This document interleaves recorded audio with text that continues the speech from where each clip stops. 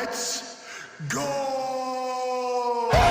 This show fucking stinks, and the fact that you listen, we are very, very thankful for it. AJ, you never cease to amaze me with your toxicity, pal. You got a couple of these? God damn it! What the fuck are you doing? Fuck Boston.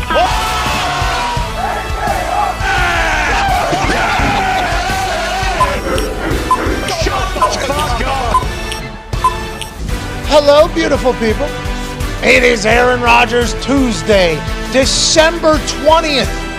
Holy shit, this sports show starts right now. Football! Just wrapped up its 15th weekend of the NFL season with the Green Bay Packers winning at home in historic Lambeau in 16-degree weather against the reigning, defending, undisputed Super Bowl champion Los Angeles Rams team who, to be quite honest, we don't know a lot of the players that are playing a lot of positions for them. There's a lot of opt-outs and injuries that have taken place. Matthew Stafford has confirmed via his wife's podcast that he is not returning, or not retiring, so he will be returning. So maybe that whole crew will get it back together and try to have a much better year next year as opposed to the year that they have had this year, which is tying the most amount of losses for a Super Bowl champion already, and we still got 3 games left for them to add to that title and be the worst Super Bowl champion team in the history of the NFL. That is what the Rams were this year, and we didn't think they were going to be able to get a win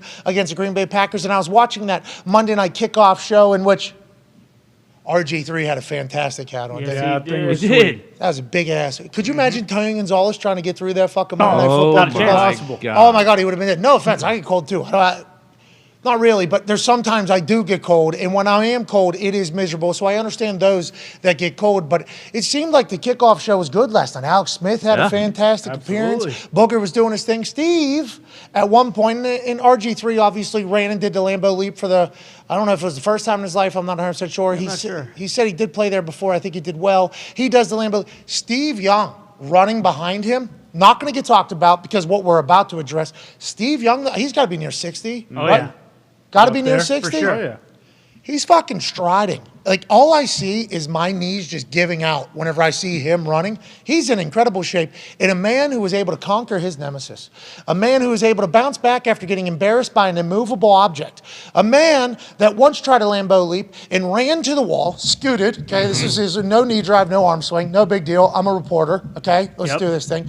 And then he wanted to do the Lambeau leap. It looks easy. Everybody does it. And his jump was actually the same height of his steps he was taking while he was running. And he committed fully.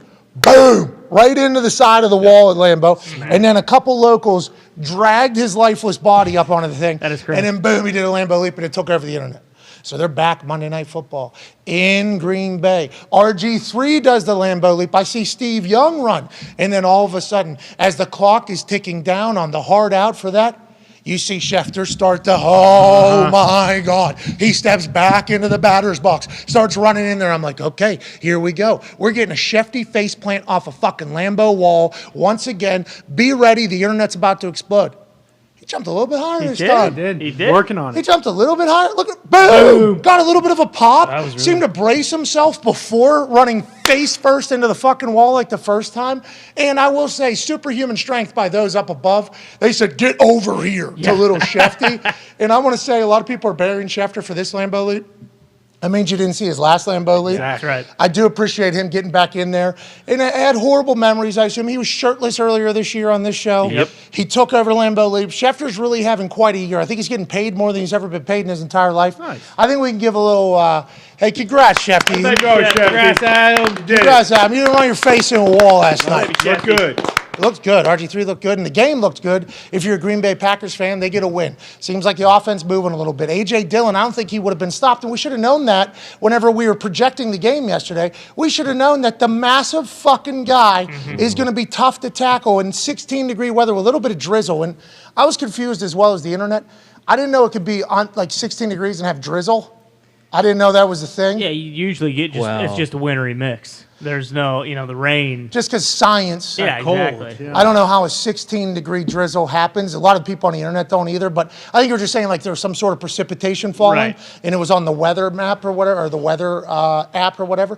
Nonetheless, A.J. Dillon, he was going to hammer him. Aaron Jones gets his thing. Dobbs being back was quite a weapon early there for Aaron Rodgers. Watson seems to be a guy going forward. Now, he needs to run damn right route. He won't score a touchdown, and we'll talk to Aaron Rodgers about that in about an hour and 53 minutes from right now. About what did he notice? Because remember, there was an article that came out where Aaron was doing signals from like 2 years ago, right. and some of the wide receivers didn't know him. Did Christian Watson know that signal? And also, Aaron, what are your thoughts on people saying you're doing signals that nobody knows what they are? That's a great conversation. Can't wait for that to happen. Christian Watson could have scored a touchdown here. Could have had Darius Butler same-game parlay hit last night. Yep. Instead, ball ends up on the ground. They end up kneeling it out at the end of the game as well. Could have scored again, hit the over. Yep. It was a fascinating night. The Packers are still alive. Congrats to them. Let's go over to the toxic table at Boston. Connor, obviously looking fantastic in that Bruins uni. Winter Classic coming up. You guys are going to get embarrassed in Fenway Well, Park. Sorry about it. I don't know about that. Pittsburgh especially what Penguins. happened. Sorry about it. Sorry about it. Sorry about it. No, Sorry about we it. know how the hockey gods work, and if there's maybe someone got slighted, whether it's a Pittsburgh fan or a Bruins fan, typically that comes back to bite whoever. We don't know if you got slighted yet. It might have been a logistics thing as well. I think the hat kind of says I was, but that's okay. No, I think it was just a logistics thing. No, Gotta I get don't figured think out. We got so. time. Winter Classic until next weekend. Good morning, by the way. Hey, good morning to you as well. Great to see you. We will. See you. We will do. Connor, we got sent the Winter Classic sweaters Fucking awesome. Great sweater. from the NHL. Me, Nick, and Diggs got these, and I believe it was. Oh, Diggs did not get one. No, Diggs didn't get one. Oh, me, Nick, and Phil got one. Oh, But I'm okay with it. I'm not crying. All the about hockey it. fans. yeah, exactly. Diggs isn't really a hockey fan, so fair enough. Connor did not get one, so Connor is not exactly thrilled with the person that seemed to have maybe set up the delivery of that. That is going to get settled. There's probably a logistics thing that'll all get taken care of. Well- Let's not worry about that right now. Don't even want a jersey. I wear these type of hats almost every day. Okay, all right, The all other right. hat was almost more disrespectful, and now at this point, if I get something, it's just a pity, and that's even more No, it's a logistics thing. I think I think your I box don't is on the way. Evergreen's Yes. been out of that canal for a while, but you're right. I mean, hey, look, package play. What are we Boston's talking about? farther It's away. wintergreen, I think. Was it ever? Whatever. Whatever it is, it's not in that fucking canal anymore, so I don't believe in logistics issues anymore. But again, it doesn't matter. Evergreen was blocking the Suez. Suez Canal. Maybe. Panama? Panama? No, it was. A canal. Panama Canal. Suez It Canal? may have it been was a- Suez. I think it know. was Suez. It was over there. It's a very important canal. It is. Where a lot of things get Shipping through. hub. Yep. Somehow they ran out of water because Park that sumbitch sideways. There it is. Evergreen said, you know what? This is the biggest dump of all time, and you got the smallest toilet pipes of all time. This thing's clogged forever. Sorry. Water is just going to start coming out of the toilet, actually, into the house, into the bathroom, out into the hallway, into the living room. It's going to become a whole problem. And that actually did take place. World logistics fell into free fall as soon as Several that thing months. turned sideways. So I don't think that's the case. I think it is something different. But logistics in other places are also fucked up, not just Evergreen. Let's assume your box is on its way. Let's get to you, by the way. Okay. We don't have time. What are we talking That's logistics? why I said, who cares? What are we talking Why about? don't here? we just have to dive into a full Packers. logistics? What is your You deal? said I look great, and then I realized, oh, yeah, I'm wearing the Bruins thing because I like hockey. I'm a fan of hockey, but who cares? I don't. I'm over it already. Well, I'm happy we're over it because we did just spend 4 minutes talking about it, and that's not what we should be talking about. No. What we should be talking about is the goddamn Green Bay Packers are still in this thing. Yeah. Now they got a big game against the Dolphins, and I think they have the Lions on their schedule. And the Vikings. And the Vikings, and they have to win out. Vikings are going to be tough, obviously. Miami's going to be tough. Who knows how they're going to bounce back after that Bills loss.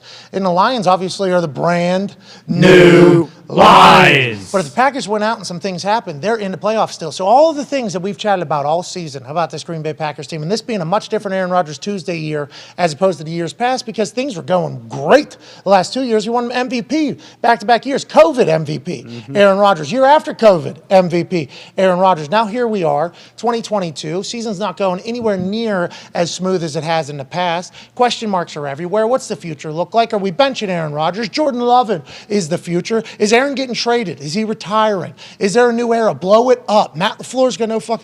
Still everything in front of you right now, basically. Yeah. Some things have to happen out of your control, which the NFL this season, who knows what's going to take place anywhere, anytime, any game. But you got to feel good about it after last night's win. Now, have to beat the Rams, and Aaron said that in a post-game interview. He said, got to win the games you're supposed to in December. That's their first back-to-back win since week 4. Are you guys back? Are you feeling good? Is there a little optimism? Or are you still like, okay, we're supposed to win that one, and we're staring down the barrel of 2 very good teams that we have to beat back-to-back again and win 4 straight, which we haven't done this year? Is that where you're at? Yeah, more so that because, just watching that Rams team is terrible. And granted, it's they're incredibly injured. They've kind of given up on the season.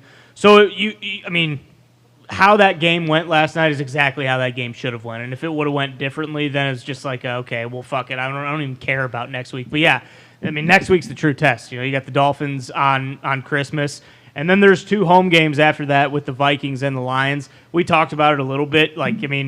We'll see what happens with the Dolphins game. I think that is winnable. They have to win out. But if they do manage to win that game, the weather getting really cold and having A.J. Dillon, and then their offense is actually the healthiest it's been since week 1. So, things did feel a little bit different last night.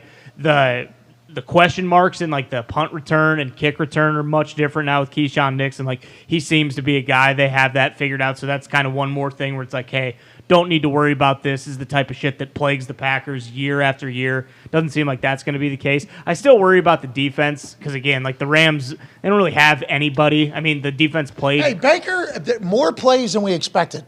Than I expected. Yeah. Seemed like it wasn't just like a basic elementary. That was 11 days over there. Now, everybody's talking about the 42 hours thing, but that's 11 days over there, middle of the season, late in the season, new guys everywhere.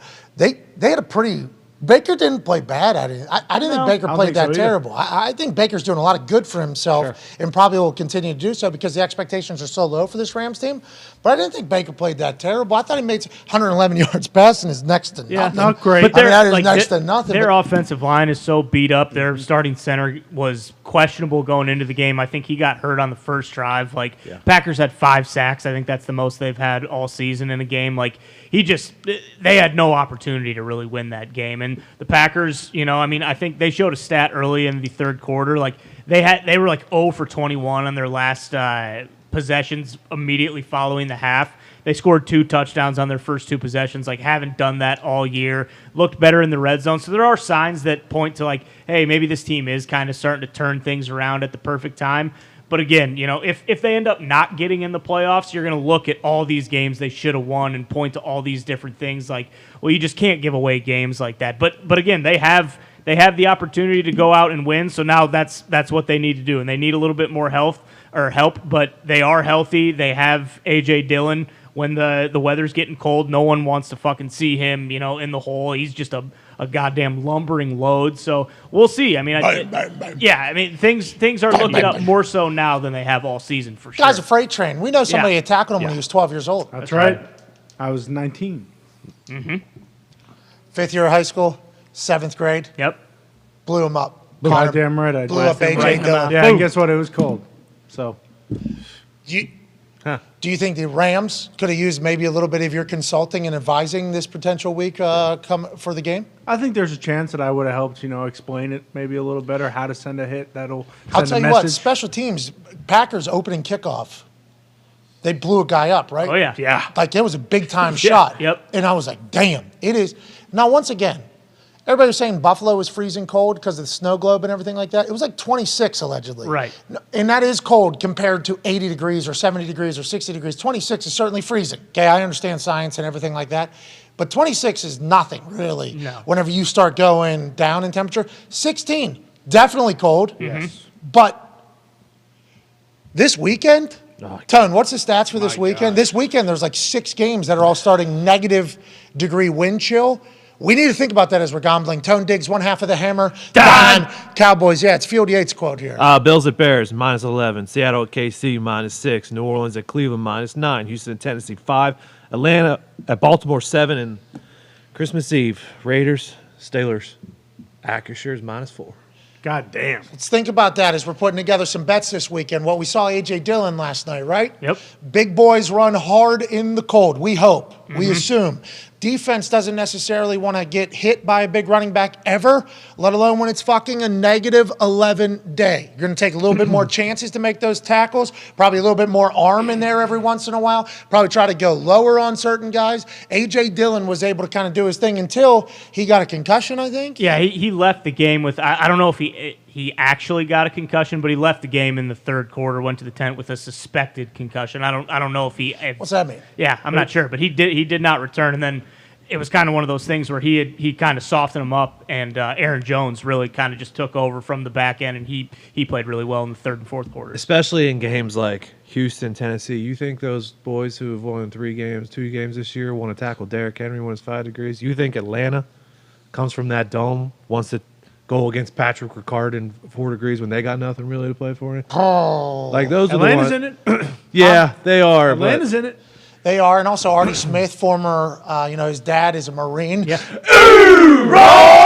So he's going to hopefully have those boys humming around. I seen Marcus Mariota, by the way. Oh, that's right. What was he doing? Was he in a wheelchair? rehabbing crutches, or was he rehabbing his knee? Or? Yeah. I walked past him. He's taller. Really? He's taller than you expect. 6'4"? Unless it was a doppelganger, and I did not take out my phone and take a photo. But I'm walking through Cosmo to, I think, go to a production meeting. Mm-hmm. He's walking this way. I don't know, maybe heading out of the, and I seen him.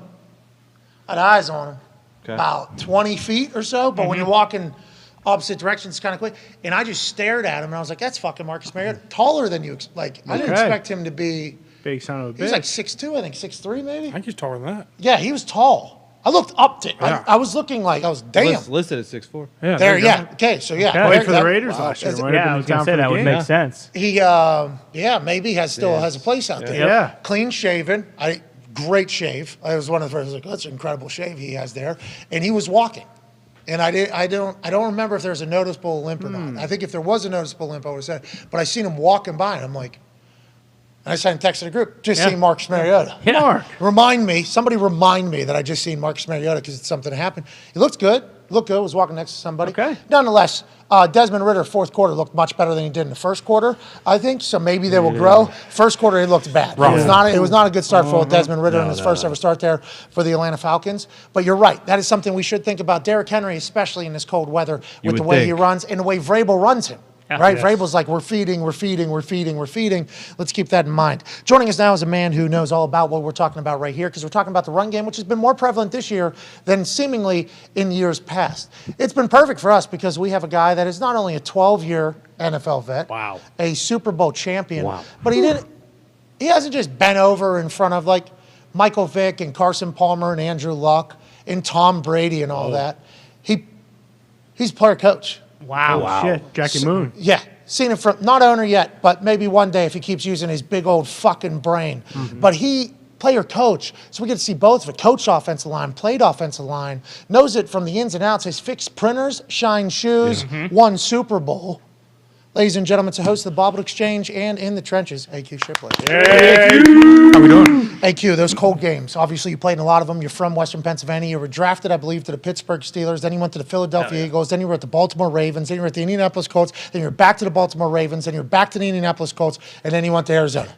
Yeah. A lot of cold weather games in that whole thing. Yeah. Run game. You guys know that. You know, like, hey, it's probably going to be a little bit easier for us today if we punch them in the mouth early. And is that a plan you think all coaches should have whenever it's incredibly cold, like it's supposed to be this weekend? Absolutely. I think it's one of those games that every time you have cold weather, you have to be able to lean on your group up front because it's harder to throw the ball.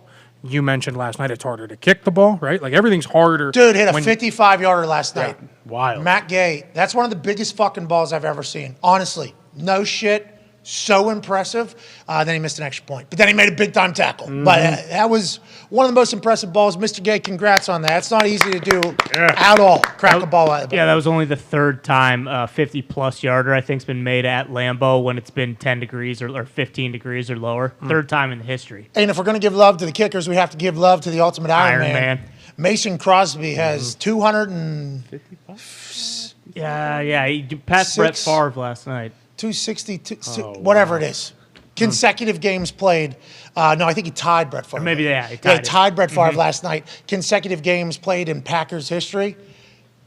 The amount of tender love and care, TLC, this man has had to do to his hip, his knees, his quads, all of his muscles, for him to be able to, I think 100 games is a lot of fucking games, okay? Just to play in general. 200 games. obviously absurd. To tie the man who's known to be like the toughest guy playing football in consecutive games, I think is impressive. A lot less wear and tear than a quarterback, any other position, completely understand. But this man is a consummate professional, okay, has taken care of his body, has obviously tried to be the best he could possibly be for a long time, has focused on it his whole being, and a Christmas party, I guess, this year. True. But in his whole being on kicking it, nothing but props and respect for Mason Crosby. The amount of rehab this guy's probably had and prehab this guy's probably had to go through on a day-to-day basis just to kick a ball, I think is worthy of a conversation piece, and I'm happy the Green Bay Packers have brought that up. We should have chatted about that yesterday going into the game. We did know about that. We didn't. Anyways, let's get back to the cold weather. I apologize for kind of running off there. Please. Because you're right. In that cold weather, when it's that cold, it is hard to kick. It is hard to throw. Everything's going to take a little bit longer to develop, so that means up front it has to be kind of locked down longer almost. And the offensive linemen are the only group on the field that never wears sleeves. Like, they embrace the cold. Come on. I learned last night you guys put Tiger Balm on. Yeah, changes it a Guys, little wearing icy bit. hot on your arm? It's actually a smart Vaseline. move. I wish I would have done that. Who said that? That's brilliant. That was ESPN Booger. Yeah, book. Genius, Booger. That's brilliant. Say he takes a shot of whiskey. He does. Red. Good for So him. I try to warm up my insides. I go ahead and take a shot of a little bit of whiskey. Alex Give me a Smith little was bit of wearing Jack. What? Alex Smith said he was wearing the wetsuit. Had to cut off sleeves, obviously, to throw, but The scuba suit? Yeah, That's what of Tom course. Brady wears, I think. Yep.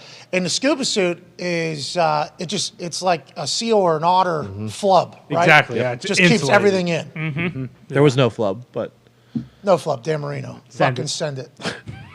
One of the best advertisements of all time. By far. Dan Marino has been hitting home runs for so fucking long. so God. long. This clip from back whenever he was a Dolphin and he had to do a read, and then they just kept the camera on. They're like, all right, we're going to watch it back to see if we got to redo it, to see if there was any flubs. There's no flub. All right, we got to watch back. Just fucking send No it. fucking flub. Just fucking send it. He's the best. Don't know how we got on that. Dolphins got a big game this weekend, though. Huge. Packers got a big game this weekend. Yeah. Huge. How do we feel about that looking like a couple days in advance, AQ Shipley? You think the Packers have what it is to slow down the Miami Dolphins, keep that offense off the field?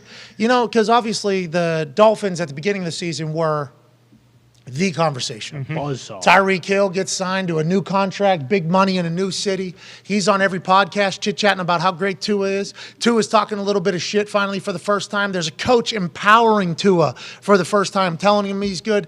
A team that was being accused of losing games on purpose was investing in the team and trying to win. They had this young wizard from Yale named McDaniel who's cooler than everybody. And we saw photos of him from back in the day. He had sick earrings So and cool. an incredible swag and moxie about him forever. Lose a couple of games. Have you lost faith in the Dolphins? And do you think the Packers have what it is to beat the Dolphins again? And are the Packers going to be alive whenever we talk the day after Christmas? AQ Shipley. I still think the Dolphins are a top 3 offense in the AFC. I really do. I love their group. I love what they did against the Bills in cold weather. Proved, obviously, that that's not going to affect them moving forward. They have so much talent, and when they stick with the run game, it's a really good offense. When they go away from it and they run all the RPOs in the pass and they get, 35 minutes of possession versus 80 minutes over 2 games, they get back to doing what they do against the Bills, they're right there in the thick of it. Why To does that answer your happen? question, Why does that happen? I don't know. I think you get so enamored with what Tua can do accuracy-wise, right? Like, he's so accurate. He really is. And all those little RPOs over the middle. So many coaches get enamored with the fact that you can always pick up 15, 20 with the weapons they have on the outside. Allegedly. Allegedly, right? And so then with the run game, if it's not working early, it's quick to go away from, because do you want to keep pounding your head 2 yards, 3 yards, 3 yards, 4 yards, and then 4 yards eventually turns into 12 if you stick with it, as you see with Tennessee and Derrick Henry and the 49ers and all these people that stick with it, the Falcons. When you go away from it, Mostert ripped one off. Oh, when yeah. They did. he did. Huge day. And that's what I'm saying. So when they get it going early, it's a lot easier to stick with it. So it's just a human. That's all it is. It's all just a human calling to play. Just like, I don't want to say panicking, but being like, well, why do we do that when we have this? Why do we do that when we have this? Well, that's because, and I'm a very much a checkers player. I've said that. Yep. My grandma and I played when I was a kid. My grandma and I played checkers and we played poker. Okay, so that was whenever I was a little kid. I was on checkers. Is just my favorite thing because you're in the moment right now. What's the decision you're making right now? Boom! I'm just trying to get past you, king me. Then I'm trying to fucking come back. And people say, he's not playing checkers, he's playing chess. And I respect that because people are forward thinking. I've always been a checkers player. What's right in front of me? How do we get over it? How do we get to the end? And then how do we get back? Without really thinking ahead and thinking forward. Play callers need to think ahead. Like setting that run game up, even though it's not picking up as much as the thing is, it's like third, fourth quarter, or even when we get down the red zone, when it gets a little tighter, they have to respect that a little bit more. Because once the defense doesn't have to respect the fact that you can maybe run the rock, then when they say the space gets compact, it's even more so. Because they're not biting on a play action, they're not doing anything. They're just sitting back in coverage, makes everything more difficult. So I wonder if that's ever a conversation that play callers have either amongst their staff or amongst the players or even with themselves, like, hey, this is a 4-quarter game. You almost have to be a chess player to be a play caller. I would not be a good play caller. I would do exactly what happens. Like, we run the ball, we pick up -1 yards. Fuck it, we're throwing Never again. All right, fuck it, I'm just trying to get it. But then when we get down in the red zone where everything gets stopped. Everything gets tough, basically, and that's like what NFL teams are doing this year. Lou Anarumo broke it down to us. Darius Butler breaks it down every single week. They go into a cover 2 shell, and it's like, yeah, you can get your yards. Go ahead. But then once you come into our red zone area, we're going to be sitting here waiting on you. And if you don't get the run game, I don't think they respect it, and I think it makes it even harder down there in the long run, especially against these great defenses that you're going to run into in the playoffs. So I think you have to be a chess player to be a play caller, and I wonder why that isn't just kind of a more understood thing. It's a great question. And you don't know how many Saturday night before game meetings I've been in and listened to offensive line coaches say this exact fucking quote. Hey, boys, we got to make this thing go early because you know what happens if we don't make it go early.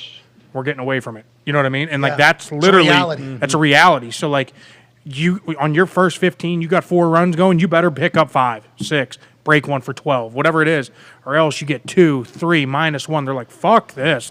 And then you just got to sit like this the whole game. All right, here we go. These pass rushers. This guy gets to punch me in the fucking face again. Second, boom. All right, let's line it up again. Boom. Yep. And they're just teeing off. Let's just go backwards and try and block the most athletic fucking people running forward. That sounds Kind of what smart. happens Well, to Tampa this year. and then they can run exotics. They can run exotics. You're 100% right. Not just Tampa this year, but this happened in Tampa before they won a Super Bowl. In AQ, you were down there, so correct me if I'm wrong, but BA was doing BA stuff. We're taking 7-step drops. We're throwing. And all anybody would say that knew Tom Brady, they're like, Tom Brady needs a run game. Tom Brady's throwing check downs to his running back, and he needs a play action and has to have a run game. Like, that's no knock on Tom Brady. That's not calling him a game manager. But if you give him that weapon, he's able to piece everything together and pick it apart. After that bye week happens, I think the Atlanta Falcons were the next game, and that was the game I was I was potentially going to play in, right? Because kicker punter got COVID positive. So I get somebody reaches out to me and says, hey, do you have the antibodies? If you have the antibodies, you don't have to do the 8-day hotel kind of quarantine before we can sign you. And this weekend is when the game is. So it wouldn't even happen or whatever. Kicker, punter, test positive COVID. You have the antibodies. I think we can just sign you. You'll be our kicker and our punter this week. And I'm like, oh, not a lot of people have ever got to do that in the NFL. My leg feels fresh. I can give 1 day. This thing, I'm not going to be able to walk the next fucking day. Probably my leg's going to fall off because I haven't done anything. Let me test for the antibodies. We were too good with COVID protocols. People forget. We were too good with COVID. If we were worse with COVID protocols, you'd have a Super Bowl. I have a Super Bowl ring. Wouldn't have had to play either because Suckup and Pinion cleared Saturday or whatever. So I would just been on the sideline, fresh jumpsuit, doing my thing. We win a Super Bowl. I get a Super Bowl ring. At the parade. If we were worse at COVID protocols. We were so good at fucking COVID protocols. Something to think about. We would have been on a boat. Think of the boat that I would have. You'd have been carrying. Could have came on with the O-line, man. It was a good one. It was a good boat. Yeah, I'm sure we would have hopped over. But You- I think you guys would have wanted to have the yacht that I would have got. Cruise ship. Think You about should've how got a absurd. cruise ship. Exactly. Yeah. Think about how absurd I am. Like the thing that we would have tried to get could all happen if we were worse with our COVID protocols. Gotta remember That that. never gets talked about. Nor will it. AQ, you should give Pat. Surprised your we ring. haven't got an award for that. They make a paperweight ring. I'll send you one. Here we go. Right here. Yeah. Boom. Could have happened. Yeah. I would have contributed the same amount that I contributed. Yeah. Nothing, because they both would have came back. But if I wasn't so good with, So good. People say it's the thought that counts. I thought about getting the antibodies, and I said, no, I'm going to be 6 feet away from everybody. I'm not going to make eye contact with people for 2 days. Remember, there was a time. Oh, yeah. There was a time where we couldn't make eye contact. fucking look at me. Don't Wear look at me. glasses. Wear glasses. If you're going to look at somebody, we don't know how this COVID thing. Don't me. look. Yeah, wear goggles. Yeah, you're out in Arizona living your life. Yeah. But nonetheless, You actually took the antibody test, if I remember right. yes, that's what I'm saying. You bled your own blood. That's right. Yeah, I couldn't get blood out. Remember, I couldn't bleed. That's what it was. Blood, sweat, and tears. I couldn't even bleed. Because nobody makes you bleed your own blood. I was Nobody. It was weird. I got to stab myself in the fucking finger. And I know there's people that have to do that every single day, and I got a lot of respect for the diabetes community, and I know that's not an easy thing. That's a difficult thing. Could you imagine having to stab yourself every single day or live with something stabbing you? It's a shame. I'm sorry you have to go through that. We have a couple friends that do it. But it is a lot harder to do whenever you have to. They give me like this hole puncher almost. Oh, yeah. Put your finger in here and just, and there's a needle that's just going to drop in and you're going to start bleeding. I'm like, all right, I guess, man, I'm going to go. I'm like, golly, that hurt a little bit. No blood. Didn't work. Got to push harder. Okay. Okay. Boom. Then I start trying to drip it into the thing. No blood. I literally had to like just stab my finger like 5 times to get enough blood to get in there. And then we waited. What was it, like 15 minutes? I think? Yeah. And we're just waiting to see if a line would pop up for the antibodies. Come on. Bucks are good. God, won a Super Bowl. It's Tom Brady. I'm going to be teaming with Tom Brady. I don't have the antibodies. No antibodies. Son of a bitch. We should have stood 4 feet away from each other. Yep. Not 6. Anyways, after that, in that particular game, though, after the bye week, it is said to Tom Brady, and he has not told us this. Actually, good question to ask you. Tom Brady, that bye week, him and BA just kind of sat down and said, hey, this is what we like, this is what we don't like. We heard about this with Aaron and Matt LaFleur after the first season. In week 11 bye week or week 10 bye week, I forget when you guys had later in the season. They sat down and said, this is what we like, this is what we don't like. And they brought the run game back, basically. Then playoff Lenny started, Super Lombardi Lenny started, and that was the whole thing. Seems like they're back to that whole, like back to pre-bye week almost is what it feels like down there. You don't have to talk about that. You have a lot of friends down there. Did that happen? And how come this is always a conversation? How come it's always like, got to have a run game? We always have to tell people, if you have a good run game, your offense will be better. How come this always has to happen, you think? It's such a great question because you do see teams that don't, right? Like there was a game, correct me if I'm wrong here, maybe Chargers, Chiefs, maybe? This Chiefs, year, this year, 2020? playoffs. Chiefs had like 13 Well, you yards answered rushing. about the 2020, though? Did that No, I'm happen getting with there. Tom I'm getting and there. B? Okay. So like Chiefs had like 13 yards rushing. So, and they were still able to win, right? So Mm-hmm. like they're able to do that. Andy Reid has proven like you do not need a great run game to win games. But so like everybody thinks like, okay, cool, we're just gonna hit chunks. Doesn't work like that. Getting back to 2020, that's kind of what we were doing early in the year. It was just like, hey, we got Tom Brady. Let's fucking use this guy, right? Like let's throw it. And it was 40, 45 plus, and it's like I got to a point where it's like, hey, do you want to do this? And I was like, I mean, I'd be okay doing it 20, 25 times, right? And so then it was just kind of like a good conversation. Hey, how do we get the best thing moving forward? Hey, let's get the run game going a little bit. Hey, let's have answers. Let's have answers for everything pre-snap, right? And so they started mixing some of the stuff that Add maybe Lenny. he did. Add Lenny. Get him rolling because early in the season he wasn't getting, and they had a nice conversation. Got him rolling. I think BA's talked about that numerous times. Like Lenny wasn't getting a ton of touches early. Hey, let's get him rolling. We get him rolling. Okay, perfect. What did And BA then say? It was something like along the lines. Like I think Rojo was getting a ton of the carries early, yeah. and it was like. Rojo was a guy. Yeah, he was. And Lenny came over, and he was the guy too, right? So it was like, well, he's not getting a ton of carries, not a ton of touches, and it was like, hey man, like either buy in or we'll let you go, like one of those things. And Lenny bought in, boom, okay, cool, and the rest was history with that. But then, in terms of the passing game, it was Tom came from a place where he could diagnose everything pre-snap, right? Like that's the world he lives in. Like, hey, welcome, listen, Tom. pre-snap, we got an answer for everything, and so. That was his whole thing. Like, hey, listen, let's do a lot more shifts. Let's do a lot more motions. Let's see if they're running with us. Are they in man coverage? Are they in zone coverage? Now I got an answer. Okay, cool. I know this. Let's double count it. Let's get the right play in, and that's kind of where it went from there. And he had the answers to the test. Do you think they're going to be able to do anything this year from watching them? They don't look anything like what we thought. bad. Yeah, they're bad. It's tough to watch at times, right? Because like Since he they looked great in the first half. Since he put them over their leg and actually spanked their bottoms in the second half, just like this. They won by what, 12, 15, 14? Yeah, I think they scored 14, like right? 34 unanswered or something like that. Yeah, so Just in 2 quarters. demoralized the Tampa Bay Buccaneers. 17-0 with with a minute and a half left in the first half. Let's not get too crazy about halftime scores and everything like that. But yeah, certainly. Yeah, true. Yeah, could have been worse. It's like 33 is not safe. It flipped. Yeah, halftime scores. But that's Tom Brady and the Bucs. Exactly. First so you half feel was real great. good coming out in the second half. You feel real good. I think they got the ball to start the second half too. I think. Maybe I'm wrong. Well, in that other game with the 33 points. Yeah, being scored, that one. The team that was up 33 didn't get the ball in the second half. Forced a 3 and out. I watched it. Yeah. Yep. Got the ball right back. Yeah. Yeah. Success. Yeah. Hey, what they did at halftime doesn't matter. Nope. 3 and out. Get us our ball back. Yeah. That thing could have been 40. Yeah. Could have been 40. Go for 2. Why not, Jeff? Could have been 41-0 at some point in the second half. Yeah, that team doesn't have Tom Brady, though. Yeah. Bingo. That's the difference. So let's get back to it. Tampa did get the ball to start the second half, and they Went 3 and out. they went 3, and then they tried to do a fake punt. Oh, that was. Oh, and they would have picked it up. Which That fake kind of- punt? They did a fake punt this weekend? Well, Which? Jenna Lane covered it. There it is. I did see. what is that about, AQ? That is 7. I think it had 7.5 million views on the Twitter video. Whenever I looked at it last night, maybe or this morning, I forget when it was. It is doing well. Giovanni Bernard was the PP, the personal protector for the punt. That was not successful for the Tampa Bay Buccaneers. He seemingly was the only person on the field that didn't know the ball was being snapped to him. The long snapper was literally facing him with his ass. Everybody else did a wedge blocking technique.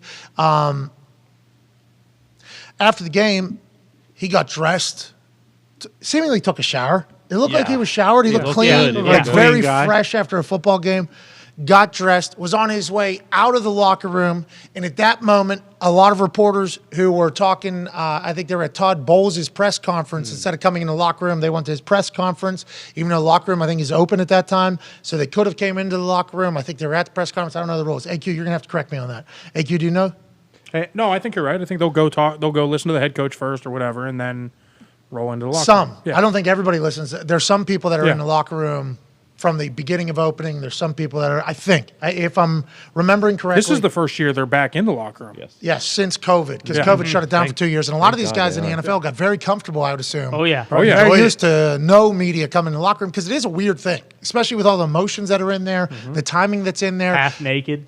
Yeah, not just half naked. There's some dudes Yeah, fully naked. true. Narratives potentially, Yeah. like stories being Bad built loss. at the same time. Like it's an interesting thing. Always has been. Media very important though. So I don't want to just because we point out that something's interesting from a player's perspective doesn't mean we think it should be abolished or eliminated. We're just saying if you step back and zoom out, it is a weird thing. It is a very weird thing. Which is also interesting that you bring up about on her video. This is being shot in the middle of the locker room, showing the whole lock. Like there's a reason why they do the videos like at lockers, Oh, so yeah. they don't show. Oh, I know. You got in, yeah, you know a little bit Oh, about I that. know, yeah. There's a reason you don't do that. So Thanks for that's bringing another that up, interesting thing AQ. about this video is the fact that they're shooting this, showing Thanks, the rest AQ. of the locker room out there. Yeah, I mean, you can't be putting dongs in the Yeah. background. Fucking That's- Locks, No, no. Twig, and Giggleberries on the. I did not. No. I certainly did not. I thought you painted him in a very flattering manner. I thought Yeah. a lot of thigh. It was almost an. I've been going to some of these art museums. A lot of statues. Yeah, You know, exactly. the same exact way. A lot of people were calling him a nerd, and I was like, Jesus, look at that Greek god back there. He looked great. He is a Greek god, but he was. I don't know what he is now. I don't know where he's at body Well, wise. since It's But- not as big, but he's still in when shape. you're going off half pipes, you got to be a little lighter. Well, I don't know. Heavier, more momentum, right? I don't know. Yeah, I don't true. know what the science speed is. guy. But he was a fucking avatar there for a bit. Oh, he was quite the physique. And you see him. There's a couple times where he would show, like I wouldn't see him for a couple months or whatever, and then I'd see him and I'm like, oh shit, this dude did he work 4 times a day? Like what happened? And then he'd get on that little tiny bike. He shredded up. He shredded. Yeah, it was a couple times he'd show up. It was like, damn, he looks good. And when I took a photo of Adam Vinatieri, who obviously had a game winner, had a big game, he had dress on top, towel on the bottom, all about this. We just won a big game, big comeback. And there's a statue in the background of just an absolutely chiseled nerd. And a lot of thigh, right outside Little ass butt cheek, cheek. yep. Lot of body. No dong. No No dong. butthole. Nope. It's great timing on your part. No butthole, no dong. That's on me. No guy's butt yoked. really either. No. No, not at all. It's Could have actually- been much worse. That's Jeff Brown there Yeah, great covering the hand. ass. Great hand Big by shout out to Jeff Jeff Brown, still working for the team. Shout out to Very him. Austin Guy looks Powers. yoked. And I do apologize to Luck for this. Obviously, Groovy, I'm baby. looking at Vinatieri here, and this is a zoomed-in version of the photo. By the way, this is not the original photo. This is probably a cropped-in, zoomed-in, because you don't see a lot of detail, which was the whole purpose of the original photo. Right. So this is what I should have done. I learned from my mistakes. Okay, I got fined like $30,000 for this. It was Jesus. it ruined a relationship with the quarterback, I assume. How come he's got nothing in his locker? Is he already retired at this point? He has two. There's one over here too. Oh, okay. He had two He lockers. had 2 lockers. That's Yeah, he's Peyton. quarterback. Yeah, it was Peyton's setup too. Quarterback. That's Peyton's. That was where his locker was. Benny's got a awesome. sweet setup. Also, after a game, you're not really bringing anything in, especially on a home game. Vinny, You don't bring shit in. Vinny was right here. I was right next to him. Then Overton. It's a nice brick. Then it's a nice. That's a wonderful locker room. They had single ply. You remember when they had single ply TP in there? Oh, are you shitting me? Yeah, I In fucking the home locker? home locker room. No wonder they're cursed. They changed it. Curse- I- curse. I hope so. I did. I felt like I was the only human that was like, this isn't right. We should not Despicable. have single ply TP in here. People are having pregame shits. Yeah. Always Um, enjoyed the candles in the bathrooms, though. What kind? Remember that? They always Yankee? light the candles. So It's a nice. The Yankee Lucas Oil candles, or- Stadium I is think pretty so. nice. Yeah, you it's get a nice, gorgeous. you get a nice smell in the bathrooms. It's It's nice. the locker rooms are nice at Lucas Oil. I think. And like just the arena, like when we go to the games, like even just the lower bowl seats, Yeah. look Very Yeah, comfortable. concourse awesome. is super nice. yeah, it's It's way too comfortable. Good to take a nap. way too comfortable. Way too comfortable. Way too nice. But if What the a team's great gonna place to start- There's the full photo. Okay, there is the full photo. Look at those flip flops. That's what I'm saying. Like that's what I was trying to. But I learned a lesson that day. Okay, we zoom in to everything in the back. He's like Bigfoot back there, you know, caught in the back. And once again, no dongs, nothing else. no ass. My mouth started sweating when I found out about this because Oh, I obviously can I imagine. sent it out. This is gone. Put it in my pocket. Then we got to go to the family section there. Full conversation, big win. Walk all the way out of the stadium up to the car. Get in the car, drive home. What are we doing tonight? We're drinking 50 beers. Right. Okay, we're having a good time. Let's have a blast. And then my dad gets a phone call from my aunt. She said I was trending on like CNN next to Vladimir Putin riding a bear or something like that. Oh no. And like, what's he trending for? Florida. He put a photo of Luck naked, you know, side of the road. Okay, I'm driving. Side of the road, mouth full sweat, body full panic. I look at it, and I'll tell you what, yeah, you zoom in a little bit. Sure Oh did. shit. I sure did. There he is. And I deleted it, but that thing was seen. Damage had been done. So I had to call Luck. You know, I wanted to call Luck and let him know. And I assumed he had already known. He has that flip phone. It was not on. So I called him like 100. I was definitely the first person, as soon as he turned his phone on, like immediately ringing from my, hey, Pat, hey, real happy. I'm saying, oh, Andrew, congrats on a big win today. You know, I did like a full one of those. You're so good at football. The super. I put a picture of Adam Vinatieri out on the internet. You know, it was a mullet outfit. Business on top, party on the bottom. We just won. It was, you know, the whole thing, putting Vinatieri over. What I didn't notice is in the background, you're naked back there. You know what I mean? And he said, what's that? And like, he's so nice. You know, he's like the nicest guy of all time. Yeah, oh, yeah. And I told him, you know, there's no penis. There's no No ass cheeks. no Don't balls, worry. no ass Can't cheeks. see anything. Jeff Brown's hands actually, just like Austin Powers, like covering your butt cheek. Or Not whatever. even a hint of shaft. But I told him like lot of side body, lot of thigh, lot of U's out there. look great. You know what I mean? It's like, yeah, he looks unbelievable. You're yoked in it. There's a lot of you out there, but a lot of people have seen that, Andrew, and I am obviously very sorry. And I think it was at that moment he decided he'd never want to be around me again. And yeah, I got fined $30,000. But nonetheless, back to Jenna Lane. Can't be doing this, Jenna. I showed the world can't be doing this. For me, it cost me a lot of money. There was a couple dongs out since then in the back of locker room photos and videos because it is a active locker room. You're in an active locker room while you're filming. Free. Jenna Lane, Greg Allman. Almond. Greg Allman are the most vocal in this video that you're about to watch. Giovanni Bernard, we believe, had already showered, gotten dressed, and was on his way out of the building to go see his family. Now, if this is handled in a proper fashion, you be the judge, and just have your ears open for how Gio's being talked to here by people who help the sport, Media Matter, but just the tone. Yeah, the overall tone. Just the tone of talking to this professional athlete, okay, who's played a lot of football. Long time. Long time. Very good. Very Long well time. known as a good guy. Good guy, good football player. Consummate professional.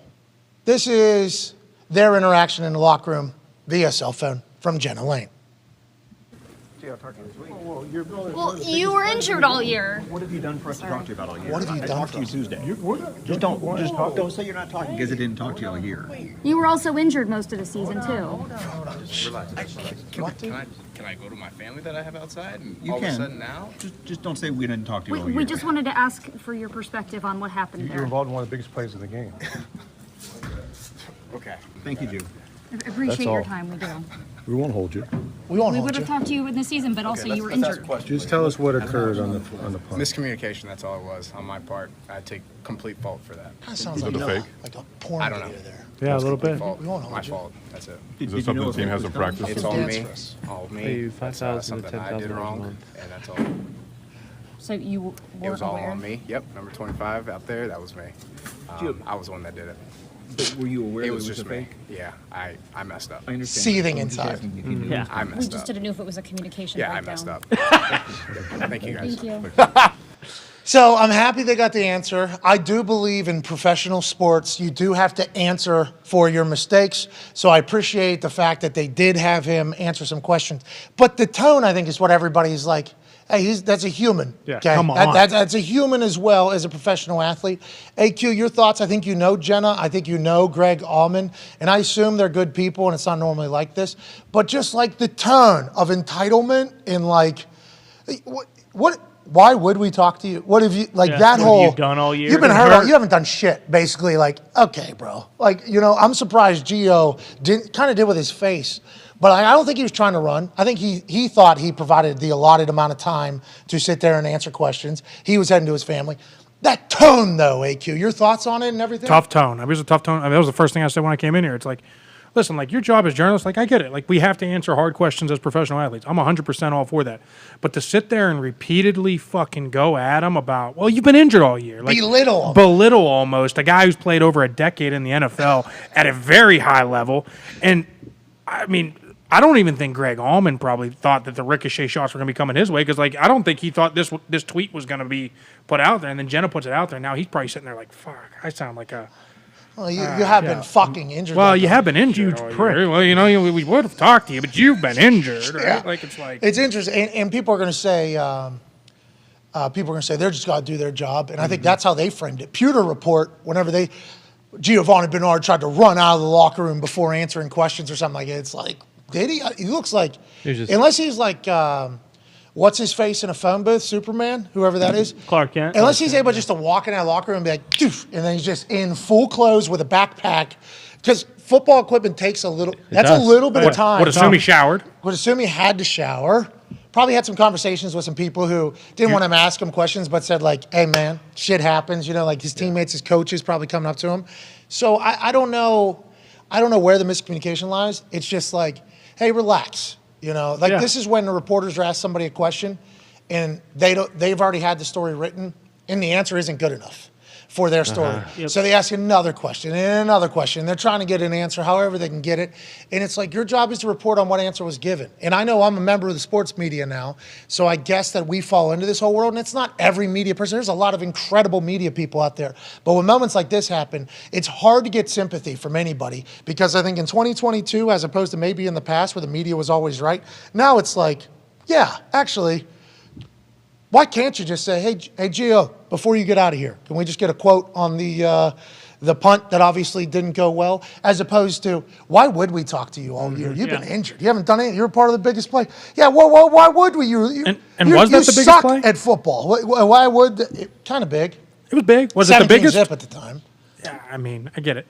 No, but it is 17. If momentum was real, that was kind of the turn of it. Momentum's not a real thing in football. There was a lot of people tweeting that after our conversation last week with D-Butt, Coach Lou Anarumo, and the whole momentum conversation where the stats can't keep up with momentum. Lou Anarumo, actual defense coordinator in the actual world that we live in the actual NFL, said, whenever you feel you have momentum, you got to roll with it. Then it happened. Literally, what do you know? Just 4 days later.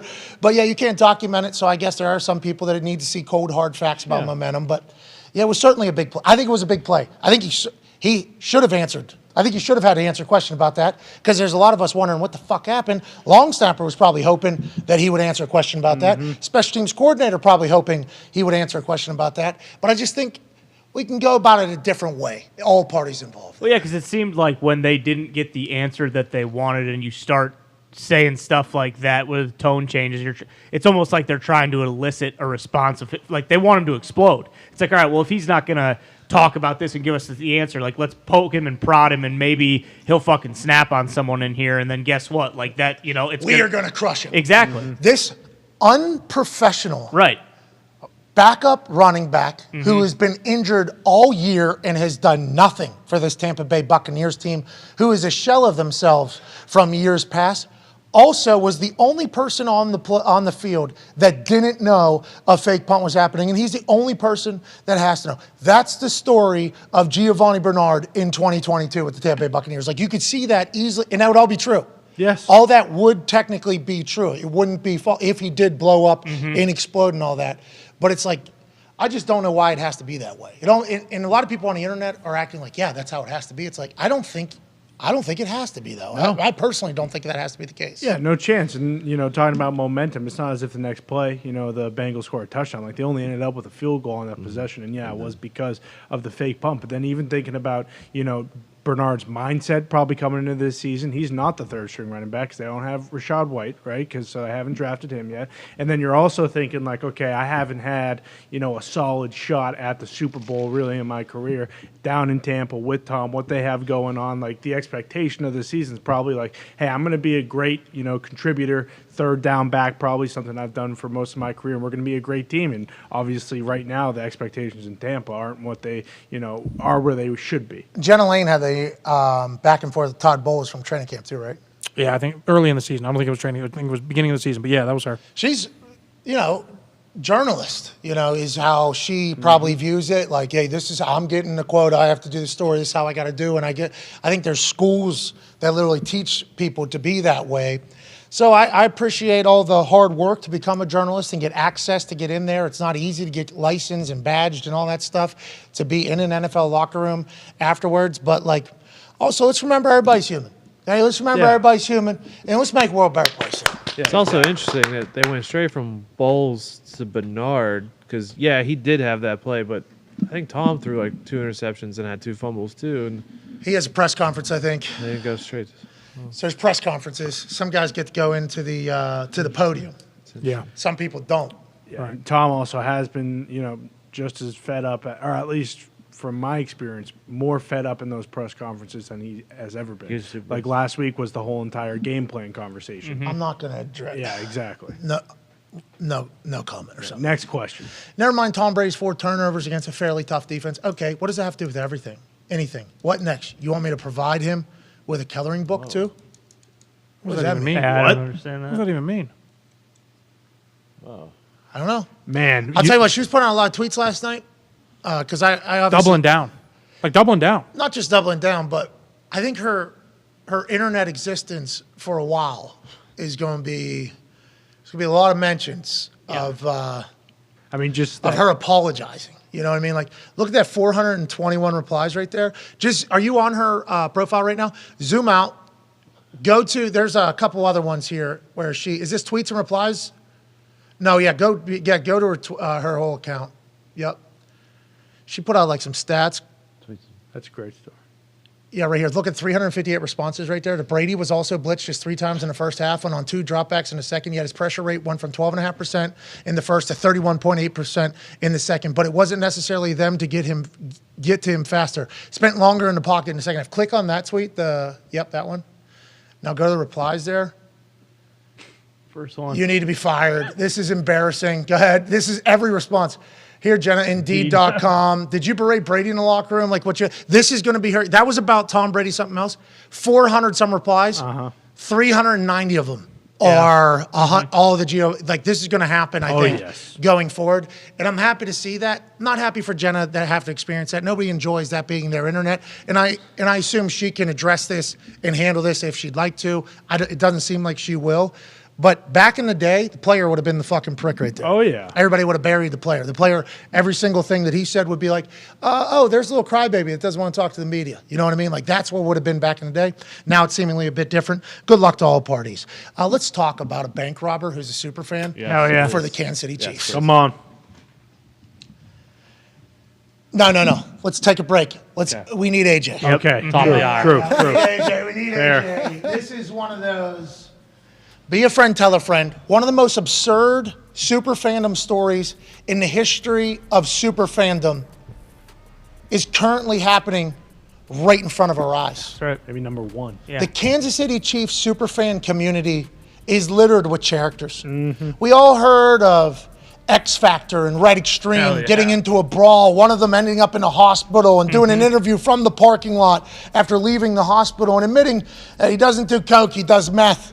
And he's not scared to do whatever, and he has a fucking cheese head that he's painted. And actually, Nick dressed up as the son of a bitch for Halloween. I ain't ever done meth. Maybe coke, but Don't forget he keistered a gerbil in a car accident to save his life. Yep. we don't know if he keistered it, but he did talk about saving his pet gerbil's life in a car accident. There's also, turns out, a Chiefs fan that is allegedly on the terrorist watch list. That's right. A Chiefs super fan. So they have coke guy, Yep. fight guy, Yeah, Yep. protege of Coke guy. terrorist guy, bank robber. Yeah. And those are just 4 we know about. The Chiefs superfan community is a movie. Yeah. The Chiefs superfan community is in the spotlight. Hell yeah. And the Chiefs superfan community has something that nobody else got. And that's a motherfucking bank robber who's been a career criminal who was using the funds to fund his super fandom. Unbelievable. $200,000 bond on this guy for an armed robbery at a bank in Texas at 10:16 a.m. right before the Houston Texans game. Kickoff at noon. Be a friend, tell a friend. It's unbelievable. Be a friend, tell a friend. One of the most wild stories in sports on the other side of this break. Take 5!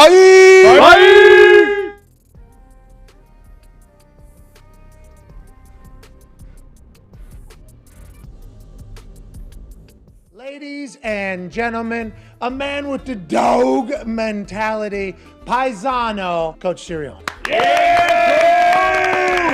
You're fucking awesome, dude. Did you ever feel any pressure that you were going to have to change and adapt to being a head coach and speaking in the same bullshit ways that every other head coach talks in? Some of the best advice I got was be yourself, because if you're not yourself, everyone's going to see through it. The messaging is the same. You're just doing it in your own way. And I think that's the most important part. And being authentic, you're 100% right. As you were saying, if I wasn't me, everybody who would tell the fucking locker room immediately going to be like, well, this guy, he's a stooge. There's another coach that wants to talk to you. Coach Sirianni, your question for Coach Sirianni. I feel like I know you just as good as I know myself. What is it about Jalen, you think, from your point of view, last year to this year, that is like cementing him as a guy that people are talking about? This motherfucker might win the MVP. Well, I know which one thing you want me to say. He's a dog. Yeah! Yeah! He's a dog. Yeah! Fucking dog! Do you maybe want to play best 2 out of 3, rock, paper, scissors, coach first coach? You're there forever, huh? Like, you have to have that mindset as the head coach. Like, do you feel like you're the perfect head coach for the Philadelphia Eagles? Because it feels like the team is the perfect representative of the city of Philadelphia. And I might be wrong. I'm from Pittsburgh, so the Johns are going to judge me for that. I love the passion of the city and how much they care about football, because I care about football. I love football. I don't have a lot of hobbies. My biggest hobby is football. Rock, paper, scissors, shoot.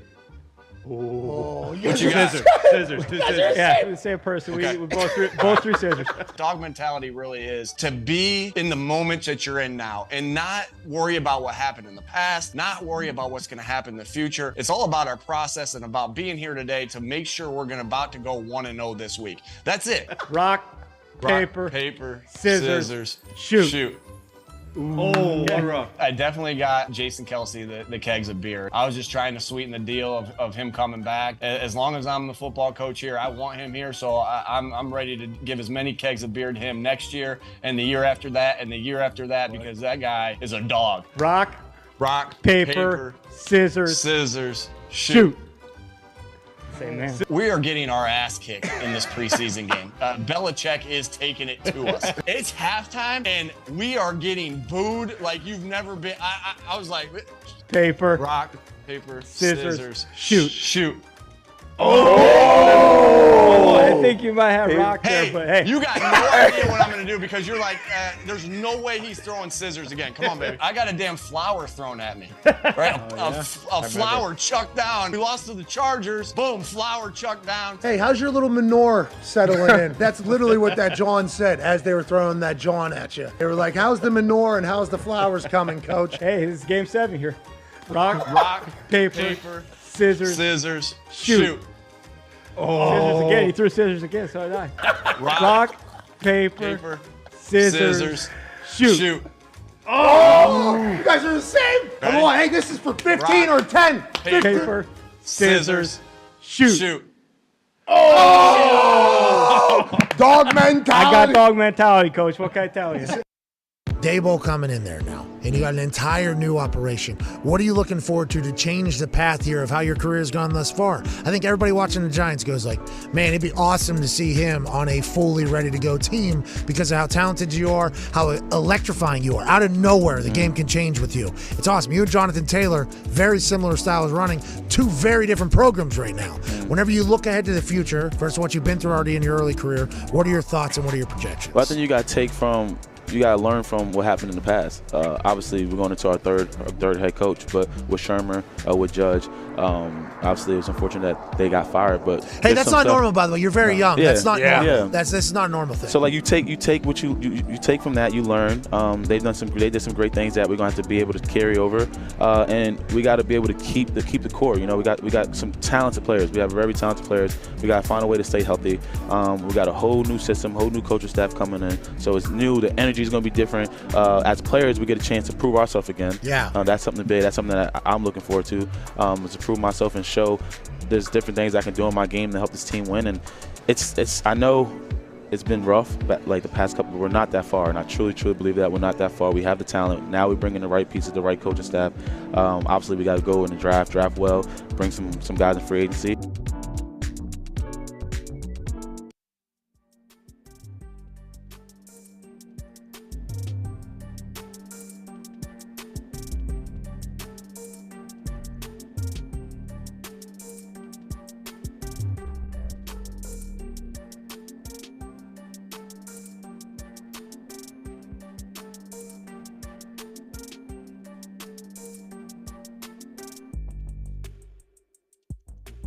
Did you have the, is that like that? Oh, yeah. Yeah, full on. Hey, that's scary. Don't you think you're going to die out there? And there's some moments where you're like, if I die, I die. I guess you have said that. But you think you're never. Cousins from the pocket, floating one, and right underneath is Justin Jefferson. On the move and all the way down inside the 15. Kirk Cousins takes a huge hit by Payne. You say you're never going to breathe again, right? And there's some of that thought out there. Were you having that on the field or no? You do have that thought for a second that you're in a dark place and you'd like to get out of it. I remember whoever hit me, Payne or whoever hit me pretty good, and I'm kind of, I don't know what I sounded like, but I must have been like, because as he walked by me, as he got up, he goes, "You'll be fine, you'll be fine." So I must have been moaning or something.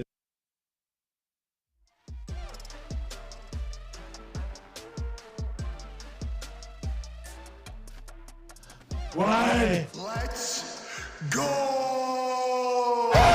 This show fucking stinks. And the fact that you listen, we are very, very thankful for it. AJ, you never cease to amaze me with your toxicity, pal. You got a couple of these? God damn it! What the fuck are you doing? Fuck Boston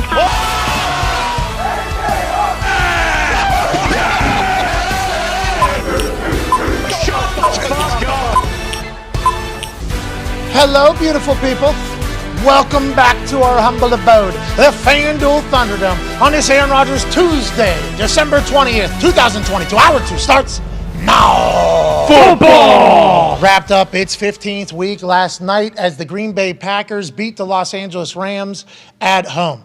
Aaron Rodgers talked after the game about how everything is still in front of them. They have 3 more games left on the schedule. If they win out and some other things take place, the Packers might sneak into the playoffs, and who knows what will happen from there. A year with a lot of doubt and a lot of question mark and almost a forced movement of the next chapter of the Green Bay Packers just a couple weeks ago. Now we sit after week 15 with 3 games left. in a world where the Packers might make the fucking playoffs. Not That dead would be yet. bananas. They would have to beat the Dolphins and the Vikings and the Lions and other stuff happen, but it is Aaron Rodgers. They've won 2 in a row for the first time since week 4. They will have to win 5 straight to end the year to make it into the playoffs. Will they be able to find it, or is it too little too late? We shall see. 55 minutes until Aaron Rodgers joins us on this Aaron Rodgers Tuesday, December 20th. The Talks Tables here at Boston Connor, at Ty Schmidt, diehard Packer fan. Mood today as opposed to yesterday, pal? Oh, absolutely phenomenal. Absolutely phenomenal. Still alive. Still alive. Still got a lot to play for, and I'm here for it. It was only 24-12, so a lot of people are looking at the score saying the Packers should have won by more, especially because Baker Mayfield has only been on team for 11 days. Aaron Donald wasn't playing, blah, blah. Could have been easily 31. Oh, yeah. At the end of the game, they took a knee on the 2-yard line. Yep. Okay, could have scored there. Could have kicked a few other points when Watson gets the ball there. Could have scored there easily. It seems like that would have been 38. If it's 38-12, it's a lot different, I think, in a lot of people's minds. Could have happened. Easily could have happened. They're scoring. They're winning. Can't wait to chat with Aaron in about 54 minutes. One half of the Hammer. Dahn. Cowboys 10 Diggs is here. You look fantastic today, You pal. look fantastic. Thank you for the compliment. I need those. Hey, breaking news. What? Kenny Pickett cleared from concussion protocol. He is to start this weekend, even though Mitchell Trubisky just got a big-time win down against the Carolina Panthers this past weekend. Yeah, I think Mitch was like 17 of 22 or whatever. Kenny would have been 22 of 22. That's just how the story goes. So, Mitch, thanks for nothing. Got a big-time win for the team down there in Carolina. No, I Going appreciate back your home. efforts, but I mean, Kenny Pickett's the future of the program. yeah, he ain't my dog going forward. He was at one point. Remember, there was a time yeah. where Pittsburgh Steelers fans Oh, were yeah. really latching their wagon to Mitchell Trubisky.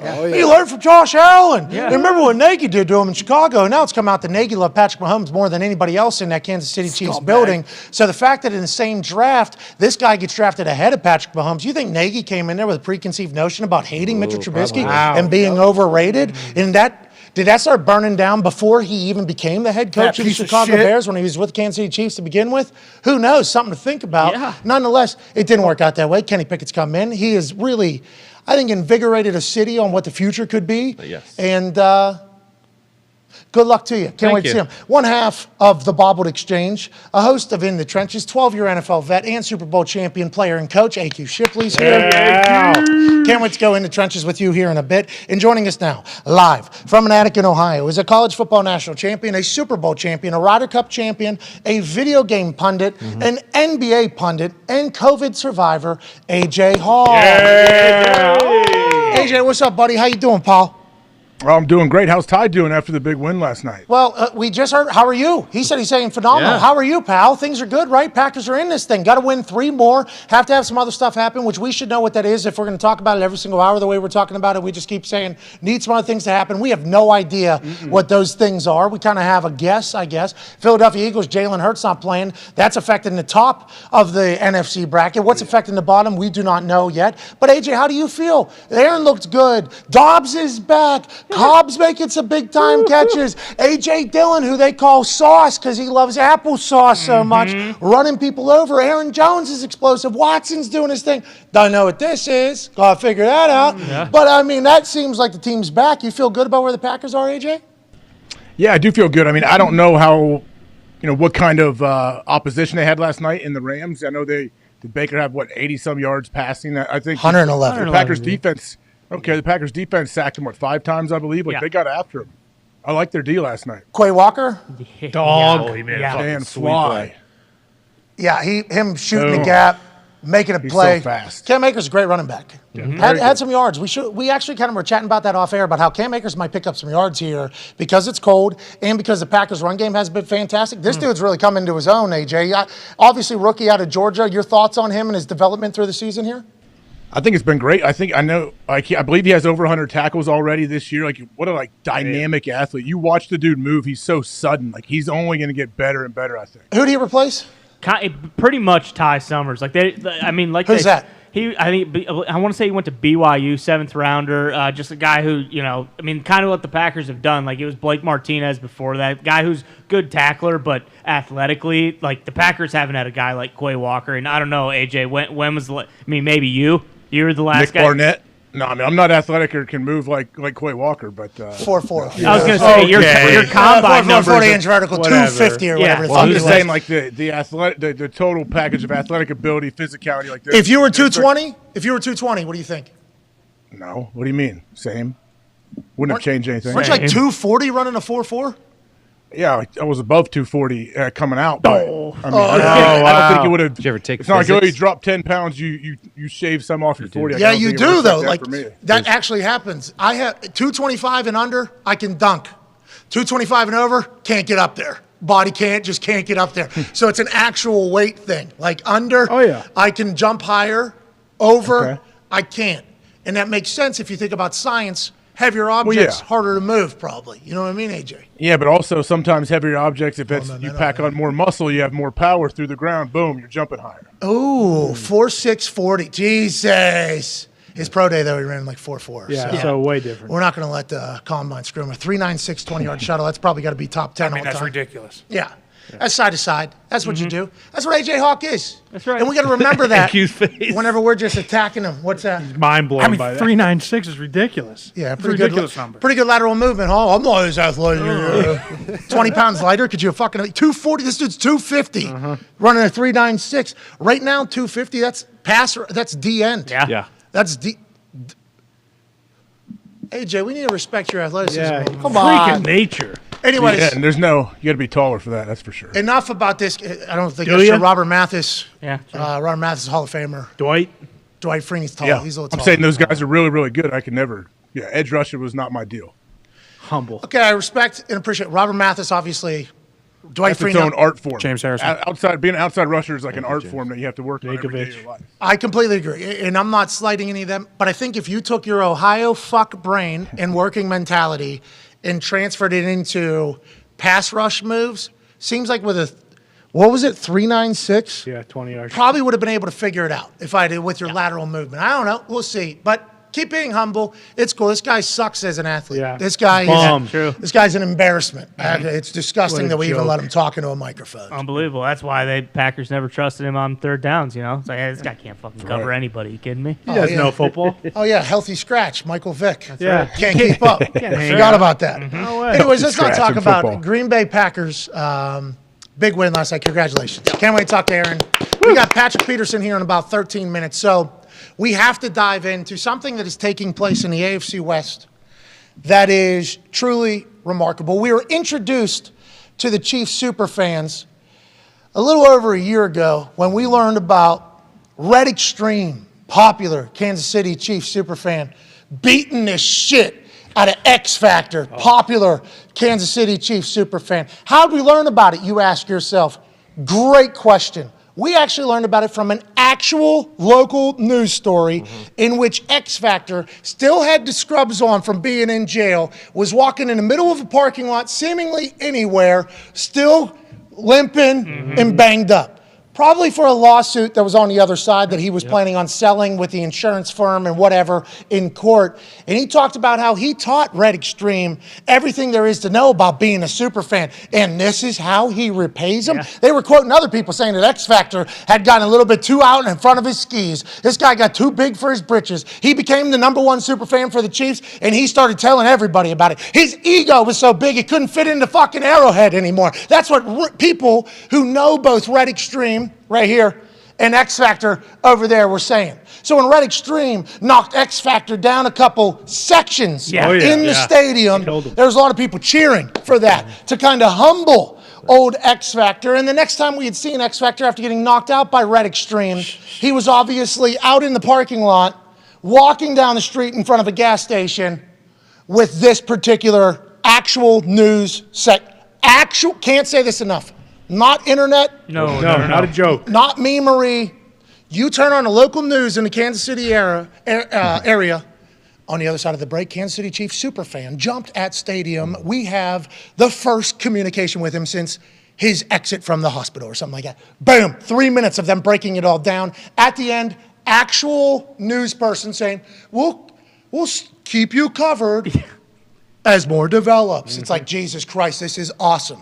And we start diving into super fans around other NFL teams and other, hockey has them, basketball has them. Everybody has these super fans. They dress up at the games. They're all in. They are really what they want you to think the backbone of the fan group. I don't know if most fans appreciate this group of fans that's kind of taken a little bit too far, but the super fans certainly love them some super fans. We thought there's no superfan story that can get more absurd than what happened with X Factor and Red Extreme. There's no way this will be topped. In the moment while we're talking about it, we say this has got to be the most absurd superfan story of all time. Little did we know that the same exact team superfan would not only produce Helmet Man, who's on a terrorist watch list. Of course. Actual terrorist watch list. Helmet Man right here. Still on the terrorist watch, somehow has ties to 9/11. Okay, this is just what there are some ties to 9. He didn't orchestrate it. I think he was doing something. Grout cleaning, though. Yeah, I don't know. Something happened. It's anyway, fishy. in the article we read, yes, they didn't say like it's weird. He planned 9/11, participated in 9/11. But he was in an area associated with something that happened with 9/11. They shouldn't have been, puts him on a terrorist watch list. I don't think they said like this guy is a threat or a liability, but they're certainly like, gotta watch him. Yeah, with the World Trade Center. Gotta watch this guy with what's going on. That's Helmet Man of the Chiefs super fans. Yeah. So that's gotta be the worst and most insane story of all super fandom, right? Yeah, nothing can top that. Yep, definitely. Wrong-o! Same team's superfan family as a fucking bank robber. Yeah. What? Chiefsaholic, also known as Xavier Michael Babudar, is a career criminal who was disguising himself as a fucking wolf who loved the Kansas City Chiefs more than Red Extreme, more than X Factor, was actually caught red-handed with a gun robbing a bank in Texas on Friday. Okay. Now, we do not know if this is a photo of him. This is from a 2016 bank robbery, I believe. And we could assume that there's a lot of wolf masks out there. So a lot of people are maybe robbing banks with the wolf mask. But the internet yesterday was saying this motherfucker Chiefsaholic was wearing the same thing that he wears to games. He was walking right into banks with his costume on, with a gun, saying, I need to pay. I need to, yeah, well, he does it in the games too. He has a fucking Kansas City Chiefs hat at the games over top of the wolf's head. He says, I need fucking all the money you got. Do you know how much your stadium charges for beers? Do you know how much your stadium charges for nachos? And I'm a wolf. You know I got to howl every once in a while. And I'm not sitting up in the fucking nosebleeds. No. I'm fucking Chiefsaholic. I need to be on the field. Give me all your money. That's what he was saying in Texas. Friday, one day before the game, the Chiefs played against the Texans down there. He gets locked up. The Chiefs fans were worried about Chiefsaholic. The Chiefs fans called the police. They didn't know his actual name. He had just gone by Chiefsaholic for so long. Didn't know his actual name. They wanted to report that he had gone missing, and they were worried about him. And then one of them said, worry no longer. We have found Chiefsaholic. That's right. He is sitting in a fucking jail cell right now with a $200,000 bond. That's a big bond. Jesus. Arrested at 10:18 a.m. on a Friday, middle of daylight. Who knows what he was wearing? Hopefully the Chiefsaholic costume with a gun. Give me your money. Cool, we'll give you the money. You're going to jail. Never going to see a Chiefs game again. And now everything's unfolding. You go back through some of his old tweets. The writing was on the wall. Somebody talked shit to Chiefsaholic. He said, unfollow then, homie. Nobody is holding you at gunpoint, which is obviously something that people have said for a long time. Gun to my head, would I do it? A little bit different when it comes from a fucking bank robber who is an armed bank robber. Here's another tweet that he had put out there before to Woe Leak. Just imagine me walking out of the bank last night. So that could be like, oh, this guy bet on the team. A lot of people would say this, but it's much different when it's coming from a fucking armed bank robber. Just wait, there's more. Where does this wolf get the money to bet $1,000 per game? Hope your taxes are in order. He said, I'll make a good living. Plus, I hustle in private.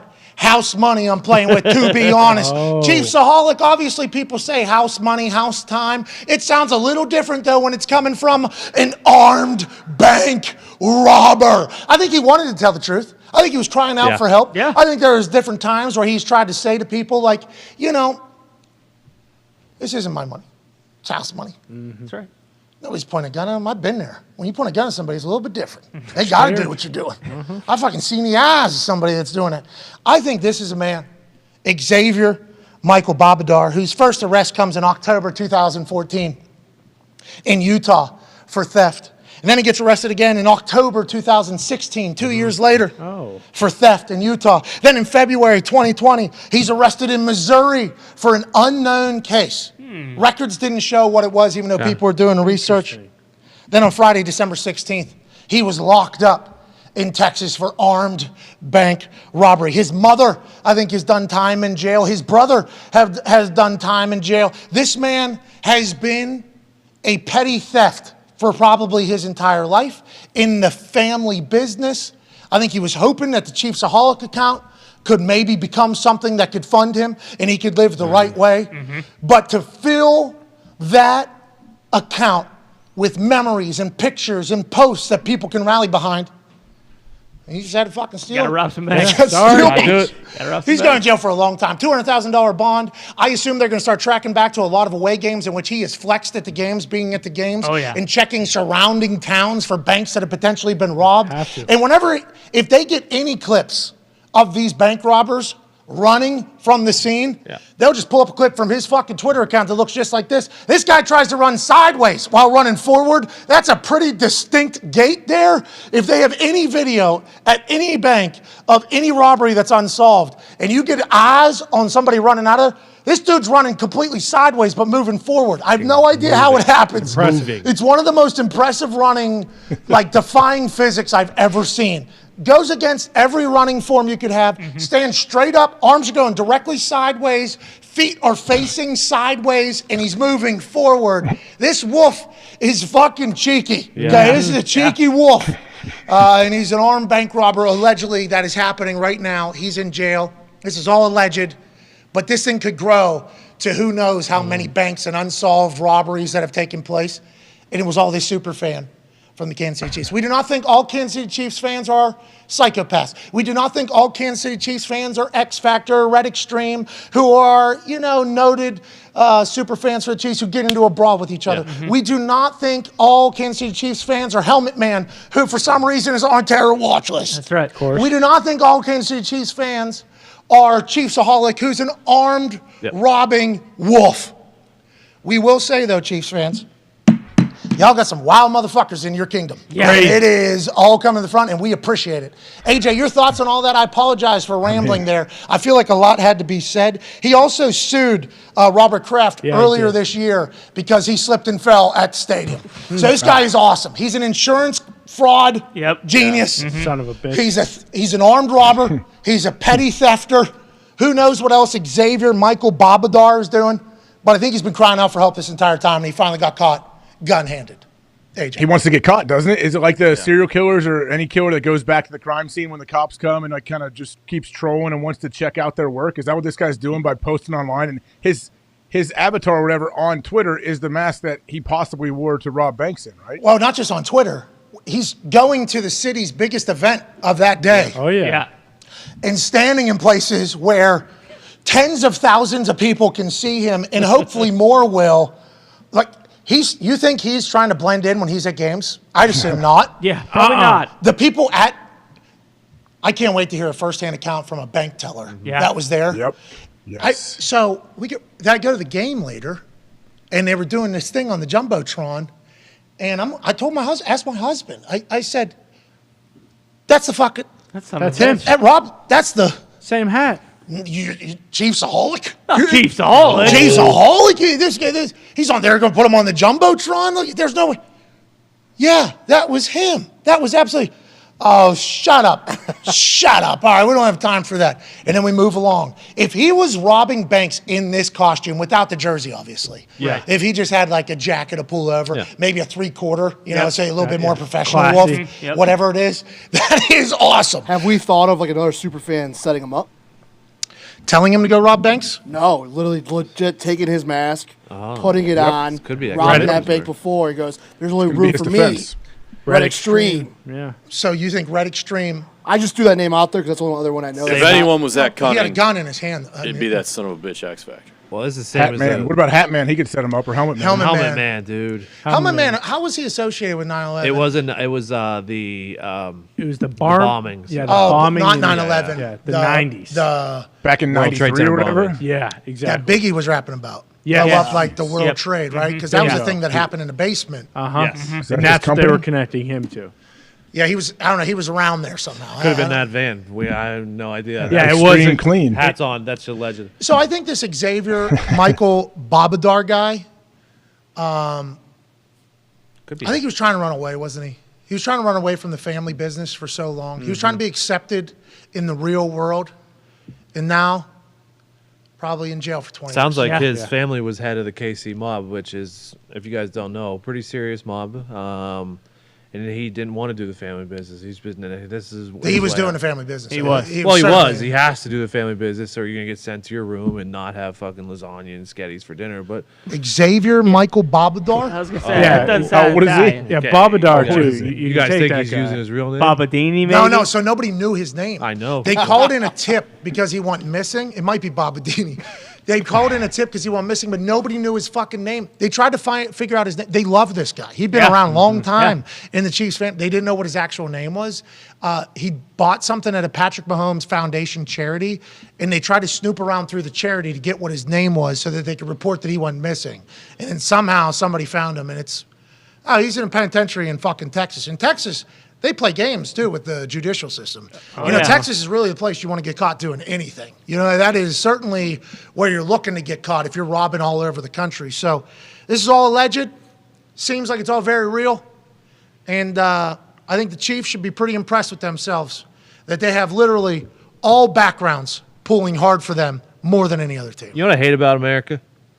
Jesus. Uh-oh. Whoa, Tony. Is that it would be against the law to put all these Chiefs super fans in a ring and have them fight to the death.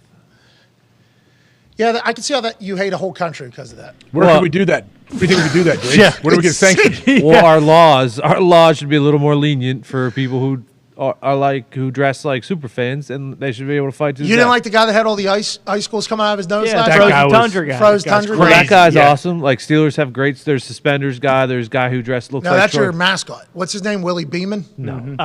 Have Steely McBeam. Steely McBeam. Thank There you. it Have is. a little There we respect go. for Steely There we McBeam. go. Okay. Hi, guys.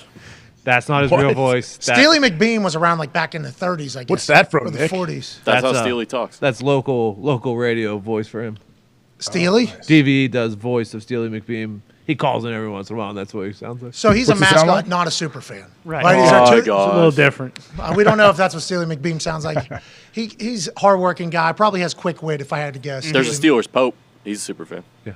The Pittsburgh dad. Colts have a tuba guy. There was Packers' dad was on the broadcast last night. Packers? Who? Dad? Yeah, he's some guy who talking- looks just like Pittsburgh dad. Are you talking you about talk- Brian Baumgartner? No. Charlie And Barron. Brett Michaels Maybe. killing it. What was that all about? Brett Michaels. Yeah. Yeah, he's That a was fan of like every a- team, huh? Turncoat.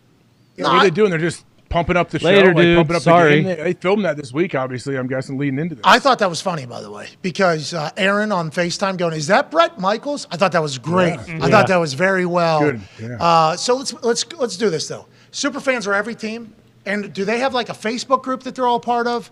How will they handle one of their own being an armed bank robber? It feels like the Chiefs fans are trying to distance themselves they're from pushing. this. Right. I almost feel like they should maybe buy in, lean in. Bail him out. Yeah, bail him out. Get a GoFundMe together. Bail this dude out. I don't think we need to do that, but I do think. I think Mahomes or Kelsey maybe fucking post this guy's bail Andy and Reid. fucking have him be their their personal Driver. personal driver maybe Bodyguard. or Think about how much he could steal from Patrick Mahomes if he was driving. This guy's a professional. October 2014, caught. 2016, caught. 2020, Professional caught. getting caught. December 16th, caught. Let's assume all the other times there's more. Yeah. Let's assume there's more than that. He goes into jail. They say you can't do this anymore. He says, bet. Comes out on the other side. Doing it again. Goes into jail, comes out on the other side. All right, I'm reformed. That was awesome. Thank you so much for that. There's $100,000 in that room right there. If I just grab this gun, I just got to go point it at this old lady and I can get it. Simple. Goes to jail again. Does he wear the mask in jail? I don't think you're allowed to take the mask in jail. I think you got to bend over. I don't know if it was spread glued cheeks, on or that not. thing. I mean, did anything happen in Indianapolis when the Chiefs came to town this year? How Something to think can we about. not look at that? And I think it's small towns. out around these places because we know a detective. He's related to somebody in this. Those small town banks get hit because there's like 2 cops. Makes sense. And their response time probably not going to be as quick. So if you're only planning on doing it one time, it's like in and out. People do that. Like that is a career criminal move for some of these. Now, if Hacksaw Jim Duggan's working at the bank, you're fucked. Oh, yeah. You're absolutely fucked. USA! USA! USA! Have you heard about this? Have you heard about Hacksaw Jim Duggan and somebody breaking into his house, breaking into the wrong house, if you will? You're going to just break into Hacksaw Jim Duggan's house and try to rob from him? No. I don't think so. Hacksaw Jim Duggan tackled a 20-some-year-old fucking intruder, pinned him down to the ground, had a 2x4 and a 44 caliber at his head, saying, "You're going to sit right here." Until the police came. So robbers are getting caught at an alarming rate. Hacksaw Jim Duggan is a fucking authority. You don't come into his house and think you're going to walk out with anything from it. And I wish he was at one of these banks that maybe the Chiefsaholic guy walked into so we could get Wolf, American Hero, square down the lobby. You win, you get the money. Hacksaw Jim Duggan wins, you live in this fucking vault for the rest of your life. That's a moment we need, and that's what I had an entire arena do every time he walked out. It was awesome with a big thumbs up. With that 2x4. What a promo pick. Yeah, he looked good, didn't he? He was fucking a little top heavy, obviously. He was a great athlete. Yeah, Strong like we have somebody on the show. Is he Otis's father? I do not think he's related to Otis. Bronson Regan. Do we have Patrick Peterson on the show today? Oh yeah, they just got out of the meetings. He's about to walk out right now. Okay, good. I just talked to him. In my head, I'm like, fuck, we are 7 minutes in. Yeah. No, yeah. I felt like I was disrespectful.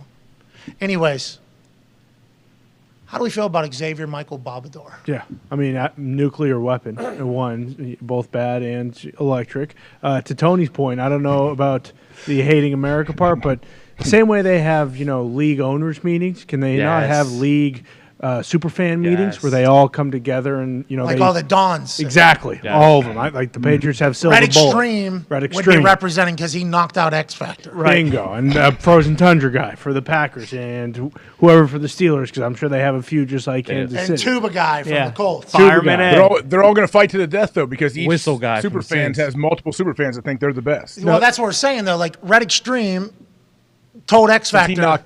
Okay. Yeah, knock him into another dimension. This is my time. My team. I am representing the Chiefs. Yes. Every team would have somebody, I assume. Absolutely. And I don't think it would be a fight to the death amongst the Dons. I think they would be saying, hey, how do we get more proactive so that one of us don't become like an armed bank robber? Exactly. You know what I mean? Or they're setting up hits for super fans they're not really a fan of. Yeah. Of their own teams. It's like, hey, listen, if Red Extreme's up there, he might be saying, like, you know what, how about, Detroit Dahn, if you could shoot X Factor in the head for me, Yes. and we can just, it'll never get traced back to me or you, and then I'm the top dog still. I think, and AQ, you haven't chimed in. You've kind of sat out of this one. bro. And I don't know what that's all about. I feel like you probably have some good thoughts. Do you think we should have seen this coming? That maybe these super fans aren't the best citizens? Maybe these people that are obsessive. Got to be a little different, right? Yeah, and the amount of time they got to take to spend to do all this. Yeah. Notoriety got to him. The pressure. I need to do this. The personality traits of a super fan. I think sometimes you're going to have probably not good humans in there. Maybe there's a chance. No, you're probably right. 100% right. I love your idea, though. It's like Comic-Con for fans, right? Like everybody just shows up. Sees who's the best. Yeah. Comic-Con, I don't think they're fighting to the death at Comic-Con. It's just autographs. No, but you get them all. You get them all dressed. You get them all in one place. That's right. Hacksaw Jim Duggan's there. There could be a seminar where all Yeah. 32 of the super fans are up there. All the people who want to be super fans come. You can ask Red Extreme a question. You can ask Frozen Tundra a question. You can ask all these people, and then maybe the mascots go too, and they kind of lend a helping hand. Do the VCon next year, Indy. Do it there. I pieced together a lot of things. What? Last night about the old Gary V. Didn't I? Oh, yeah? Oh, yeah. In the group text. Oh, yeah. He's not writing another book ever again. No point. He does this because it's 5-time New York Times bestseller. His name's Gary V. Sure. V is 5 in Roman numeral. Holy shit. It's just kind of coming together. And then there was a post of him taking a shit. He didn't take one shit. He took 2 shits and he peed. He took a V. He took a 5. That's right. What was that about? What do you mean? Just piecing Why things was there a together. picture of Piecing him? it together. Yeah, He 2 dumped- twos and a dumped- 1. He took 2 He dumped twos. twice. Yeah. 2 dumps and a pee. Why was there a picture of him dumping? He took a V. He So took you're a showing 5. everybody. He took a. And it only takes 5 minutes. 2 by the set, way. like he wiped and then pooped again, or was 2 logs? No, no, exactly. 2 logs, 1 poop. Uh-huh. Yeah, he Okay. wiped, That's all stood, one. That's all. Yeah. belt. Undid belt. That's what I've. Okay, because that mathematically makes most sense. Gary needs to know. Gary, we fucking love you over here. Love you, Miss Gary. you, Gary. Gary, you are always Gary. Guys. Why is that picture out there? Well, that is Who took it? That's him taking 2 twos and a 1. That's right. Because he's Gary V. V. Took 5 Is photos. he also wearing the Earths or the skies? I fucking love this dude. Yeah. Why is the Love picture him. out there? Wait, who took the picture and why is it out there? We don't know. Self-time I camera. don't know. I don't know. I have no idea. But Some guy had to pay $250,000. hey, Gary, we love that you're getting more into the sports world too. He's getting more in with the Jets fans. Yeah, need you. Like, we appreciate you really buying into the Jets and becoming this, not a super fan, But not a super fan. Yeah. Could open the door. teetering. He's going to be an owner in the future. Gary, we want to let you know that when you put out messages and, like, you know, phrase it in a way that we can all appreciate, it gets into our group text. And there's some people that don't read them all. I know, like this guy obviously guy doesn't. over there. This guy obviously doesn't as well. But you've helped us out immensely over here, Gary. Thank you, Thank you, Gary. Gary. Love you, Gary. Love you, Gary. Miss you, Gary. taught us all how to, use perspective to help our lives every single day. Can't wait to see How? you and How? Babylon B. Don't It's do Gary See, B, prick. do that. That's what I'm talking about. Come on, Tom. I just said I can't Anyways, wait to see Gary, it we appreciate it. He's coming to Indianapolis next year. That's right. Hell yeah. Okay, joining us now is a man who is not a super fan of any one team, but he's been dominant for numerous teams. Yes. That's right. Guy who gave a halftime speech. Why? A guy who has obviously been dominant for so long in the secondary. He was a star at LSU. He's a star with the Vikings. When he was with the Cardinals, he was maybe the most dangerous punt returner in the game, as well as being a lockdown corner. Ladies and gentlemen, Patrick Peterson. I am back on the show. What up, fellas? Hey, what's up? Let's talk about something. Obviously, we're thankful you're spending time out of your day to come on the show. We appreciate it. You're an incredible athlete. We appreciate it. You've done a lot for the NFL. We appreciate it. Why don't you Yes, just keep sir. your fucking mouth shut at halftime? What is the deal? You gave a motivational speech? Is that real? And did you feel like you were the person that had to say it? And follow up, why? Why couldn't you just take the L to the Colts, let us have a good day, let Victor the Viking shit all over himself? What's the deal, dude? Man, it was, I don't know, it was just something that I felt that needed to be said. Coach, gave his spiel, they was going over their adjustments. We went over our defense adjustments, and at the end of the day, that's something that we needed. We needed 5 touchdowns if we wanted to win this game or get back into the ball game. And I seen our offense, put up big numbers in a half before, and I said, that's nothing. So let's go put together a great second half of football and see what happens. Well, how'd you say it? Like loud? Was it yelling? Was it like a motivational speech? All we need. Like what was it? What was the tone? No, it was just real, just smooth. I'm not a real big yeller, so I was like, "Yo, offense, defensively, we're gonna go out here and get stops. All you guys need is 5 touchdowns. That's nothing." And that was it. And I said a couple other things after that, and Josh Metellus kind of broke the huddle down, and pretty much leading the guys, telling the guys don't look up, take it a play at a time, and let's see where it takes us. So it was nice and calm. Yeah, well, I wish you just would have said nothing. Go ahead, AJ. Could you feel like the momentum shift in the second half and see, like, I would imagine the Colts players started to, like, not worry, but almost be like, man, there's no way we're losing this thing, are we? Like, did you ever feel that kind of change? Honestly, AJ, the change came around 4 minutes in the third quarter, because if you look at it, we didn't get our first touchdown until about 5 minutes left in the third. 3 and out. Colts got 3 and out to the offense. Yeah, and you gave a speech too. So it was we didn't get any momentum until like that late in the third quarter, and once we got around like 21-36, I was like, oh boy. I started walking up and down the sideline. I said, do you guys feel it? Is it starting to turn? Oh, so you It's gave 2 starting to turn. speeches. Okay. I'm a big talker, man, Pat. Sam. You know, so for the most part, you know, I gotta get if something's on my mind, my teammates gonna know about it. Well, congrats on winning the NFC North. Congrats on clinching. Congrats on the largest comeback in NFL history. I was calling the Vegas Bowl at the time. I didn't get to watch it live, but I was getting updates. 33-0. I felt real good. I was living high in Vegas. I was in a suite. I was in a booth. I was with Herb Street here. Dave Pasher was here. Rutledge was down on the field. The game was good. I'm calling a game. I'm learning things. 33-zip. We are back. Jeff Saturday might be the next Lombardi. Then as we're calling this game, it's starting to become a fucking blowout. I start getting texts and, hey, it's 33-27. What? It's 30. What? How'd this happen? Did you guys make any actual adjustments at halftime to shut down the offense, or did it feel like the Colts were just kind of going into a show? Because it was like 3 and out, 3 and out, 3 and out, 3 and out. I think they turnover on downs on the 4th and 1. What was it, you think?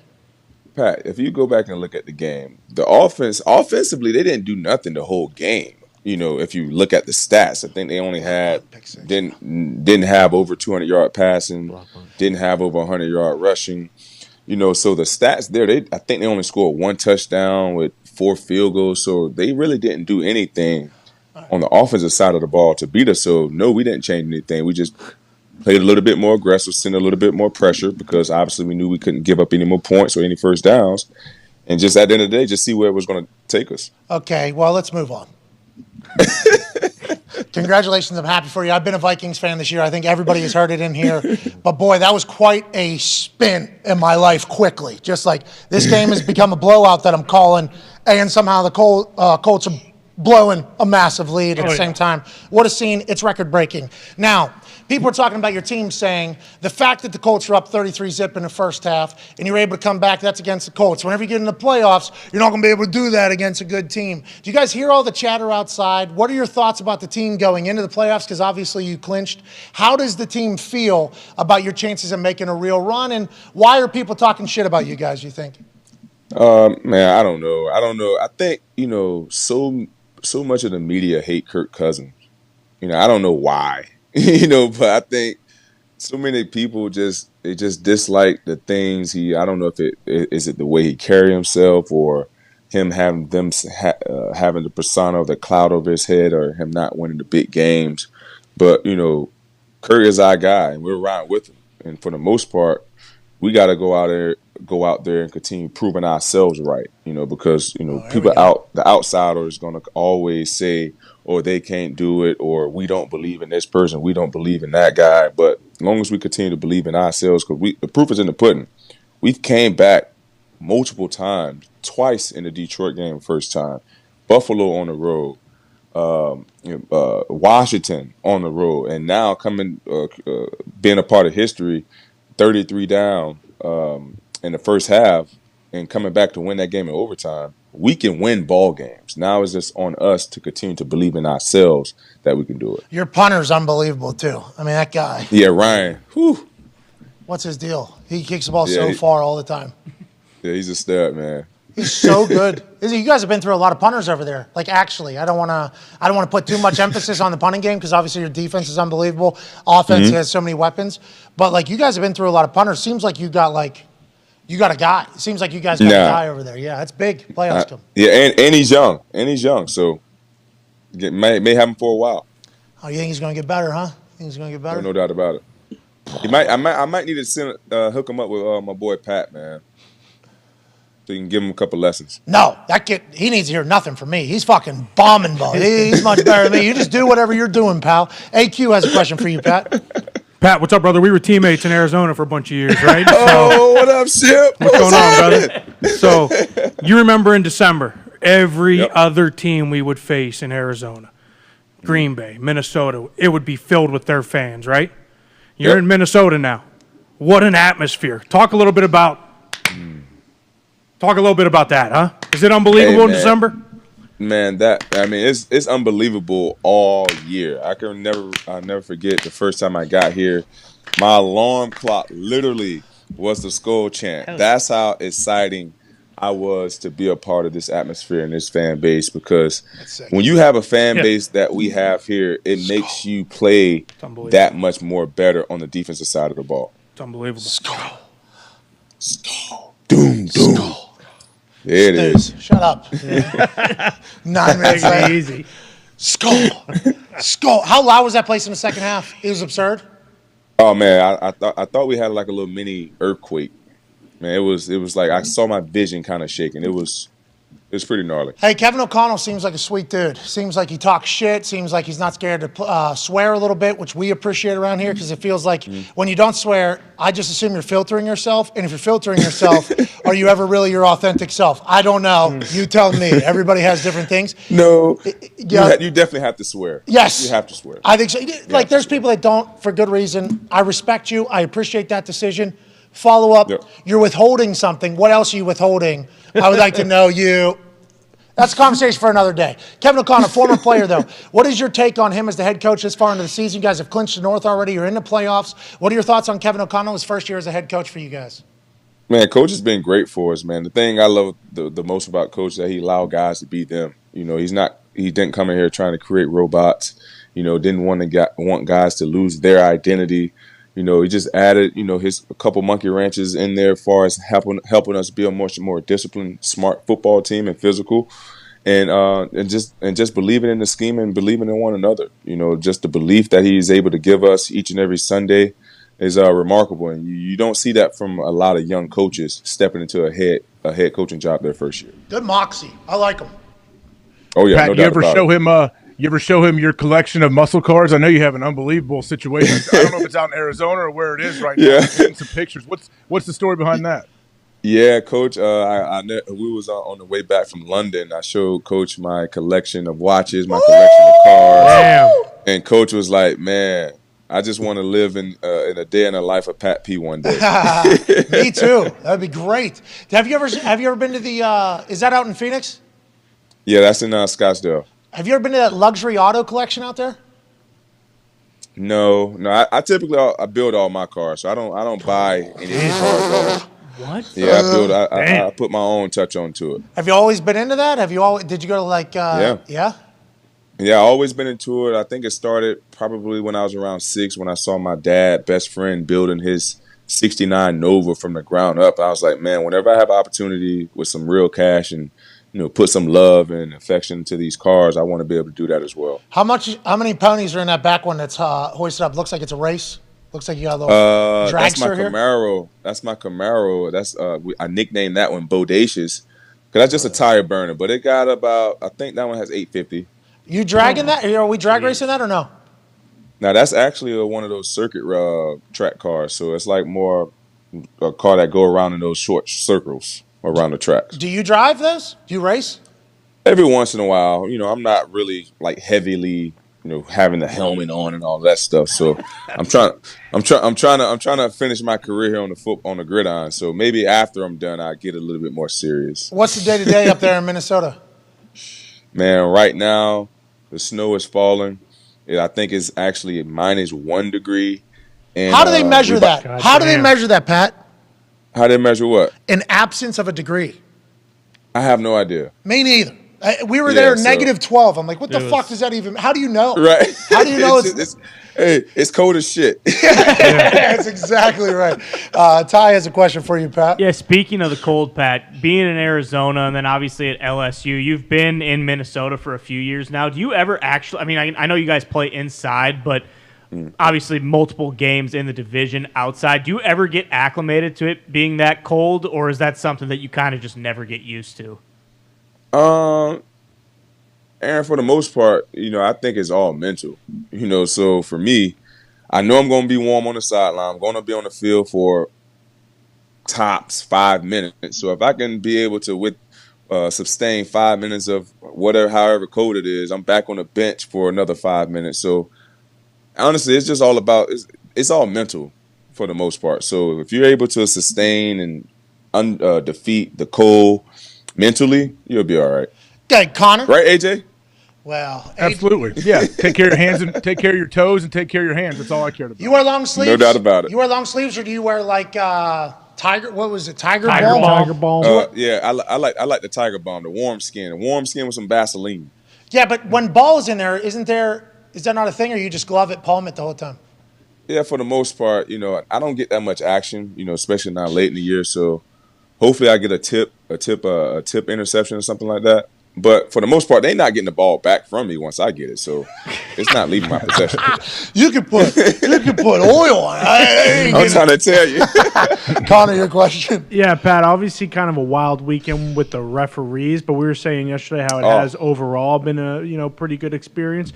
One play in particular was you guys getting that clear fumble, clear return, touchdown that got called back. Is there a conversation just behind closed doors between you and the refs maybe that's kind of like a, hey, sorry, we screwed that one up, or any sort of accountability? And is there a conversation after that play immediately? And do not get yourself fined. A lot of people in the NFL office watch this show. Watch the show. Oh, you're a Pat. I'm a vet. Yeah. You're right. I'm sorry. I'm so sorry. But when you see a situation like that, how do you handle it? How do you handle like an egregious fuck up, obviously, but you got to move on? You didn't say that I did. Find me if you can't. Right. So, well, you can, I guess. Paffle would be back. Nonetheless. It was tough being in that situation. The first one, okay, I can kind of see that one. But the second one, I was like, come on, I thought the instant replay is in place for things like this. If it comes close, don't blow the ball dead. Let's fix it later. If you have an opportunity to go back and look at an instant replay, then you go back and look at the replay to see if you got it right. I just felt like there was a little bit too whistle happy Sunday, which caused us not to receive any of those touchdowns. Time Diggs. Pat, I don't. I think it happened to you a couple weeks ago potentially too. It doesn't matter when, who, where. Corners and secondary, they're getting wild with laterals. It doesn't matter this game situation. What's going on right now where you guys are just like, fuck it, we're gonna lateral it every time we get intercepted? That honestly, that's not something that we always talk about. I think that has to be something that comes with veteran players. Coaches don't allow the young guys to have just that freelance to just throw the ball all over the goddamn place. So you got to have some type of skin in the game. So only me and Harry is allowed to toss the ball back. So I don't know how other teams do it, but on this team, only us two are allowed to toss the ball back. Have to talk about this, and things are good, so I apologize for having to bring up drama. Have to. Whoops. Don't want to. Sorry about it. Did you hear there's a super fan in the Kansas City Chiefs community that was robbing banks? And it was never mind. That's all I'm asking about. Name's Chiefsaholic. You guys get bored during this week. Look into it. I think the entire locker room will have quite a chuckle at what's been going on in the Kansas City Chiefs super fan community. You and Kyler, have you guys talked? No. Will you? Yeah. If we ever get on the call, we can talk. I don't have no beef with Kyler. I would love to talk with Kyler. That's my guy. Yeah, it is your guy, right? And that's why it was a big deal. And it feels like you're one of the only people that can maybe have you know what I mean? You've had Man, listen, I would love to talk to Kyler. Like I said in my conference, I don't have no beef with him. I just want to help him understand, the flaws that everyone else is seeing that can help his team become better, because his team is looking at him for that leadership role. And that's all I was saying, to help sharpen up on his leadership skills, on how his teammates are going to perceive him and what they look at him for. That's all. Yeah, and how they react. You've been around the NFL a long time, as did AJ. I think I had a few years in there of watching things up closely. Not everybody is just like inherited with the perfect leadership qualities. It is something that people have to work through sometimes, especially at the quarterback position. So I don't think you're out of pocket for saying what you're saying. And I think you're one of the only people that could say it, especially now that you're outside the organization, as opposed to him thinking maybe the organization sent you to talk to him. I'm excited to see how that all pans out, because I think the future of the NFL with Kyler balling and everything is great. Oh, man. Yes. No doubt about it. I concur with that. Hands down. Looking at the playoffs, Eagles, Jalen Hurts is hurt. He's going to be out a couple weeks. You guys could potentially make a run at the number 1 seed here. You guys talking about that, or you just got to worry about your own shit? Man, for the most part, we got to worry about our own shit. We got enough going on right now. We got a high power, pressure defense coming in here. Daniel Jones, the offense fitting themselves. Saquon Barkley running downhill as a heat-seeking missile. So we have to worry about finding ways to go on 1-0 after each and every week. That's our goal, and and let the chips lie where they may at the end of the season. Tone, go ahead. I don't know if you've seen, but your friend AQ over here, he keeps putting corners on his big bumps, his kill shot segment each week of. Yeah, hold on. We'll just give one away right now. Here is. I feel like you shouldn't appreciate. Who we got? Here's one from this week. This is what AQ wants to spotlight. Whenever when he has the opportunity to for the big guys. And there's been a rule change. I think Tone is going to talk about. What are you thinking whenever somebody like this guy, okay, gets out and oh no. Uh-oh. Oh no. No. Don't do it. What are you Got that being outside taught? leg.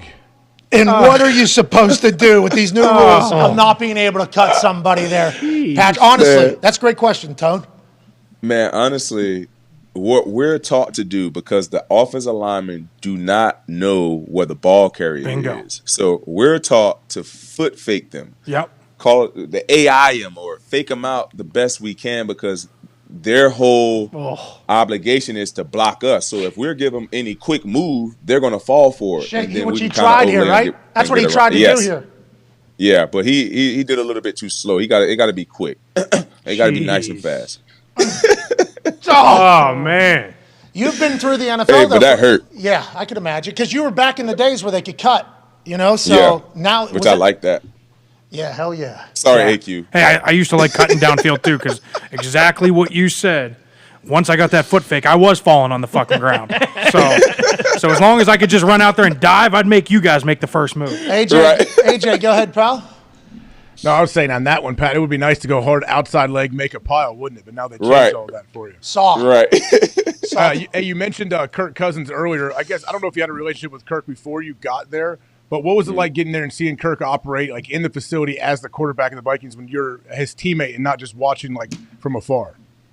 Man, I had the opportunity to spend some time with Kirk, over the years when he was in Washington, played a ton of golf with him whenever he came out to Arizona, or whenever we saw each other throughout states, throughout the U.S. But Kirk's a great guy, man. He's just what you see on TV in his press conference. You see that every day around the building. Just a great sense of humor, a great leader, a man of God, and just a true competitor.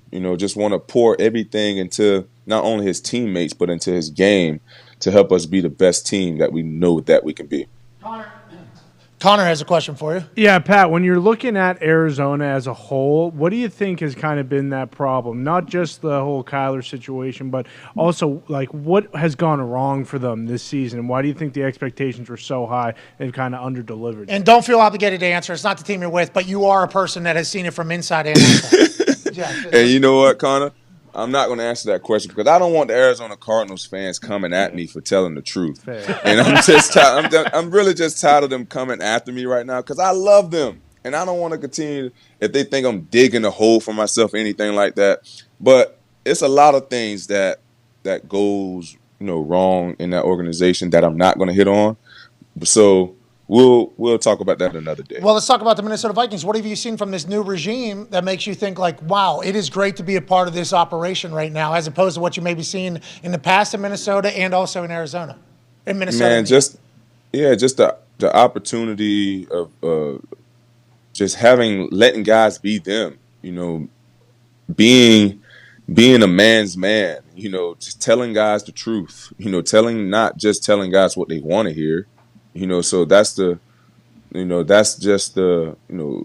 I had a coach that told me this a long time ago. Average players don't want to be coached. Good players are coachable, but great players want to be told the truth. Tell me the truth. That's all I want to know. You can't handle it, though.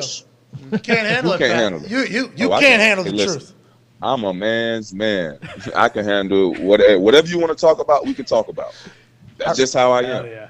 I respect it. So, and now coming in with these guys and just being around the coaching staff, being around the teammates, it's just a fresh breath, new fresh breath of air. You think they'll be able to maintain this feeling, this vibe? Because I feel like what happens is maybe a little success happens, not with everybody, but maybe a little success happens, and then all of a sudden things like change over time. Maybe some people get a little bit more controlling in another area. You think this is something that's sustainable over there with everything that's operating? And I really do think it is, but time will tell. You never know, what things may get in the way. But I do believe there's a great group of guys around here. KO did a great job of his coaching staff hiring. Kwesi did an awesome job of bringing in some adding on to the scouting department that we already had here, adding on a great personnel up there as well. But I really do think that this is a group that can really be together for the long run. I love that. I love to hear that. Congratulations on an incredible year thus far. Good luck the rest of the way. I would not be dapping up Harrison Phillips for a while. Be careful. You know what I mean? Mm-hmm. Yeah. Ladies and gentlemen, Patrick Peterson. Yeah. Woo. He's awesome, man. All right, let's get to a break. We know it's on the other side. Hell yeah. It's a Victory Tuesday. That's right. Boom.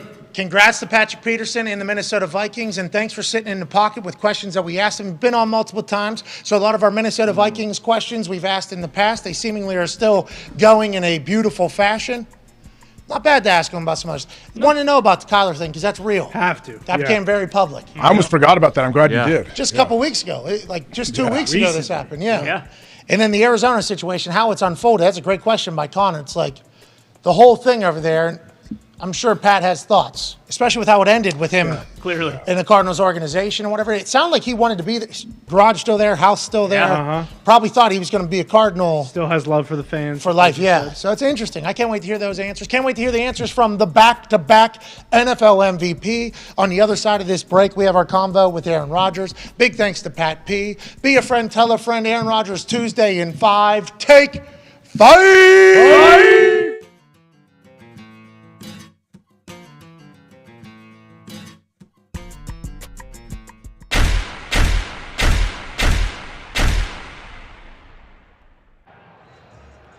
Wilco Roger, it's National Tight End Day. Over. It's another day on the job, baby.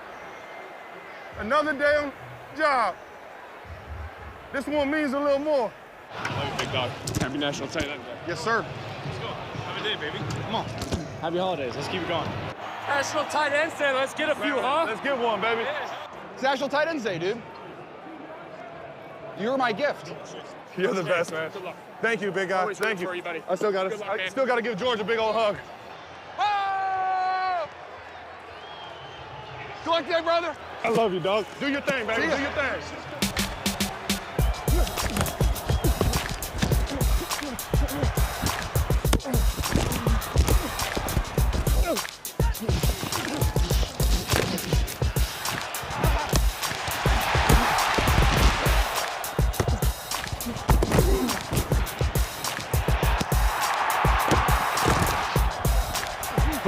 Caught by Kelsey at the 15, breaks free 20.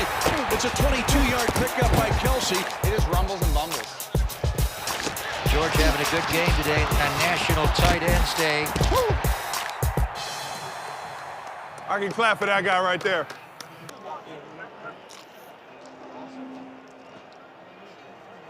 You didn't get that on camera. I hit that. What? Bottle flip. Landed it. The world will never know, though, because no one got on camera. Man, I done tripped over somebody's foot. No, you didn't. That was all me. I promise you. I know. Watch the film. Nah.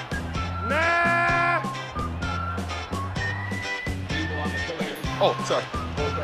Chris, how you doing, dog? What? Oh, I got you so good. Oh! I got you! I see you, Mr. Kittle.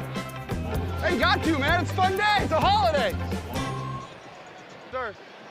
Kelsey, what up, baby? An absolute pleasure, dog. Thank you, man. Much respect. Appreciate you paving the way for guys like us, man. Thank you, dog. I'll see you when you get there.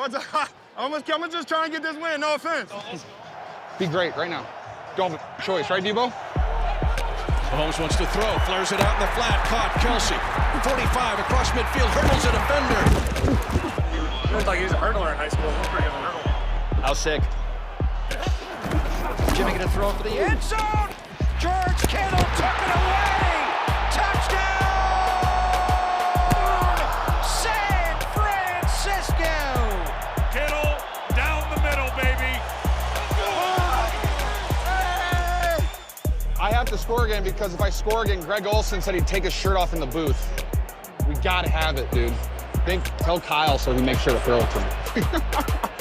Because he cares. Every yard they gain juices me up. I promise you, every yard they gain juices me up. Keep that ball rolling. Keep that foot on the pedal, boy. The trust factor is out the roof between Patrick Mahomes and Travis Kelce. More. Touchdown, Kansas City. Pour it on him. Yeah.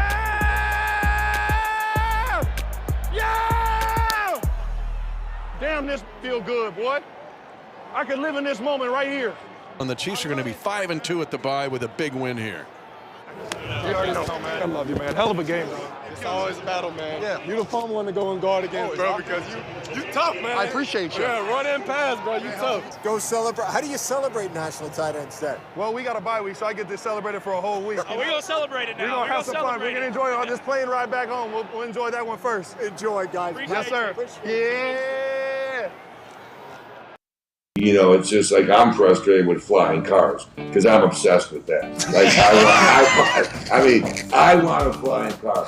Me too. What I got is my phone instead. It's like, well, the future is on your phone really right now. It's not like literally in front of you. You can't get into a flying car, but you know, your phone has it all. It's like, I don't want this phone. I'm not going to have this phone 14 hours a day like you young people do. No, thank you. Like, I'm not from that generation. But, you know, give me a flying car. You know? and honestly, when we shut down the Mars missions, you know, we were supposed to be going in 2024, and we shut it down. But a lot of people don't realize is, you know, from here to the moon is 208,000 miles roughly.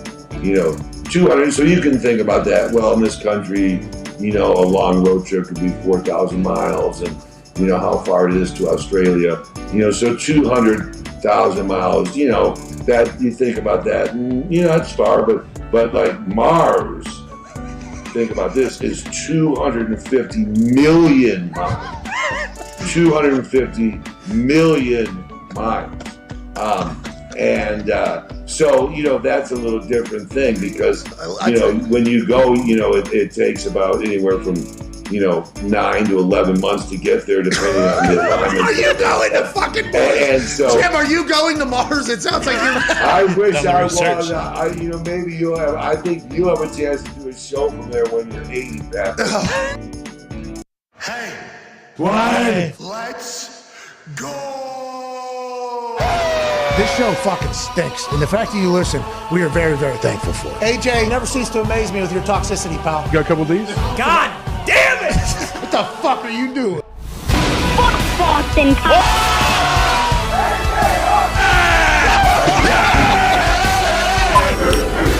Shut the fuck up!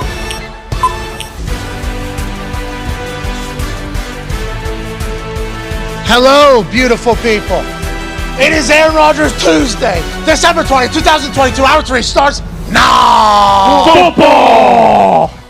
Hello, mic issue there, obviously. And that's because we're all so damn excited for the conversation that's about to take place. Obviously, to my left, your right is college football national champion, Super Bowl champion, Ryder Cup champion, video game shit stirrer, NBA pundit, and COVID survivor, AJ Hawk.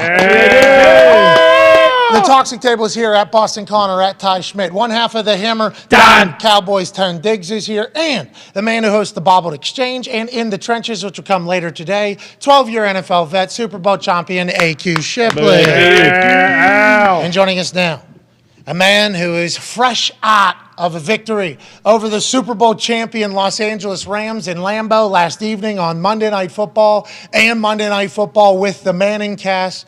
He's the back-to-back NFL MVP. Ladies and gentlemen, Aaron Rodgers. Yeah! Good sweatshirt. Howdy, boys. How you doing? Good sweatshirt. Love it. Holiday spirit alive and well over there, Mr. Rodgers. Oh! I was just staring at your stomach right there, that dude's face. I didn't even notice that. I appreciate the hell out of you. How are you? We got over the there? red. We got the red and the green, man. You know, Christmas. Great. Nice. Great. Hell yeah. I know the Crosbys took the holiday party or whatever this year. It's nice to see you're still celebrating. Thanksgiving, yes. I don't know if there's a holiday party. There might be a Christmas party or a Hanukkah party or an all-encompassing party. I'm not sure yet. So we had a Christmas party, was that 2 weeks ago? Going to have a holiday party here coming up. Yep. too, Can't wait. All-encompassing. Can't wait for that. We're going to have both. Means to celebrate. Speaking of celebrating, great win last night. Huge. Great win last night. Couple more Huge. huge. Couple more Huge. touchdowns, easily possible. That score could have been 38-12. People are talking about how close of a game it was. It could have scored at the end. Could have done that. What did you learn last night about your team? That's a big time win on primetime football, Aaron. Yeah, I mean, we had to win it. It was a must-win for us. It was a game we should have won at home against a team that hasn't had a great season. So, for us, it's a good step. We expect to win those type of games, even though we've obviously had up and down season, a little frustrating at times. But it sets us up for more meaningful games. So now we got a game 5 days on Christmas against a good football team who's in the playoff hunt in Miami with a lot of different weather. We're going from 15 with a wind chill in the probably single digits to look like somewhere in the 60s. Thursday, Friday might be in the 70s or 80s. So who knows what that weather is going to be? Oh, thick too. Humid. Nice little change for us.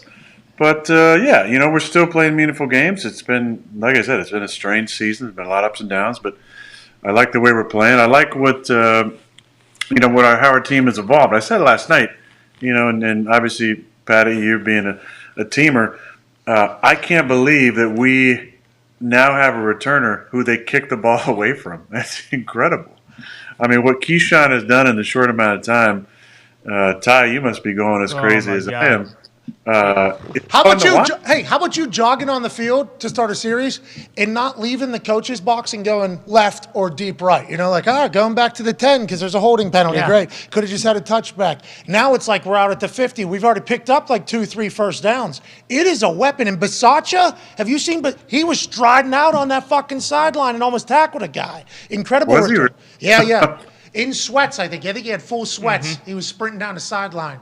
But look at this guy. I mean, it's not like, it's tough. That's a tough, being on a kickoff team is tough. And you're not always going to get all your blocks, but he just ran around like four guys there and started on the other side of the 50. It's pretty impressive. He had a bunch of great returns. I saw some we've had like 9. He's had 8 30-plus yard kickoff returns, and we only had 9 like in the last 3 years or something crazy like that. So, and he's only been doing it for, the last 8 or 9 weeks. You probably like that tackle there, didn't you, Pat? Yeah. I like the old submarine dive in there by the kicker. But also, did you see, I was just pointing out Bisaccia. Bisaccia's running down the sideline with him. He has to be elated because at the beginning there, play. Can you circle it? Pause. You circle it? Yeah. Right there. He is. Right there. And he had been sprinting literally down the whole sideline. And then the pile gets over here, which it feels like the whole team gets – it's a spark. Big return is like an immediate juice. You guys have never had that. And at the beginning of the year, I don't think the Bisaccia effect had fully taken place. It feels like you're in a good spot now in a phase of the game that you haven't been for decades almost. Right, Aaron? Well, I would say the last time you felt really, really good about a returner back there was probably young Randall Cobb. His first game ever, he returned it like 108 for a touchdown. And, Micah Hyde as well was a good returner for us. I think he returned a couple of punts for a touchdown. But kickoff return, man, that's been a long time. It really has. It's been a lot of like, no. Oh, and now it's like, bring it out, Key. Bring it out. Come on. It's a weapon. Go ahead, AJ. Hey, what about you guys' signals? There's a time in the game when Pat's showing you right there. You might have been a little bit upset. Obviously, great teammate, great leader. You guys dapped it up right after that. What's going on with your hand signal, or all your signals? How do you do that? Are you the only one that knows what's going on? They wrote a lot about this. Let me tell you, I was made aware of that article. It is by far the dumbest nothing burger article that I've read in the entire season. I won't say in my career, because last year there was some of the dumbest articles you possibly imagine. I don't know if you ever topped the COVID to a Wall Street Journal, but this was the dumbest article of the year by far. Bro, how about when you put your So much- pinky toe as the? Oh yeah. I mean, you put Profile it photo. as your Twitter profile. It's still up, by the way. It's Yeah, still up, I believe, unless it's got taken down for some reason by Elon or members of the FBI who are trying to censor it. Hashtag Twitter files. Hashtag Twitter files. Of course, they are lit. It seems like Aaron has made his way over there to read that. But nonetheless, the Nothing Burger article, it alleged from anonymous sources, I believe, that you will use signals from years before, like 2-3 years ago, and none of the wide receivers know what it means. The young guys specifically don't know what it means, and then they get like accosted for not knowing what it means when you never taught them that. And like last night was a perfect indicator of like you doing one, perfectly timed after the article comes out, and then didn't work out. So how many do you have? And how is every word in that article bullshit? Do you have, because you have to change your signals a lot, I would assume, right? Don't you have to change them a lot? 95% of the article is absolute complete horseshit. Okay. All right. And the other 5% is exaggerated nothingness that, I don't know, like having guys, go through the signals each week and understand what the possible signals could be. So the way we do it now is that Jordan makes up a list of the signals that we're going to have that week that are possible, and then he calls. I've allowed him to do this. I used to do this when I was a backup as well, and he calls like 3 or 4 guys up there to go through, and he picks on one of them. Hey, what's the signal for this? What's the signal for this? And it might be nerve-wracking the first time you do it, but listen, every signal that's used in the game is probably used in practice that week, and there's hardly any signals that are ever, it's not like there's that many signals. There's some signals in the 2-minute. I think the entire season we've maybe missed 1 or 2 signals on the year for the entire season. So it's not hard at all. Like the fact that this is made to be a story, like I said, is the most ridiculous nothing story that I've read the entire year, and that's saying a lot. You said exaggerated nothingness. One of the most profound statements I've heard from you, and that was an incredible way to describe something. I don't think. We have signals for our offense that we expect you guys to know. Oh, and then there was something about that it's not written or it's not like stored anywhere. There's not a file. Yeah, what's that about? I don't know what that. That's just complete ridiculous. You don't have it in the cloud? Now, have there been certain coaches who are afraid to teach young guys signals who might not be on the roster later? Once strategy the cutdown happen. Yeah, I think that seems like a normal thing. But are the signals used throughout training camp, throughout the preseason, throughout the week in practice? Yeah. Are they difficult? No. I was told. The absolute nothing story. Shout out to Gumpy. I was told that you were stubborn and arrogant and cocky and standoffish. You got Jordan Love leading these meetings? Like, how come that didn't show up in the article? Jordan Love's the one that is actually doing it. But yeah, let's bury Aaron. I'm happy to hear you got to defend yourself there, obviously. We try to make that happen every single week because you're one of the most interesting. I'm not sensitive about it all.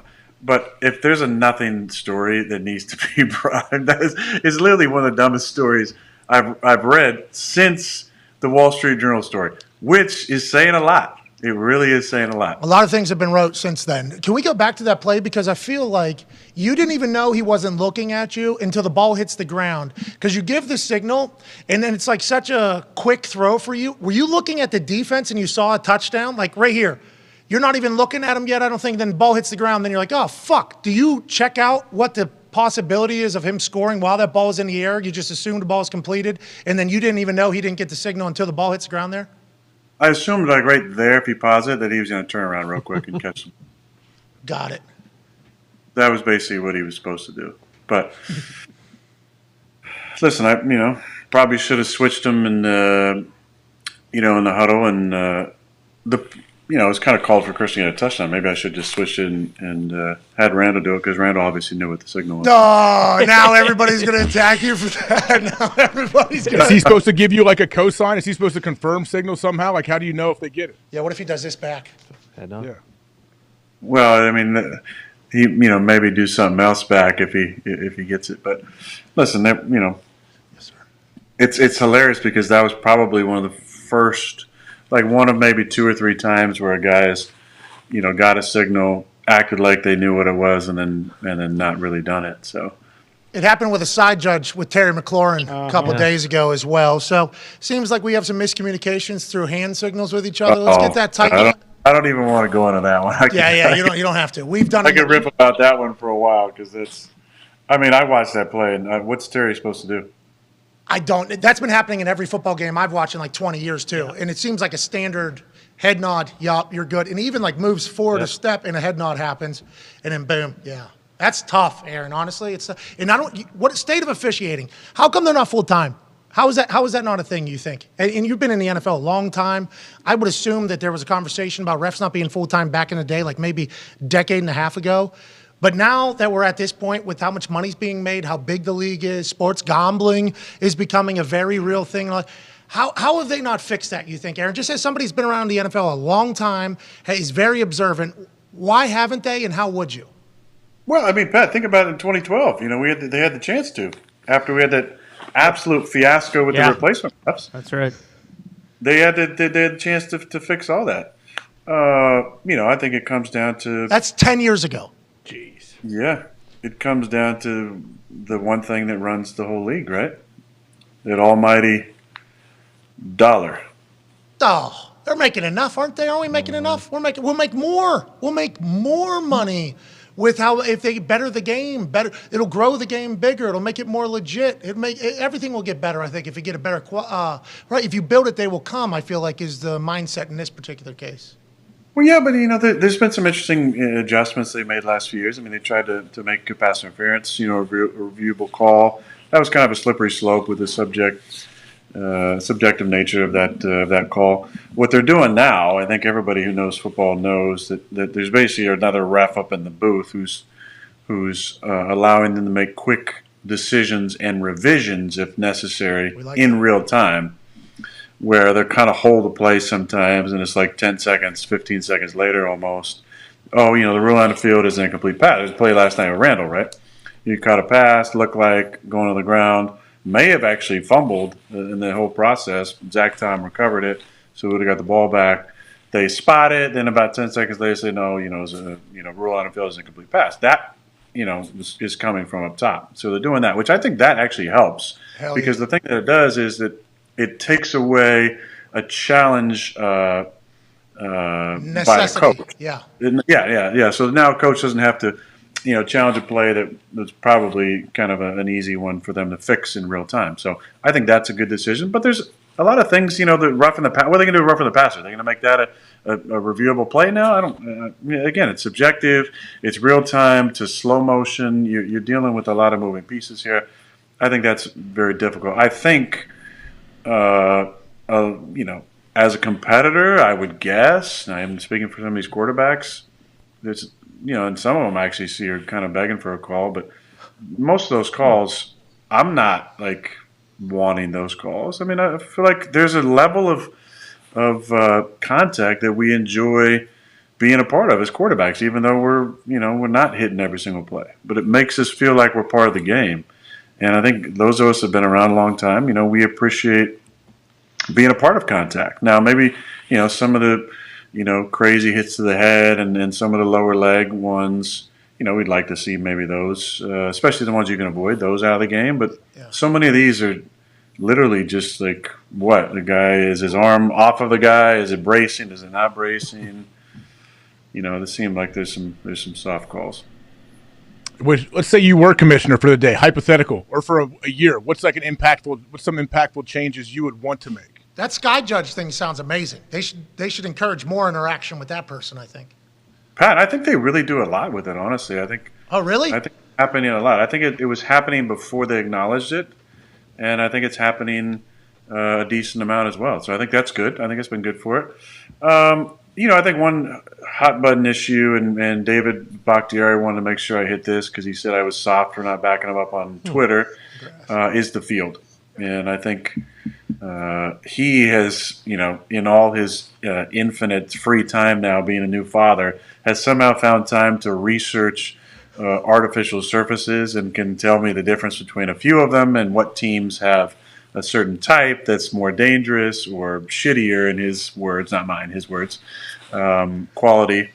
So I would like to see some uniformity And I think every player wants to play on grass over artificial surface, and I think I would think, and again, who knows what the almighty scientific data will show, but I would think that at a bare minimum, joint relief will be much better on grass, and I would think posture that many of the non-contact injuries happen more frequently on turf, but again, that's just a guess and a feeling. You feel better, probably going to play better, better product, more fans, more money. Boom. Boom. It does come down to the almighty dollar. You might have to spend some to make some in return. I think it was, what was it, the slit turf or something like that. They were all hashtag no more slits, something like no more slit turf or no more. Remember? I think that sounds about right. Dave was telling me about it the other day on the ride down in the golf cart that he wanted me to mention that he bought for me as a present. So big shout out to Dave again. Yeah, is he healthy? How's he feeling, you think? Dave's got a tender belly button. He has a tender belly button. I guess there's a couple slits that happen. One kind of goes through the belly button. Very tender belly button. So I know that's one of Frankie's favorite orifices. So it's probably been a little difficult, but they got other things going on with the baby, new baby. Frankie's his wife, yeah. So he's a little tender right now still, but doing better. Great to hear. Thank you. Godspeed over there, Bach, honestly. Get that belly button back. Let's talk about last night's Probably game. deep. Because we haven't really got a chance to hit it as hard. A.J. Dillon was running hard till he got hurt. You think he's going to be okay? What did you see out of Dobbs in his return? I mean, it feels like a lot of these young guys are really starting to step up a lot more than maybe earlier in the season. I think that's definitely safe to say. I was really proud of Aaron Jones because Aaron kind of got banged up on the touchdown catch where he dove in the end zone, kind of got hit a little low. So there was talk he might not actually come back in the game. Then AJ gets dinged, and here's Jonesy coming back in the game. It just shows his toughness. I thought Patrick Taylor came in, did a nice job for us as well with a few carries. But yeah, Dobbs coming back was good. Like I said, I love the way he catches the ball with his hands. I think there was a couple catch and runs that he's just kind of getting back into it. So I think he maybe left a little bit of yardage out there, but I like the way he runs his routes. I like the way he catches the ball with his hands, and really fun having 87 back.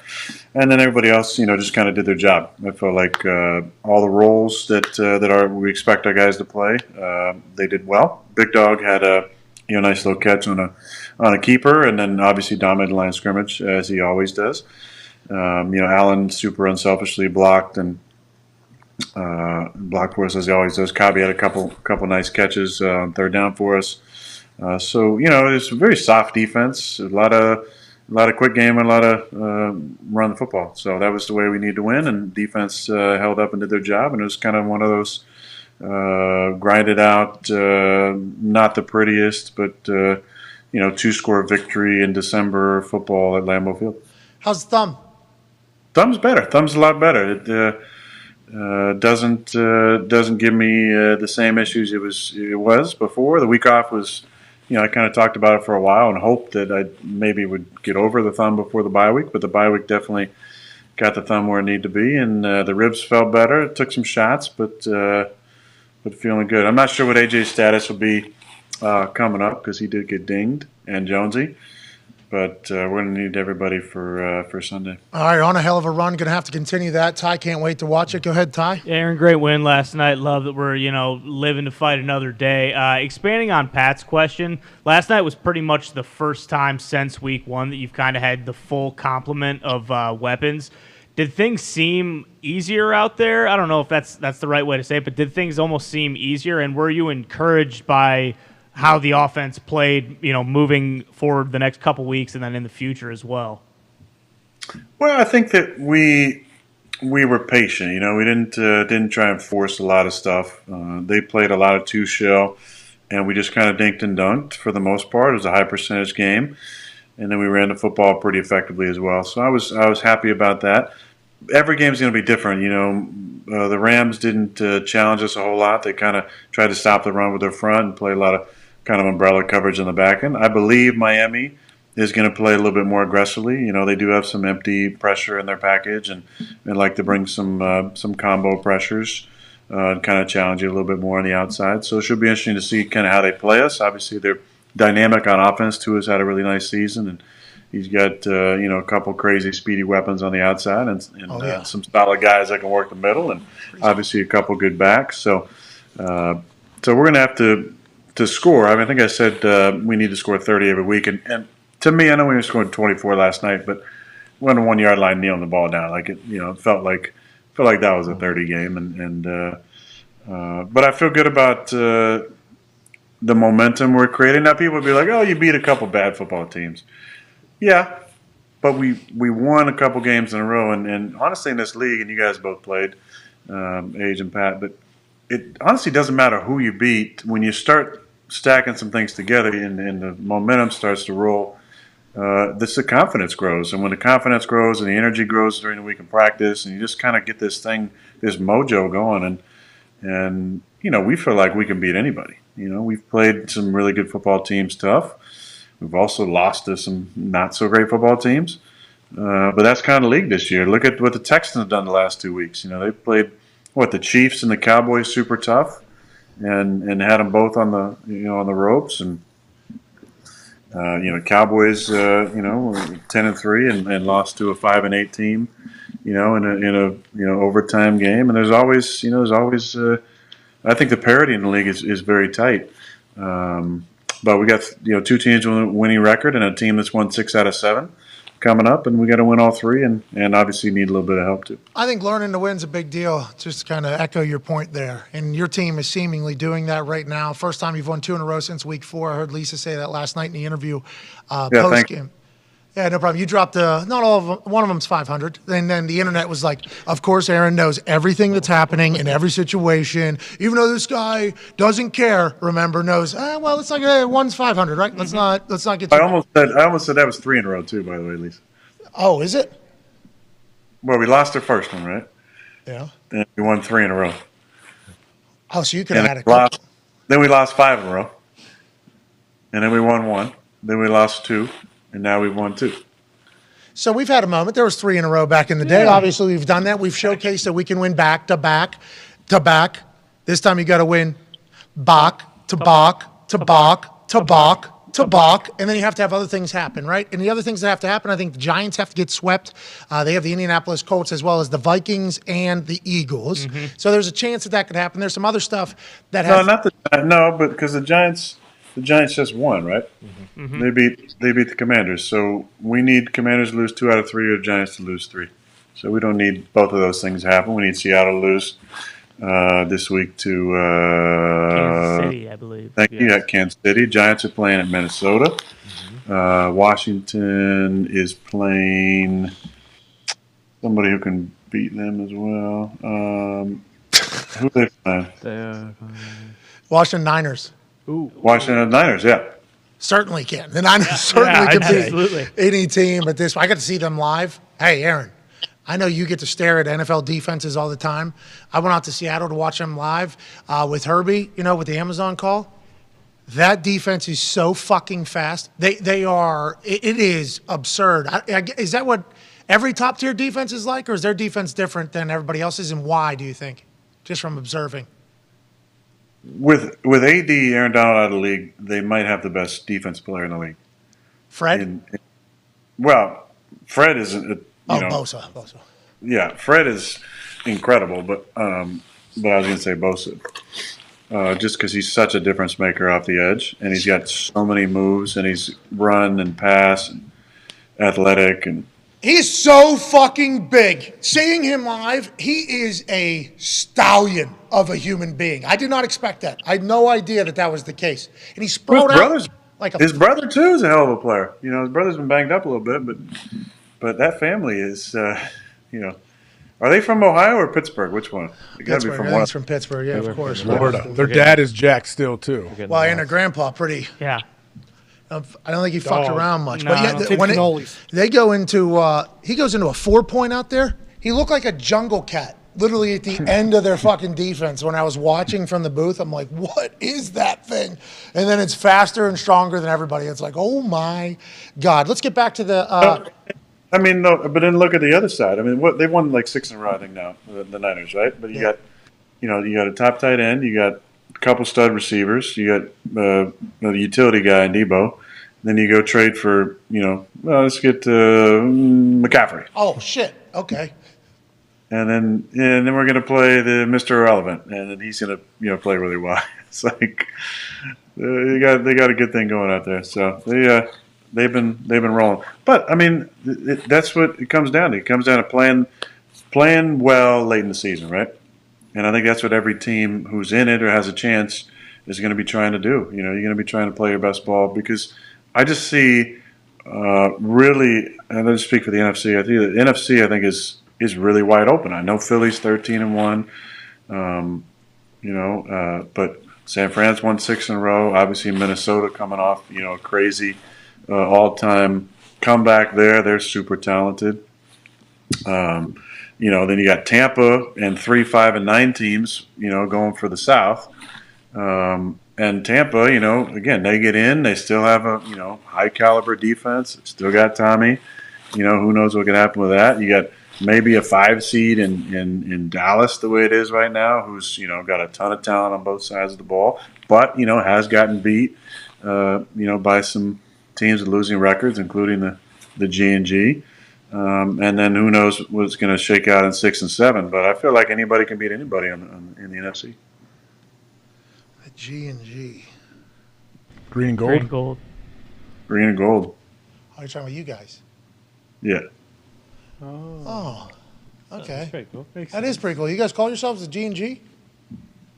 I first heard that term from an old player we had who AJ nicknamed the Hamburglar, Mark Tauscher. Oh, I thought that was. I thought it was talking about Brett. I can't claim that. I cannot claim that, Tausch. Was not me. Oh, yeah, no, I think different burger. There's a Hamburglar. There's certainly a Hamburger. Hamburger didn't steal from the poor and give the rich, though. You were Cliffy. That up, yeah. Had to talk. I mean, what do you want us to do there? There's a nickname or something called the Hamburglar that was on the Packers back in the day. Is that real? Yeah, I think so. I think AJ. I don't know. AJ knows. More than more. Yeah. Maybe mistitled. Yeah. Great nickname. Yeah. Probably should have been directed elsewhere. Here's the Hamburglar here himself. All right. Okay. He does kind of look like the Hamburger. And he used to call it the G&G. He said, hey, it's the G&G boys. That's who we play for. G&G. You put the hat on him. And Shout out to the Hamburglar, man. Shout out. Not that Hamburglar you guys are thinking about. No. This one. We had an old teammate, too, who used to say, green is for the money, gold for the honeys. Oh, bars. That might be the other. That was Brett. Yeah, there it is. That was Brett Favre. Add that into his defense. So what I was going to roll with there is a lot of things have to happen. Feasible things have to happen. You guys have to win out. Could make the playoffs. And if you do, who knows what's going to happen? You just ran through all the teams that could get in there. And I love the fact that you care enough to know all that shit. Invested still at this stage, which leads to this question even more. A lot of people talking about the future of the Packers and the future of this, the future of that. That's what has to happen in the sports media world, especially when you're talking about you and the Green Bay Packers. It's going to get loud. Has there been a thought about how much you love these young weapons? Because that became like a narrative almost. Aaron would like for the young weapons to prove that they can be somebody he can grow with, and that'll affect his decision going forward. Is that real? Was that ever something? Did you say that? And have you felt that at all with the young weapons you have without Devontae this season?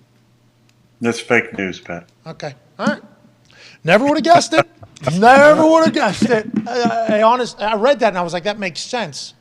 But is there any thought of that at all? Is that going anything? I think it's fake news that I'm like, I'm like judging the progress as to, whether or not I want to come back. Listen, I've really enjoyed being a part of, their rookie season and being able to hopefully have an impact on them and the conversation that we've had and being a part of like watching Christian. And I'm not taking any credit for this, but just being a part of being on the field, giving him the football, watching his confidence grow, and watching Romeo Dobbs become a player and throwing Samori Toure, his first touchdown was awesome in Buffalo on Sunday Night Football. It's just a cool moment to be a part of. But my decision will come down to, mentally where I'm at, physically how I'm feeling, and then, encompassing the enormity of another grind and then committing to that and moving forward or stepping away.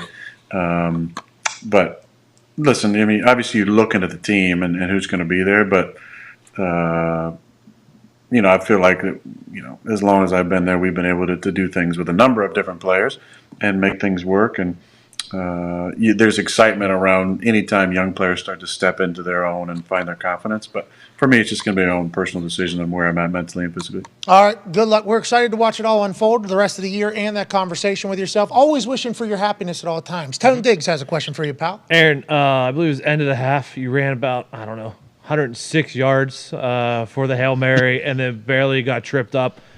Was that the most frustrating play of last night? And then, in case you didn't throw a Hail Mary from the 45, which I think most NFL quarterbacks can. All right. And you did a whoop-de-woo pitch back, and it was you and Chandler Jones one-on-one. You think you make that All far? right. Jeez, Louise. I mean, we almost had a play like that last night too. I mean, Rasul lateraled that thing back to not sure who, but man, I was not watching that Raider game, and then I saw they said somebody scored on last play of the game. I was like, how'd they get the ball back? Because they had just thrown a alleged touchdown. Thank you. Tie the game.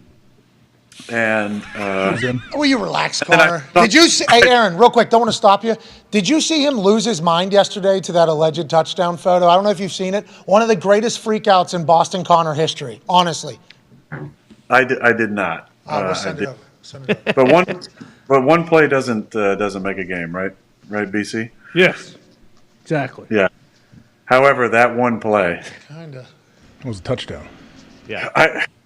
People forget probably this play because it became a nothing play. I mean, maybe not to some Detroit fans, but in 2015 when we played on Thursday night, we had about 6 seconds left. Yeah, I threw it to James Jones. He makes a fingertip catch, amazing catch.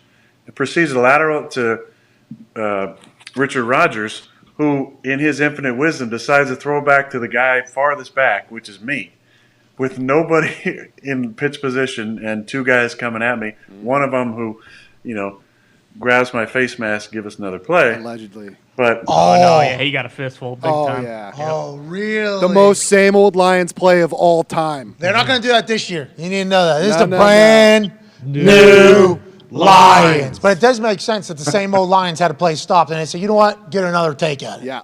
What happened on the next play? But you got in those situations, it's going forward. Hail Mary. Touchdown. That Hail Mary that hits off the top? Oh, yeah. Yes, the game was over, Pat. It was a game over, and they gave him an extra play. Oh, yeah. All-timer. I did not know that. Yes. Oh, that's amazing. Yeah. See, people forget about that play, but that kept us alive, gave us 15, and then we get to, and then Richard ends up, atoning for his. Actually, he made the play because if he hadn't thrown it back to me and I got face mask, game would have been over anyway. So big kudos to Rich. Awesome, smart, heady player. But to answer your question, who asked it? Was that Tone that asked it? Yeah. He took a lot of Sorry, shots. Tone. But yeah. That was a very frustrating play for sure because it's one of those plays you think, man, 5 years ago I definitely would have got that ball off. Maybe half step quicker to get out of there. I knew I was going to have to take a little bit of time, and so rolled left and kind of moved around. It's a tough situation. You're trying to find a spot. Sometimes when you get drilled on some of those Hail Marys, you get some I'll tell you this, and this is a long, dumb answer, but in 2011, we were playing Kansas City. We were 13-0, and they had two good rush ends, right? One of them was a guy named Tomba Ali. And Tomba Ali absolutely drilled me in the back on a scramble. I stepped up and then moved up and then actually went backwards, and he rocked me. And from that point on, for years afterwards, every time I stepped up and jumped up in the pocket and then got back out of the pocket, I always peeked over my back shoulder. And Tom and my quarterback coach and Tom, we'd laugh about the Tomba rule. Anytime you step up and then move back, you don't worry about Tomba drilling you in the back. Well, the last major Hail Mary I tried to throw was in the Giants, right, when I broke my thumb. And so I was trying to get to a spot to throw it, and there was a split second last night on that last play of the half where I thought I was going to get to a spot to be able to throw it because it was like a 55-yard, 60-yard throw, which even that condition I could do pretty easily. But I still needed just the space to get it off. And there was like a split second where I was like, if I get to this spot, I'll probably get it off, but I might get absolutely clocked because I have no idea what's behind me. So I got to that spot and then just tried to move a little bit to the left. Got tripped up, had a couple laughs with Greg Gaines and Leonard Floyd, and then tried to catch my breath for the 12 minutes. I heard a little father time conversation there 5 years ago. I might get that off. I thought you looked good, honestly, Yeah. and I thought you were moving Nimble. well. I thought it was good. You need to not say that. You're not old, dude. You still got it. Fucking No, thank 55, 60 yards, really easy. You just Pretty said no big deal. Just flick of the wrist. Hey, I saw a ball last night, no laces. Is that normal? Yeah, I also threw a sidewinder, a helicopter ball out to Jonesy. I don't know how he caught it. We were going in the red zone. And the ball got snapped to me, and it just had, I don't know if Josh's hand was wet or if the ball didn't get wiped off, but it got to me. I didn't have laces. I was trying to throw out in the flat, and it was like just totally slick. And I threw this absolute sidewinder helicopter out to him. And, classic Jonesy, just like, meh, easy catch, 5 yards. I think it had wobble to it. But do you? Because this was, if we can get that, you remember that, Fox? You were talking about it beforehand. It was the Dobbs. It was Dobbs' first little out or whatever. And you had time from the side. Go back to the beginning of that. From the side angle, from the full play, you had time to adjust that if you wanted to. You just apparently did not. You don't care? Is that a thing? You just don't? It's all about your grip. It doesn't matter where the ball is. Yeah, on that play, and that's cool. I didn't actually know that. But on that play, we had we had a little 3-man combination to the right side with we had motion, and a lot of times on that play, the back's coming across, so he's not a part of the 3-man side. But a lot of times on that play, you kind of just catch it trying to get the ball out because if you can run it back, you're showing Dobbers here. It runs a really nice route, but you got Christian run down the sidelines. You got Joe in the flat, and Allen was snapping up at 5 yards. So you're trying to really get the ball out quickly. And Dobbers is actually number 4 in the progression on the backside. So I probably just was thinking, oh, this ball's going to the flat right away, so I'm going to catch it and get the ball out as quick as possible. And then sometimes, that doesn't happen. You come back and find a way to throw an accurate ball without the laces. But that's why, a lot of the pre-practice work that I do is all this. I never throw the ball with the laces in pre-practice. And there's plays, reps during practice and in drill work that you do this stuff because you never know what's going to come up in the game. And that's a cool clip. I'm glad you guys got that. That's awesome. Yeah, we're thankful for NFL Film sending it over, and the angle is perfect because it's literally right down there. And as soon as I saw it, we were watching all the clips that we have every single morning. Foxy brings it over, and we watch through it. And I just see the laces just staring. And I remember back in the day, there was a couple of Nate Davis, I think, of Ball State. Whenever he was making a transition in the NFL, it was literally the only conversation. This guy doesn't throw with the laces. This guy doesn't throw with the laces. And then I see the best thrower of a football of all time having time, not using laces. And I'm like, how come that's ever? I didn't know. I'd never known that about you. So you're telling me you no look and no lace? Oh, yeah. Oh, man, I just found that out. I didn't know you could throw a ball pretty good. I thought What? Ollie Stafford did that. Or No, Mahomes. No, it was Mahomes. Mahomes. Huh. Yeah, crazy. You threw some fucking darts last night, dude. 16 degrees. I think it's only going to get colder as we go. Did you feel it? Did it feel a little, did it feel chilly? Without the wind, the cold is pretty manageable until it gets to about 0. And then it gets a little more miserable. But the wind was a non-factor for the most part. I mean, it was probably blowing when it's a non-factor, I mean, it's below 15. 15 and above, it's a factor. Anything below 15 is a non-factor ultimately, especially at Lambeau. So it wasn't bad at all. There's coming out for the first time you come out, I was asking some of the guys how they deal with the cold, some of the defensive guys that don't wear sleeves and stuff. And they basically said what I've always felt. The warm-ups, it's cold. And then once you get into the game, the adrenaline starts going. You start getting a little bit of a sweat, it's not bad. That's good. You look great. What about how'd your production meeting go with Joe and Troy? They talked pretty glowingly about you on the broadcast and how they enjoyed kind of conversing with you. You mean talking? Why'd you say conversing? Because they said it was good back and forth. They enjoyed their time.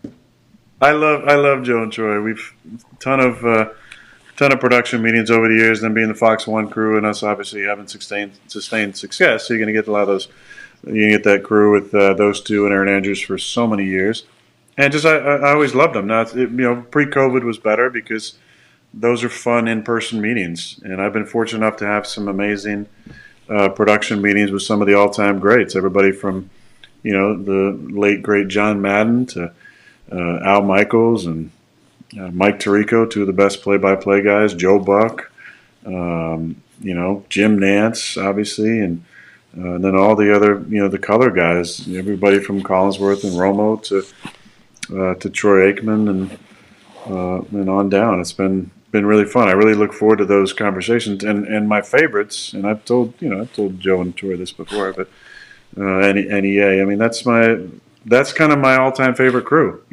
Mostly because we always work together, but second, there's a trust that grows. With the information that's shared in there, because some of it is to help them do their job better, and some of it is just, hey, we're friends. And here's what's going on, and we're going to talk. And you might be able to use some of this in a roundabout way, but we're going to talk like friends do. And a lot of times that's what it turned into, just like, friends having a conversation about life and a little bit about football and every other topic in between. And I just, that group will always be really special to me.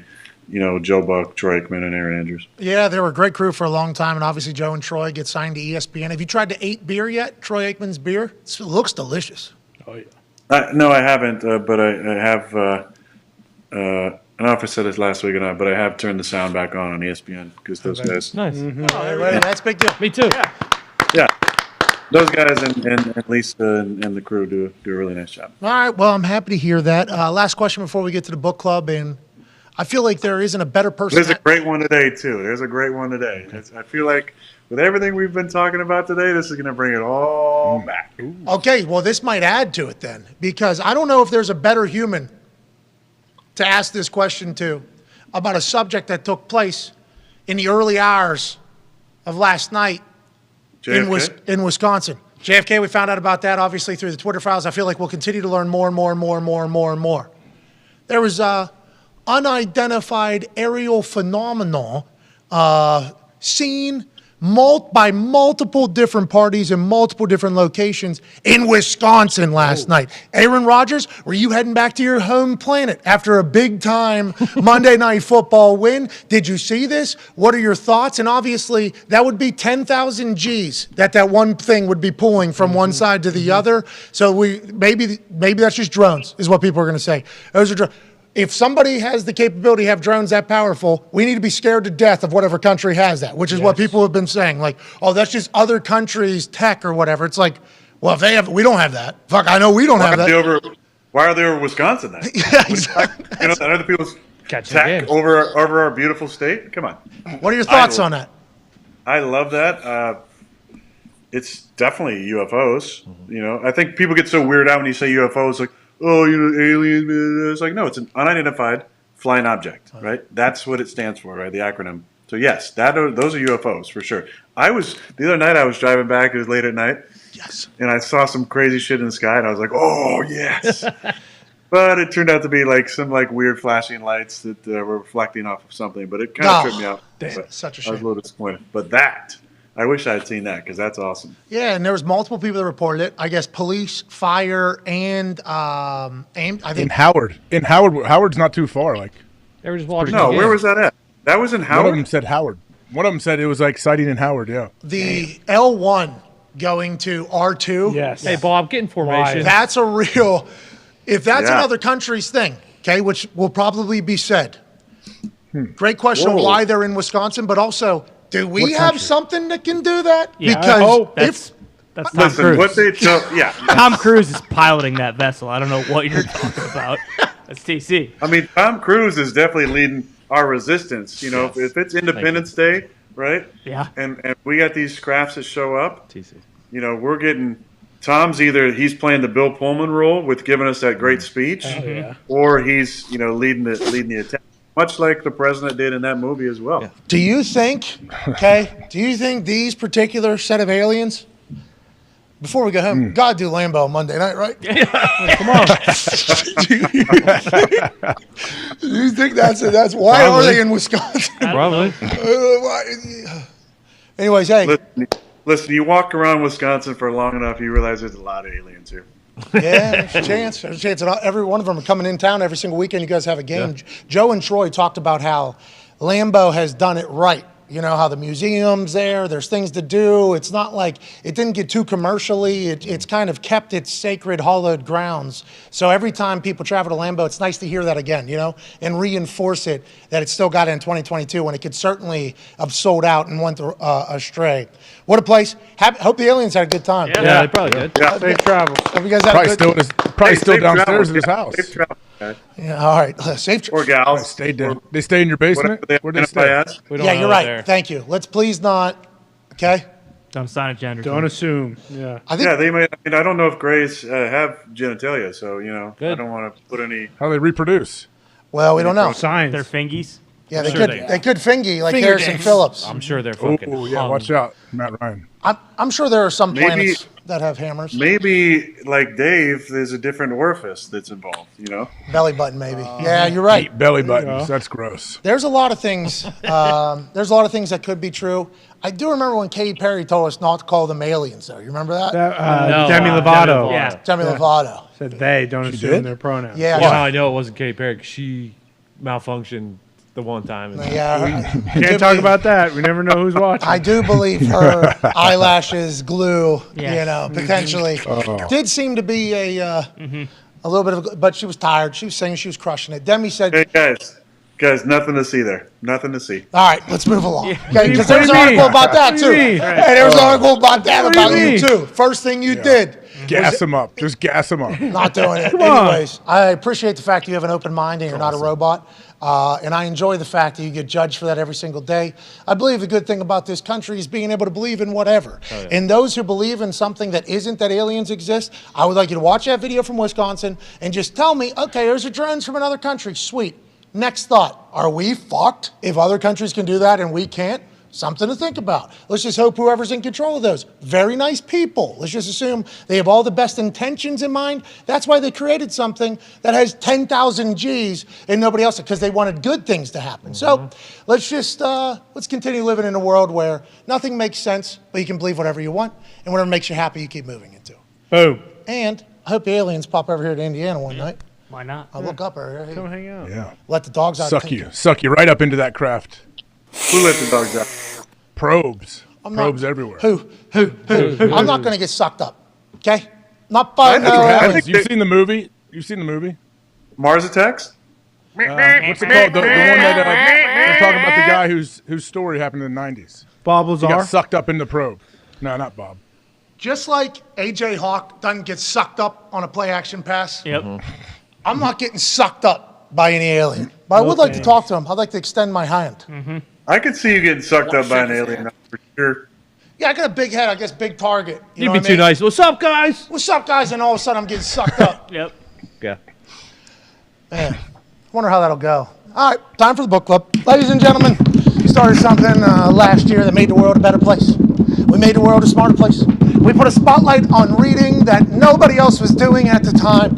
Ladies and gentlemen, there's the Oprah Book Club. There's the Ellen DeGeneres Book Club. I don't know if it's still around or not. And then there's the Aaron Rodgers Book Club. Hell yeah. Last season was such a smashing success, we ran it back again. The first book of the Aaron Rodgers Book Club 2.0 was The Mastery of Love, and we ran through all the greats. 1984, The Art of Contemplation, How to Change Your Mind, Healing, which was a good breathing book. The Sacred Mushroom and the Cross, Love Wins, Keanu Reeves' coloring book, obviously for the doofuses like myself, Connor, Ty, Diggs, and AQ. Into the Wild, Recovery, Freedom from Our Addictions with Wes O'Brien.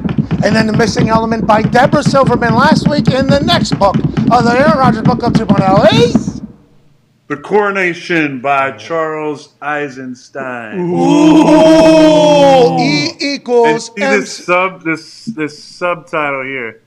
Essays from the COVID moment. What's it about? What are they talking about? Charles is a graduate of Yale. He wrote another book called The More Beautiful World Our Hearts Know Is Possible. Fantastic book. Fouch do the prologue? What? Did Fouch Did Fouch do the prologue? This picture here. I just want to give you a little background on it. But it's a bunch of essays that he wrote between 2020 and 2022. Just published it.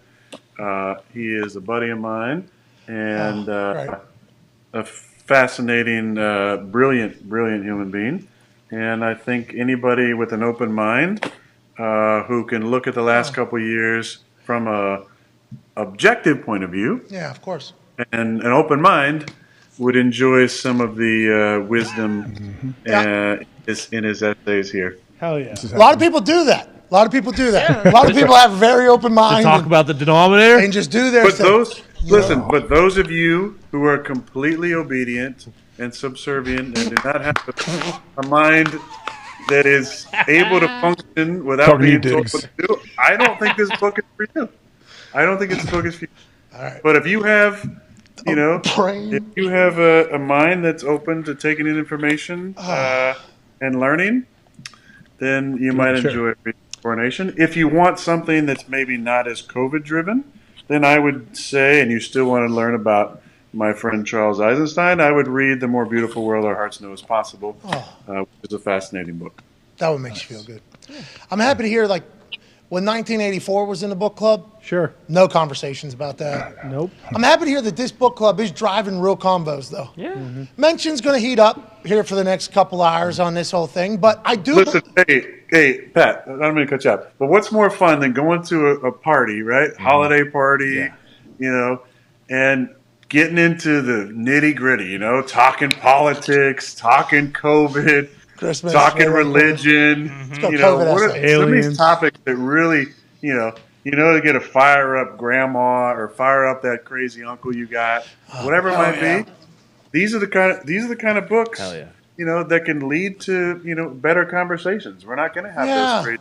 My MVP just hit 101, painted the Real black. shit. Okay. All right. All right. I hope everybody gets a chance to read that, or The Heart Grows Fonder. What's the other one from Mr. Eisen? Nailed it. No, it's the more beautiful world, our hearts know is possible. Hell yeah. There it is. Yep. Or if you don't want that, you want to read about essays from a philosopher during COVID, read The Coronation. Hell yeah. Great book club. Honestly, driving conversation. Big conversation. We appreciate you. A big Merry Christmas to you, Pat. Oh, you too. To all the boys and all your significant others, and especially to Thank you, Aaron. Laura Hawk Hell and yeah. the kids, especially that one kid named after the singer from Pearl Jam. I really like that one. Hell yeah. Hell yeah. Love you, Eddie. Hey, we appreciate you. Merry Christmas to you too, pal. Love you, Eddie. We appreciate you, man. It's veteran, Thank you, I believe. guys. I don't know if it's Eddie, But do love Eddie better. yeah, we Love Eddie, shout too. out to both. Yep. Love you, Eddie. Ladies and gentlemen, Aaron Rodgers. Thank you, pal. Yeah. COVID essays. Can't wait. Get to that read book, that man. You one. better read it now. Oh, yeah. That's amazing. How about him saying, "Oh, I can't wait to tell the book. It's going to bring us all back around." He teased it. All right. Well, he said a lot in there. Yeah. And now we shall take a break, take it all in, not look at our mentions for a little bit. No, stay out of there. There's going to be a war in there. It'll be fun to look at later, though. Yeah, it's We don't certainly- even know what he says. What if he's like? What if it's not what we Do think? not know what side is from. Oh, you obedient. Doesn't matter. Doesn't matter. Yeah, if you're obedient. That was awesome. What a line. I'm going to clip just that and watch it every morning just to remind myself. For all you sheep out there, you don't want this. Patrick Peterson has the skull chant as his alarm clock. Connor's going to have that. Yeah. And if you're just an obedient punk, every morning from Aaron Rodgers waking you up. I'll mixtape it with, "My name is," right into that. And I'll You're a wake maniac. up ready to go. Congrats to Aaron Rodgers, seemingly getting all the swagger back after a big money. Right. Yeah. He is. He's back throwing fucking 101 on paint. Yeah, that no seams on that ball. How No about laces. that? That We was don't dark. talk about that ever, right? No. That's not a conversation. And he's like one of the best ball throwers of all time, not using laces, throwing darts. I'm like, is that normal? He's like, I didn't even know that. Oh, I did, didn't I? Yeah. Doesn't really matter. It's a fucking ball. He's got them big fucking mitts. He does, huh? Yeah, how big are his hands? I meant to ask him. What are his hands? Right, Mac search it, Jones. right? Don't they measure that? At Gotta be. Yeah. Has to be I big. think. He's so. No, he's. It's his release. It's that quick release that's crazy to me. 9 3/8. No laces, nonetheless. No, his hands got to be 10 something, aren't they? Maybe 11, 12. Yeah, 14 maybe.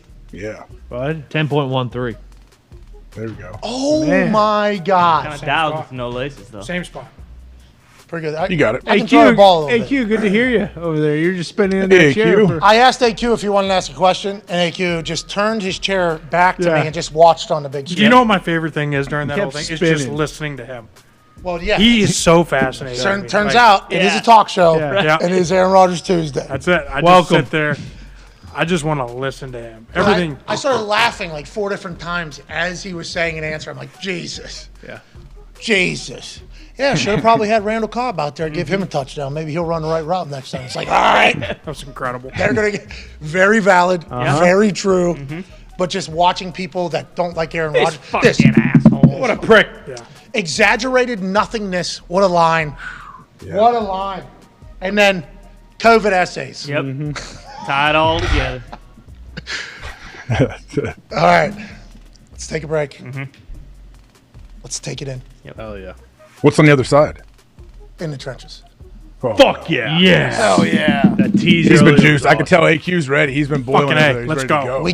We gave away one of the big bumps earlier because we had to whenever we were talking to Patrick Peterson. He said he'd find another one. We might find another one. He real said quick. just find another one. Don't Big bumps all over the NFL. Bud.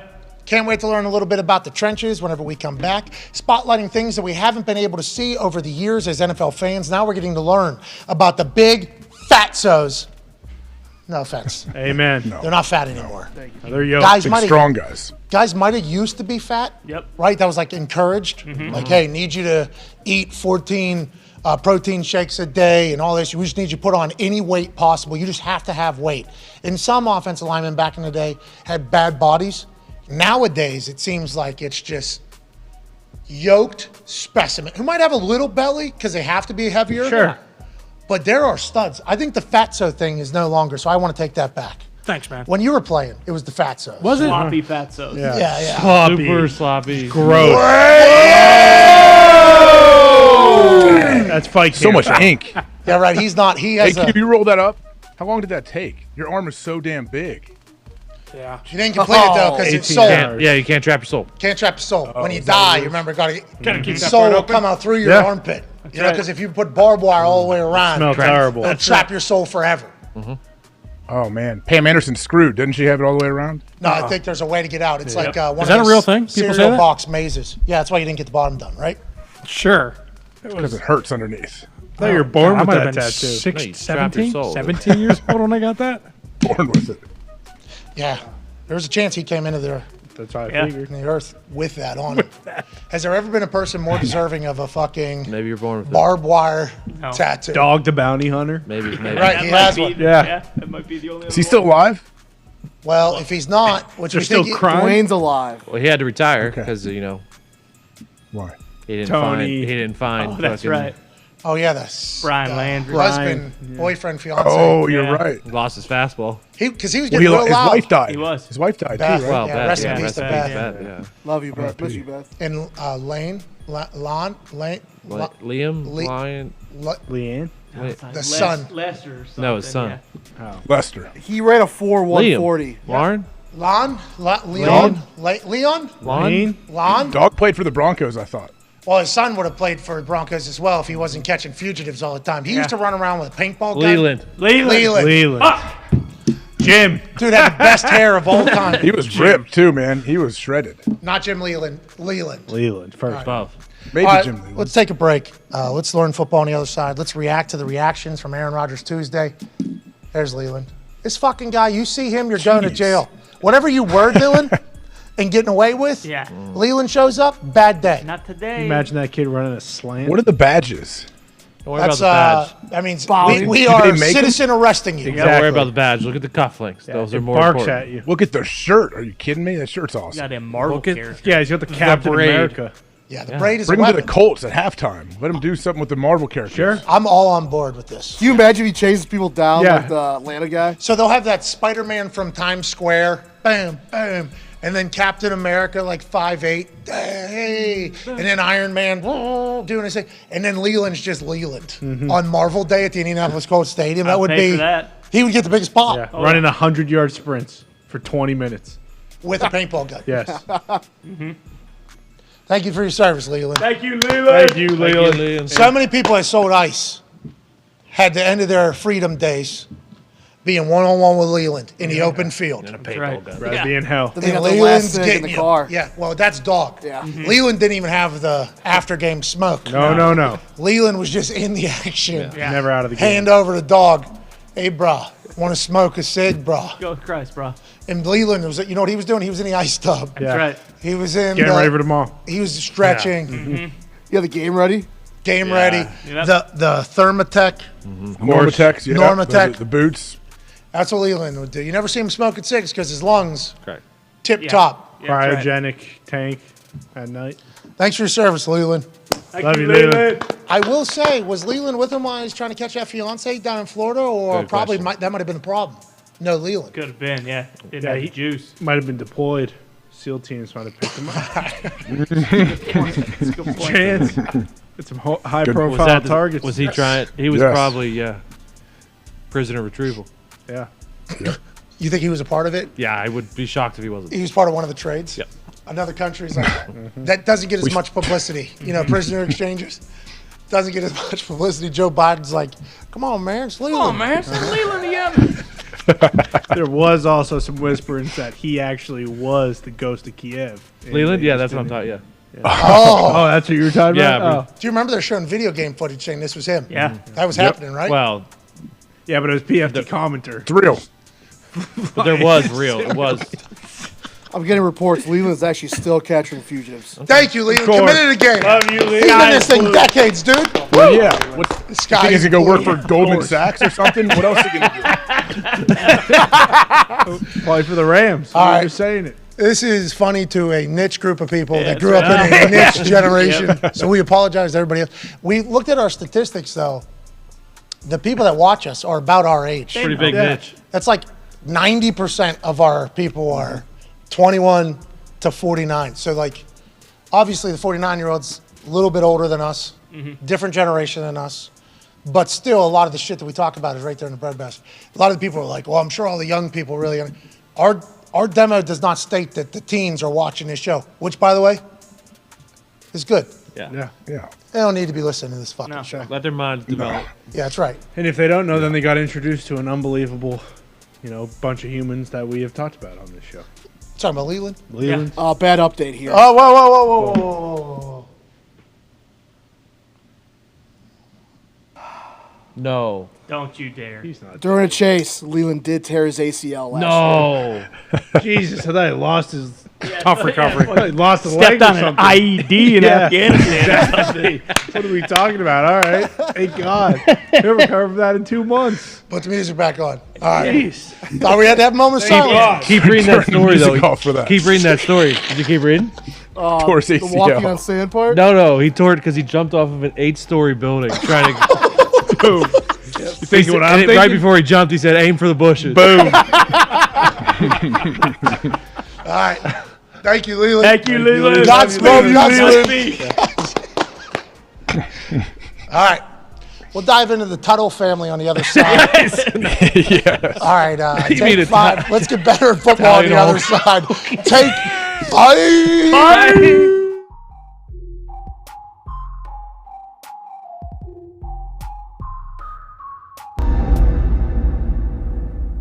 I feel really good. Like my body feels fresh, my mind clear. Like I'm gonna go do it tonight, I think, you know? Like I'm gonna go do it. 77,899 people going bananas. I thought I wouldn't be able to sleep last night. I thought that I'd wake up with high anxiety. That is not the case at all. I am so ready to get out there and do what I was put on this earth to do. I'll be walking out of that thing all. This is a big night because 11 years ago tonight, I had my match with Jerry Lawler wrestling. Come on! Broadcast colleagues, same night, 11 years apart, could become the first undefeated broadcast team in the history of WWE wrestling. Not could. We will become.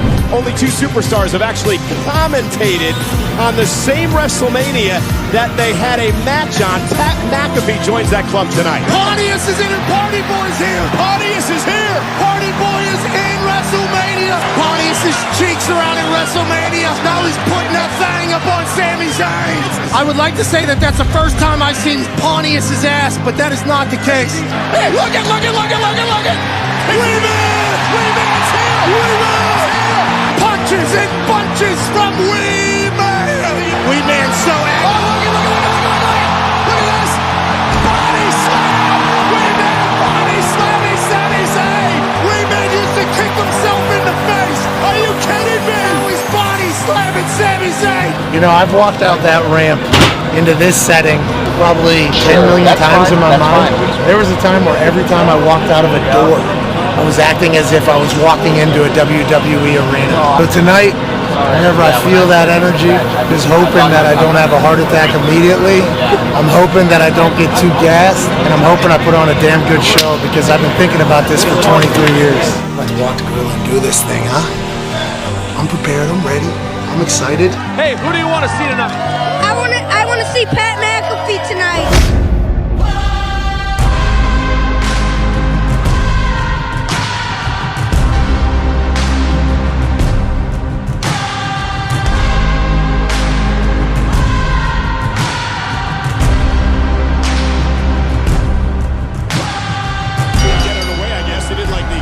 Showboat, he looked Pat McAfee with a right hand to Theory, and Theory stunned early. And now McAfee up over the top. McAfee with a spinning elbow. Moment. Theory's in trouble. Hurricane. And McAfee driving Theory running on the announce table. Theory bouncing off the announce table, and Pat McAfee's beating the hell out of Austin Theory. Kim and Sally McAfee watching their kid beat the hell out of a douchebag. You remember this? Oh, a little payback from Friday night. Get him, Pat. Multitasking.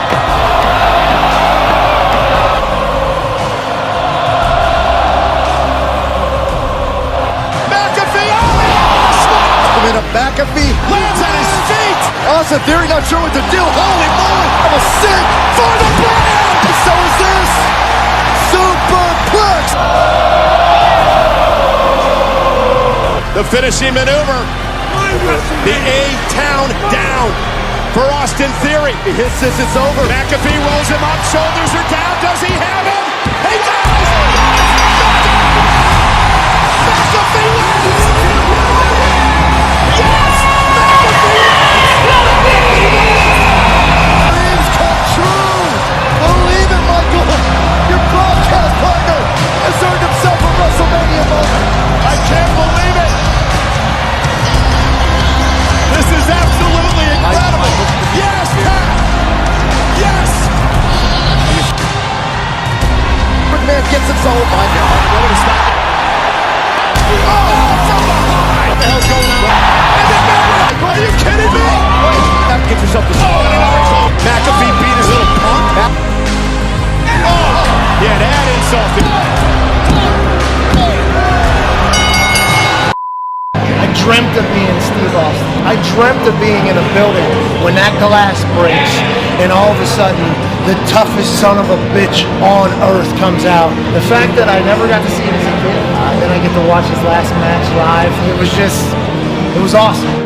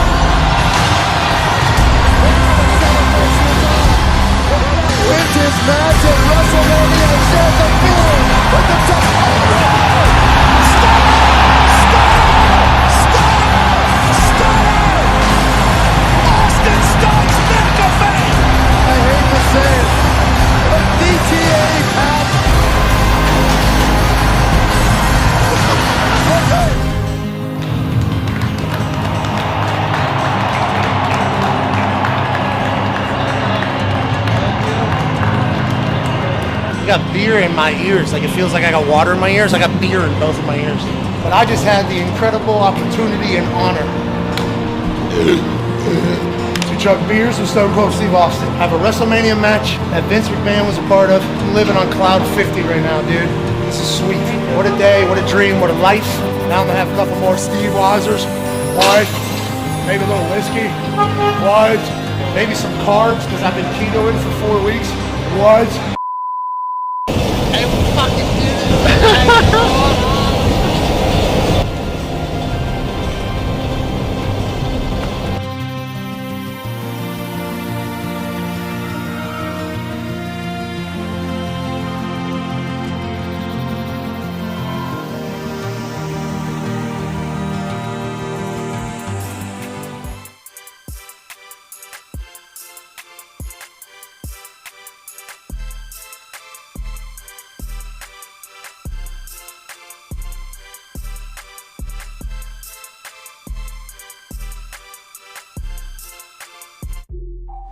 Welcome back to the Pat McAfee Show on Aaron Rodgers, Albie Shipley, Tuesday, December 20th.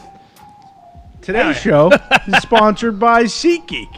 This is your weekly reminder that they gave us all 15% off football tickets. Hell yeah! And that's whether you're a first-time buyer or not. College, NFL, possibly XFL, coming up. Maybe SeatGeek should look into that. It doesn't matter. USFL with all those studs who are How is there enough players? It'll work. It'll all work. Nonetheless, get your tickets to watch us with our friends at SeatGeek. Yeah, you should be able to enter the transfer portal to transfer to the XFL and the USFL. They should in the CFL. Boom. Just make it one big league. Yeah. It's not a bad idea. You can transfer. Can you go one and done? Would the XFL let you go one and done? Why High not? school right to the XFL? Instead of college? Yeah, a lot be of kids paid would for get 2 hurt. years or something. Maybe. Sure. Something to think We about. don't know. We know if you're buying tickets to go watch these kids, though. You got here's SeatGeek. And you click the link in the description for 15% off. And there's no code needed. It is auto-applied to your account. SeatGeek has got you covered. Hell yeah. What's wrong? You didn't like click the link in the bio? Sound like you were reading that with some dismay. Are you not happy about the link? To be honest, I knew the last line was about that. I didn't know the exact wording of it. I was looking down, but I wasn't actually reading it. Okay, so next time, looking at something that we're reading, let's read it. Yes, That's exactly. great. Okay, we learn as we go. I knew that the wording was in there somewhere if I said it just from the heart. I do love that you're just looking at this as if it's a prop. Yeah, exactly. Just look down. Bruce Bronovich put his work into this. Bingo. So I should at least honor it. Not going to actually read the words, though. It was just like yesterday with the "it's not money" with the Jacob Myers, but I didn't even read that part because I just assumed it would say that's money. That was an above average read, I think. We judging it? We think? What do we think? Yeah. Well done. It's tough going from talking about That Leland, was- to reading an ad. Yeah. I think I switched True. to this. You did. I liked it. Thanks, I don't know Al. which one you're actually. I don't know which one you're talking into. I liked it. Yeah, I think you're talking about that one. Okay. Yeah. I think you got both actually right now. I liked it. I thought I was waiting. I thought it was going to explode. Yeah, I thought there was gonna be No feedback. Hey, Seattle, I was up there. Yeah. What'd you think? Okay, the reason why it's so loud, I think, because of what I thought was going to happen right there. Every one yell is like 4 yells. Because of this. Yeah, so like me yelling, oh, I think I'm getting 4 yells. It's like the Grinch. I'm an idiot. Off the walls. Yeah, so I think like it's a deeper sound, if that makes sense, because it's it's double the capacity, maybe triple the capacity of yells, I think, personally, because it wasn't even filled up. There, at the beginning of the game, it wasn't even filled up. National anthem's being sung, and it sounded like it sounded like a loud, and I'm like, I'm trying to listen. I'm like, oh, this is all, everybody's echoing off everything. Penn State as well. Penn State, very, very similar. I feel like straight up and down. Like that's how it gets loud. Is it really? It's straight up and down at Penn State as well. That's the best setup. That was so awesome. It really was. So it lived up. It lived up. Well, you were up high, so you didn't get the full effect. Tough game for Seattle too. Tough game. But when Purdy was sitting in his end zone. Oh yeah. Fourth quarter, I think. Third quarter or fourth quarter? Fourth. I think it was fourth. Fourth quarter. 21. 13. 8 minutes still? left, maybe? I don't know. I forget. He's sitting in his end zone, 3rd and long. It was Rowdy. Yeah, it was palpable. The sound was very, very loud. But once again, that's because every one yell is 4 yells. So it's naturally going to be louder, especially whenever they're cheering or whatever. So makes sense. I was impressed at that particular moment. I was like, oh, this is it. This is what we're talking about. But since I wasn't on the field, I didn't get a proper judgment first like other overhangs. Look at those overhangs that just keep the sound in going back and forth. Look at that thing, man. It's awesome. It really does. It just like stadiums have to be terrible. Yeah. I mean, concerts have to be terrible. Oh, for yeah. sure. There you go. Stadiums have to be terrible. What a stupid line. Concerts have to be terrible at this stadium, though. Look at that, though. How awesome. How many people can play that place, though? Bon Jovi? Yeah. The What's his best song? Pearl Jam. There's a lot of people doing stadiums, bro. Taylor Swift just sold out like 50 some of them. Yeah. Oh, yeah. Stadiums. She was making $1 billion. Yeah, she was making multiple. Did you see how much Bad Bunny made this year off of stadiums? Bod? Yeah, Bod Bunny sells Most out of all stadium. time. How much? Like Stadiums? $435 million or something. Taylor's going to break that. Oh, yeah. Taylor's going to She break did that in 2 stadiums. But I think post-COVID, a lot of people are buying more tickets to stuff. Yeah, time to go out. So it's almost time for us maybe to hit the road, but we'll get to it. We will get to it. Go ahead. What are you saying? That's the guy that I talk about. The fan, the super fan. With the sign? Yeah, with the signs. You right there? He's in right in that corner, right there. He's a good shit talker too, right? He's How unbelievable. can you tell from that? Where? Because that's where. Look at the sign. Look at the sign. What fucking sign? Bam. What's it say? You can look him up. Seriously, he's got like different ones every time. Like I'm telling you, we went up there in 2000. He's like a liquor store, right? Like when they changed the. Yeah, he the sayings. continuously writes things the whole game. We came out in 2017. And there was rumors that BA was gonna retire after the game, and we came out right before the game, and it said, "Keep BA, fire the team." Okay. Yeah, like and then Pretty like good pop. and then like later, you know, you have a different one. It was like AQ stinks. making fun. Yeah. It's like all game long. He's just got 1 billion of them. It's That's awesome. sweet. Is it dry erase or yeah? No. It's like marker with like a legit white big poster board. So he just brings in a shit ton of them and Yeah. writes them as he goes. Yep. He was talked about. Somebody told me about him. Like, oh, you're not going to get to see Sign Guy. I guess Sign Guy's a real guy. He's a super fan for the Seahawks. He's a super fan for the Seahawks. Does he rob banks or is he soft? Bingo. It's a great question. We have to get him in the convention. That would be funny. Rob's bank just puts a sign up. Give me your money. AJ, Chiefsaholic story you fathomed would happen. I did. That's not one that I guess saw coming down the pipeline. I guess if you talked to me 2 months ago. How about Aaron saying the word exaggerated nothingness? I mean, that was fantastic descriptor of something that you have no respect for. I think. Don't you? That think? was not as surprising as the Chiefs superfan situation. There was 4 pops out, 5 maybe, 5 pops maybe out of things he was saying where it was just like, oh Jesus, all right, hilarious. Yeah, he was in his bag today, as they say. He really was. Big primetime win. Yeah. They could have won up by a lot more. Oh, yeah. Could have absolutely beat the shit out. The score could have looked a lot. They covered. Okay, so they did what everybody thought they were going to do. I didn't realize the help they need is that much. Yeah, it's a lot, and he wanted to downplay how much it was, which got us into a full conversation about everything else going on in the world. But like the Giants losing out, it's the Vikings, Colts, and Eagles. So I saw the thing on ESPN right now, and I assumed it needed to be all 3, but I think they only need 2 of it. And you look at who all. So it's Commanders, right? Yeah, Commanders have the Niners this next week, and then they, I believe, either play like the Eagles. Like all of these teams have at least 2 very tough games left. And then the Seahawks, I think they only need them to lose once, and they play the Chiefs this week. So, like, it is, I mean, if the Packers do win out, like, they will have a pretty decent shot to sneak in. Don't let Aaron Rodgers in the playoffs. That's right. Against them. Not on this year, right? With everything that has happened, the amount of, I don't know if you guys heard it in his book recommendation this year, the amount of chips. Yeah. Right? That guy thrives off of them. Yeah, exactly. That's like his thing, right? Like, oh, okay, is that right? Bah, burn it down. Gotcha. I mean, that is. So this year they were talking about benching him. They were talking about him not being able to play anymore, him being washed, him being overpaid, this team stinking. I mean, so if they're able to sneak back in, I think the type of human, if we're reading him right, and AJ, I would like you to kind of potentially either back me up or fight against me in this. I feel like this would be the biggest spite Aaron Rodgers the world has ever seen if they make it into the playoffs this year. Yeah, it's definitely. I would say, it would be pretty satisfying for him and the rest of that squad. I think Whole team's got to be pumped up about it. Oh yeah. Remember, Aaron, they win the NFC North last year, and they have that shot of him in the huddle, and the sky cam's in there. He's like, let's make sure we enjoy this, boys. This is what we work for. You know, this is the purpose of it all. Still very much invested. Knows everything about every situation. There's a lot of convo because this has been the first bad year in a long time. He's had the most picks, since his rookie year or something like that. Yeah.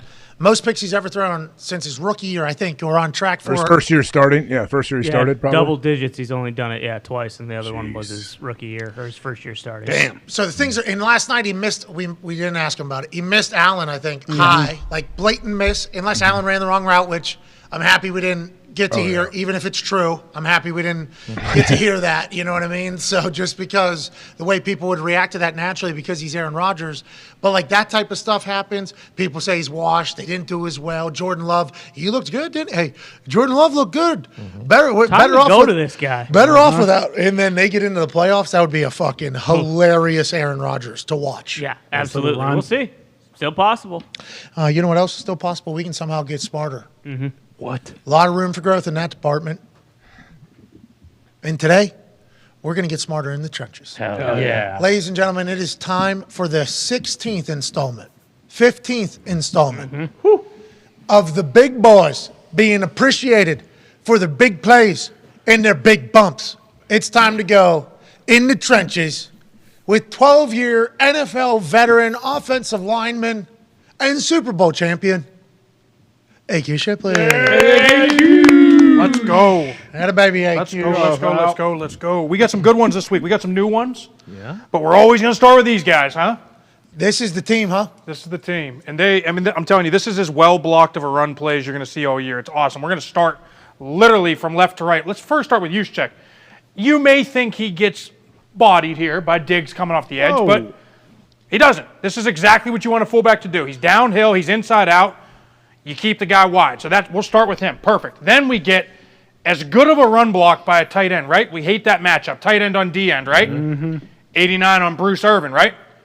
Watch the footwork. His footwork will mirror an offensive lineman. He does such a good job. Most tight ends, when they're asked to block, their feet cross over. He's boom, boom, boom, and just walking. Look at that. Look at that. 2.2 AQ. Is there a reason he's in a 2-point? Just because he came in motion. So, just keeping one guy off the ball. Giveaway. Keep the receiver, whatever. Tipping place. There it is. Then Trent Williams, I'm just going to say this again, 1 of 1. Most people that come off the ball and this guy disappears, when I say disappear, slants, to be able to put the foot in the ground and get back up on this linebacker, 99% of linemen in this league can't do it. Now watch Trent, gets the block right off his ass, and then here's the best part. On the backside, let's rewind this just a little bit further. Keep going, keep going, keep going, keep going, keep going. And check this out. He's got him. But when they run a TE, the ability for him to not sell out, they both double hinge, work back out, and be able to pass this off. Watch McGlinchey on the backside climb right now. Doesn't chase his guy. Stays inside out. Perfect pull block. And you get the rookie, Mason.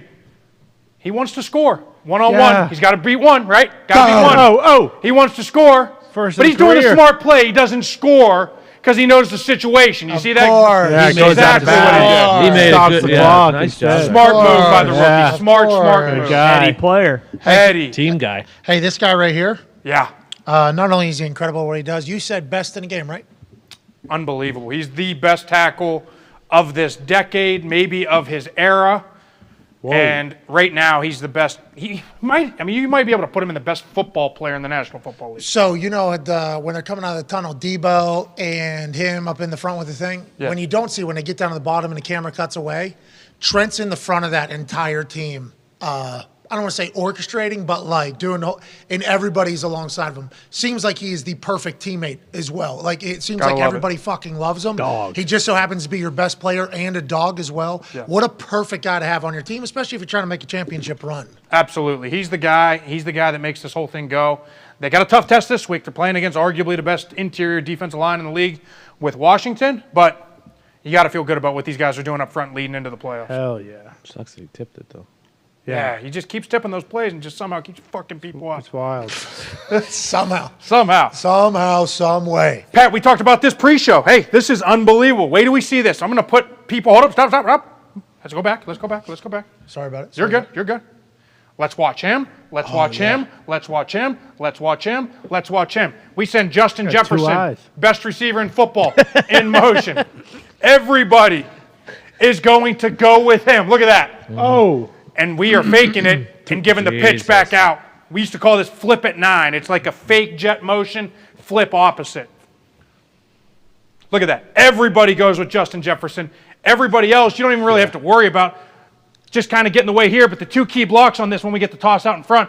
Cleveland, phenomenal job getting up on Franklin, getting front side, and just driving. Watch Darisaw throw Gilmore into the bleachers. Darisaw. You hate that guy. Darisaw is an absolute monster, top 5 tackle in the league already. How come you never talk about it? Yeah, why How don't come you you never didn't give the wide? I mean, he's only been on this segment 12 out of the 15 fucking weeks. The guy never people. You didn't give the wide on any love down here. Yeah, for Seal. KJ Osborne and Thielen. How about Where's Thielen? that? Oh, yeah, great down block on 9 by Thielen there, and then you also get Osborne inside to allow the crack toss. Hunting Gakwe? Yeah. Jeez. This is big time. All right. Everybody relax. Everybody relax. Oh, yeah. It's good leverage by Kevin O'Connell in this run game. AQ. That's right. Yes. AQ, I have a quick question for you. If you run back to the beginning, Pat. Yes, sir.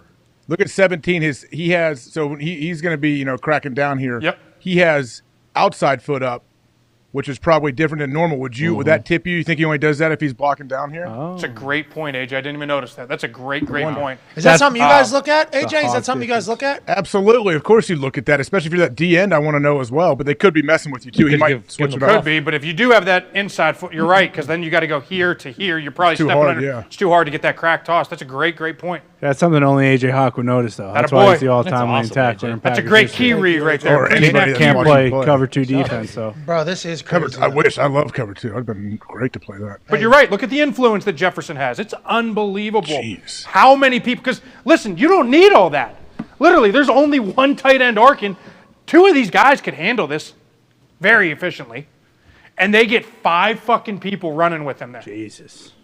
Like I said, Darisaw out in space. Look at that. Look he how is. athletic that is. He can move. It's unbelievable. He's really good. Yeah, he can dunk a basketball. And I'm not even kidding you. Like, if you watch this game and actually just watch Darisaw break it down, he had 3 blocks like that where he puts people down. He does a jump set fake kind of thing that I've only ever seen Jason Peters, Taron Armstead, and Trent Williams do. What's the fucking, what do we have with those 3 people? 3 of the best in the game, Hall of right? Famers. Mean cusses. He does like a fake jump set to throw off timing and gets back on Ngakoue. It's unbelievable. I mean, he's playing at a super high level. We'll keep talking up Christian Darisaw. We good? Yeah, all right. All right. We'll see. All right. I mean, 67's just lounging up there, too.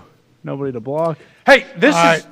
Where's the defense at? We get it. We get it, okay? Let's move along. Just wondered. All right, so we could have put up the game winner in overtime. We could have put up a bunch of other plays. The reason I wanted to put this one is because what do we like to talk about on here? Wrinkles.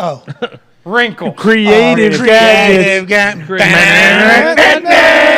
So here's what this play is meant to be pre-snap before we get this thing going. It's literally just your standard inside zone single back weak that we've seen over and over again. He blocks out on him. They work some form of a single up to 48. They work a little slip block on the backside up to Kirksey, and then we're 2 for 2 on the backside. But here's what we do. We run the same exact play, except we switch a little responsibility. We block Trey Smith down here. We call that cutting the defense. Now you get clear lanes that you want to run through. We're cutting here. We're going to loop around Creed Humphrey, one of the best centers in the game. I think he's the leading Pro Bowl getter for center. Him and Kelsey, yeah. Okay, so he goes around. He's got him. But check what we're going to do. This is what you got to love. This is why you call this poetry in motion with everybody up front. He is taught to run off the fucking ball. Wiley, boom, let's run off the ball in this DN. If he slants inside, now we leave him for the center, exchange responsibility again. So we just exchanged 3 responsibilities from what it was supposed to be pre-snap, and watch this just turn into poetry in motion. We get a big gaping right there. Look at that. Oh, Pacheco. I mean, how good is that? Is he going to put his head down? How good is that? Really good. Pretty damn good. Boom. Bang. And then he runs through contact. You got to love seeing that out of a young running back. Go down sometimes, though. Nah, you just run through it. Well, be unless you're gonna careful. fumble. Yeah, because McKinnon's behind you, and he's playing really, really Yes, good. he is. And we all love you, Pacheco, so let's keep seeing you out there. Come on. Great point. McKinnon is playing great football.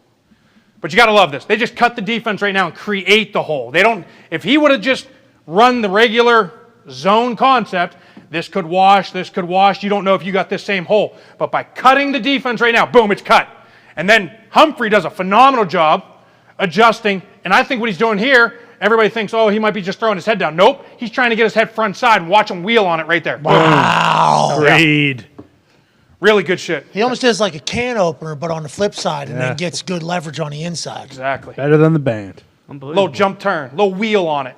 Oh, he's putting a little wheel on it. There it is. And that's a creative gadget. Again, I love that. I love when they take one responsibility and switch it, and it changes the whole play. AJ, you're fucked here, pal. Yeah, AQ, how often do they, well, also the center snapping left-handed always looks weird to me. Is that awkward for a quarterback? It certainly looks it. I mean, I can't get used to it either, but when he was coming out, I was like, oh, that's weird as shit, but I mean, he's obviously become one of the better centers in the league right now. Yeah, this guy's pretty Does this good. happen a lot, though, AQ, where you could, like, they shift their responsibility on the run depending on what the defense is doing, like with their leverage? So a lot of coaches are very hesitant to do this because this DN can really blow up this play if he doesn't go as flat, right? If it's just one stepping up the field, he probably blows up this play. So a lot of times you tell this guy to stick and stay, and the center's got to react. But then what that does is what? Now you're fucking telling the tackle to play hesitant.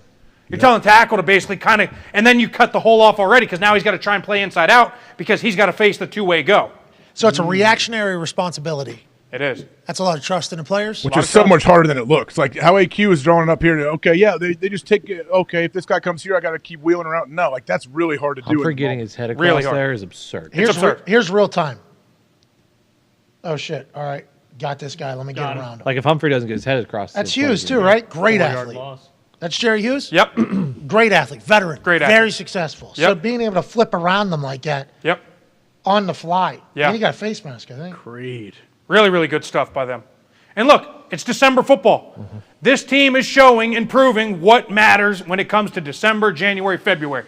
You got to be able to run the football, so they make an emphasis on this moving forward. Speaking of. The brand new lines. Let's go. We have not shown a ton of these plays. This is the end of the first half, so again, not a crazy meaningful play. It just goes to show what Detroit is doing and making an emphasis. This is in a 2-minute drill at the end of the half. And how are we going to get the most effective play going right here? What do? We got 1, 2, 3, 4, 5, 6. Ideal box for running the football. I don't know if they check to this because they like the box, but this is what you want to run. Every single sub-run you have in the game plan is good versus a 6-box, what we call. We get 2 high safeties. Basically, on the trap, the 2 front side guys are going to leave this guy unblocked for the guard, pulling and trapping, and they are responsible for the 2 linebackers. So he goes to the backside linebacker, he goes to the front side linebacker. If for some fucking reason he was over here, the safety was down weak, he would have a 2-way go, sift responsibility, him to him, most dangerous threat. But because it's a 6-box, we got people for people. Boom. Trap. 63. Let him bluff him. Boom. Bluff him. Boom. Trap. Tight end just keeps this guy wide. And watch this hole. Ooh. Oh, you see what's happening? See the little bluff? Boom. He's around. Here comes Penny. Boom. There it is. That's awesome. That's all you got to do. Uh-oh. And then you get the big boys up on the second level. Boom. Boom. See ya. Boom. Boom.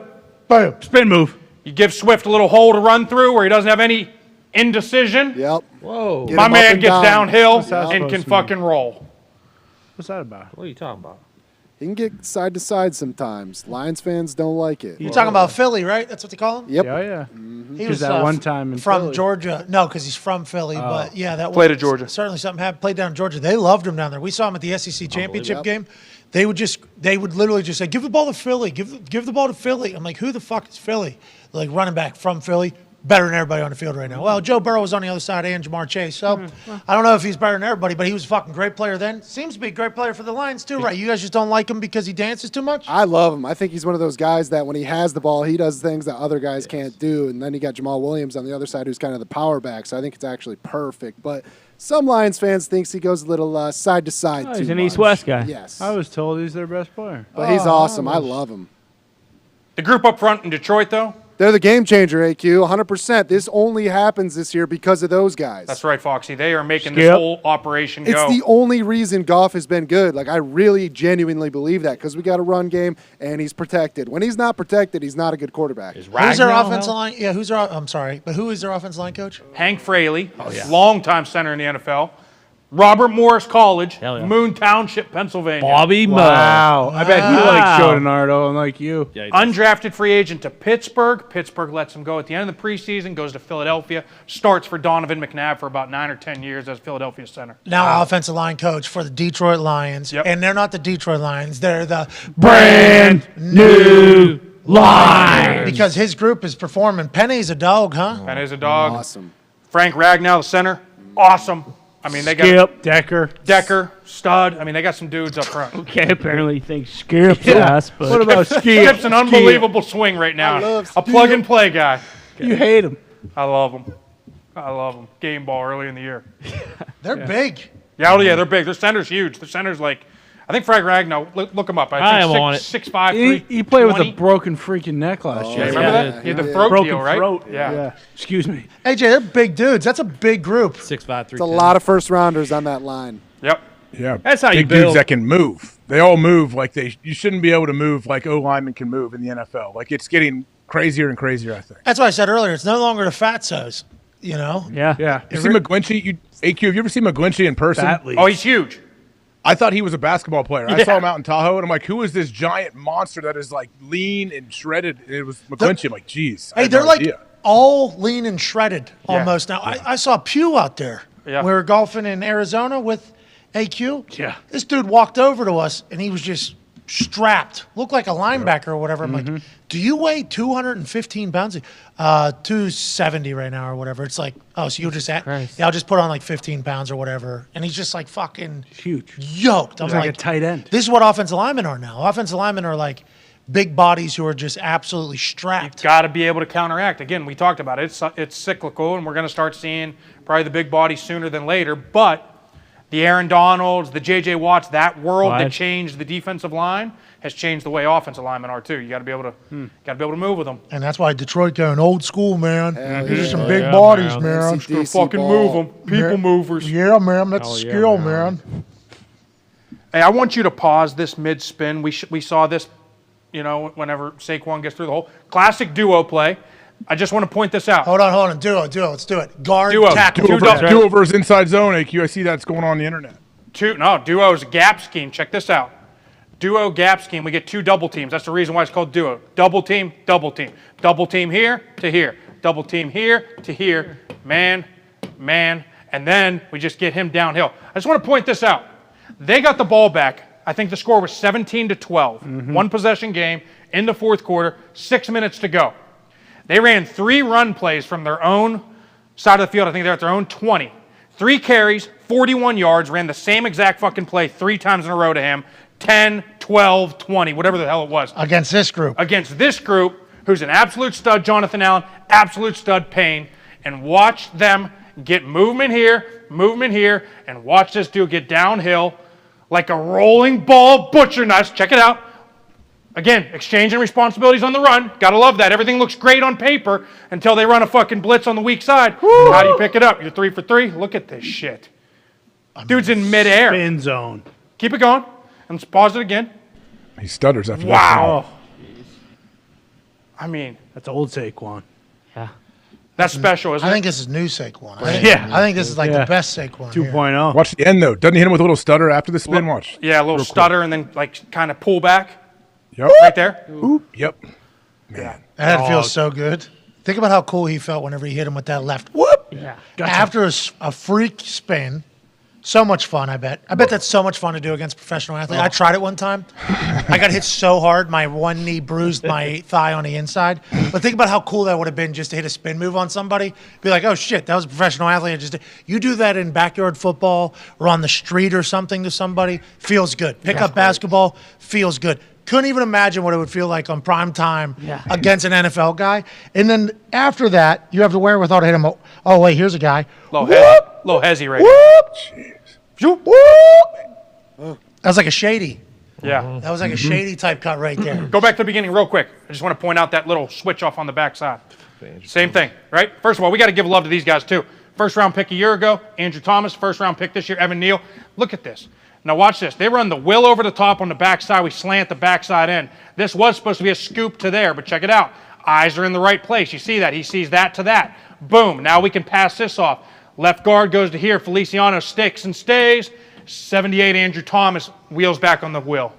It's really good shit, man. When you see stuff on the run like that, that's well-coached teams up front. And smart. Look at the O-line. Look at the O-line. Jacked, too, up. as they finish that whole play.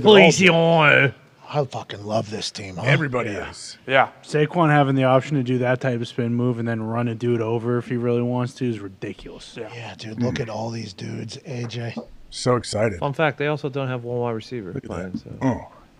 They're Actually, pumped. Darius. 73 picking them up. Yeah. Let's go. Feliciano going Rookie. bananas. 78 flexing. Let's go. I mean, that's a big deal. Let's go. Dudes, too. Think about what Bill Belichick said. Remember what Bill Belichick said whenever people celebrate?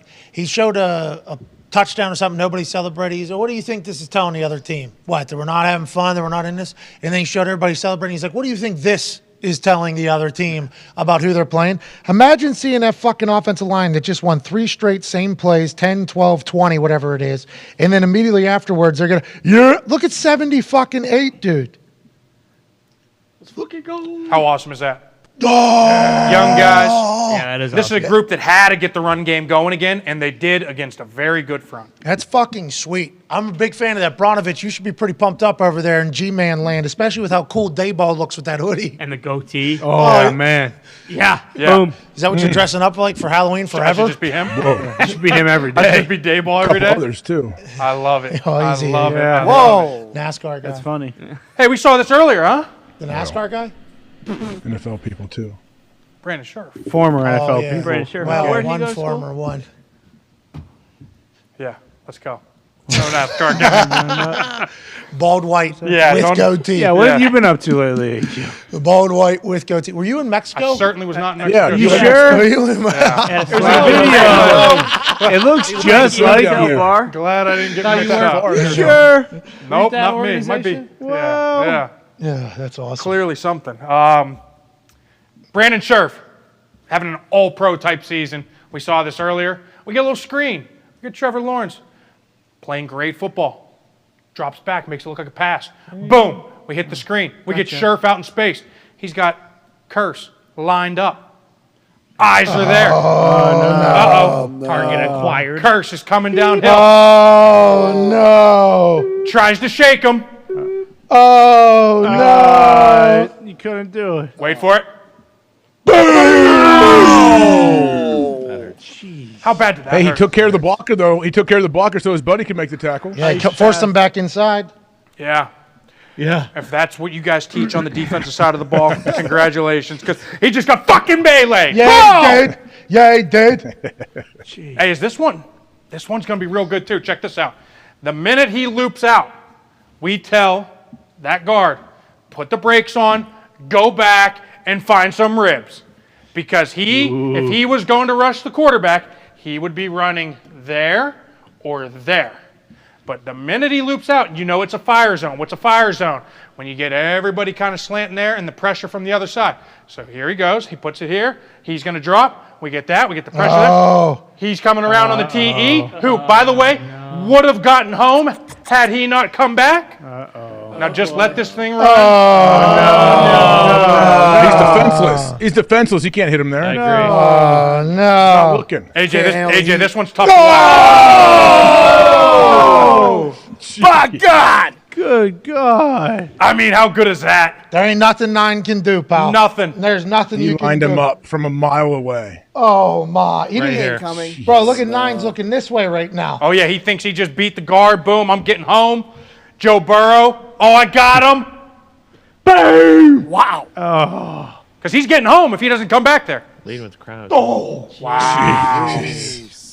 Is that Kappa? Is that revenge from a former Buccaneer? No, his cap was on the right side. Okay. Kind of coming back. That's Cordell Volson, I think, second-year player. Look North at that. Dakota State. Look at that form. I mean, he's going shoulder tackle right. This is John Cena flying through Oh, the yeah. air. Yeah. Oh, yeah. Oh, yeah. Yeah. Playing for America, though. I mean, that is so good. And it's funny because this happened, I think, in the third quarter. And earlier in the first and second quarter, the Buccaneers ran this pressure a couple times, and he kept coming back, and there was nothing there. There was nothing there. You could see he was waiting for this. He finally got one. Jeez, and just jogs it off. Yep. Is one of the boys telling him, I saw what you just did there in between plays or not? I guarantee you my man Alex Kappa, playing right guard, who used to play for the Buccaneers for the last 3-4 years, saw him and he goes, hey, great hit, bud. Great hit. There's one of those. And then we move on. Then we're back to our exaggerated misery. Exactly. That's some offensive line play. That's exactly right. What do we say? Anonymity. Atta baby. Holy shit. Look at that word, boys. Nice. Penn State educated. I can't believe that. Speaking of educated, we feel like we've gotten much smarter in the trenches this year. We can't thank you enough, ladies and gentlemen. Super Bowl champion, host of In the Trenches with AQ Shipley. All right, let's get the hell out of here. It's been a hell of a day, hasn't it? That was fun. Look how good you look right there, pal. Let's go. AQ looks awesome. Nice. Yeah. By the way, not a fatso. No. No. Not a fatso. Nope. That's How's fight camp? Thanks to Jay, yeah. Yeah, how is fight camp? Fight camp has been on Is hold Jay for back? a little bit. Oh, no, you quit. No, I didn't quit. You I need quit. to get back. COVID? I need to get back. You quit the fight, Oh, you there don't was- say. What's that all about, AJ? New Year's, new me. The week before Did you get kicked Thanksgiving. out? No, the week before Thanksgiving was the last time I went. It's bad. It's been tough. Holiday season stuff. Hey, I haven't been on a treadmill in a while either. A lot of people saying, hey, I seen on your IG story you're on that treadmill every morning. Haven't seen one 2-3 weeks. It's like, you got me. You're not supposed to. You've been busy. From Thanksgiving to New Year's, you're not supposed to. It's impossible. I don't know how you've done this your entire life, AJ. Because right now, there's a platter of fucking treats out there Nummy treats. that look so good. They are. So good. Who brought them? Tone. Tony. Tone's dentist. Great job, Tom. Good for you, Tone. Who was it from? My wife. That spread that was put together right there, Unbelievable. it looks good. I've just looked at it, closed my eyes, tasted it, and then walked away. Yeah. So, that chocolate-covered pretzel right there. Oh, my God. It's so good. Don't worry, though, because those aren't making it through the rest of the day. Yeah, peppermint brownie. They'll be gone. This is what I'm saying. Dude, there is an assortment of delicious-looking treats out there. Yes. And there's also an opportunity. You know, I've kind of let myself, and this is I'm kind of a bitch-made cap for this. I've kind of let myself just buy into the time zone change being a reason. Like, I've come in like an hour later than I normally would have for a few of these days. 45 minutes later. It's because I can't fall asleep at night still because this time zone. Like, figure it out, dude. You know what I mean? Wake up. Get on the treadmill. You know? Be a human. You don't have to give in to every single temptation and be a lazy fuck, right? Say all that. That sounds good. Wait till you see tonight. I'm going to be up till 2 a.m. Yeah.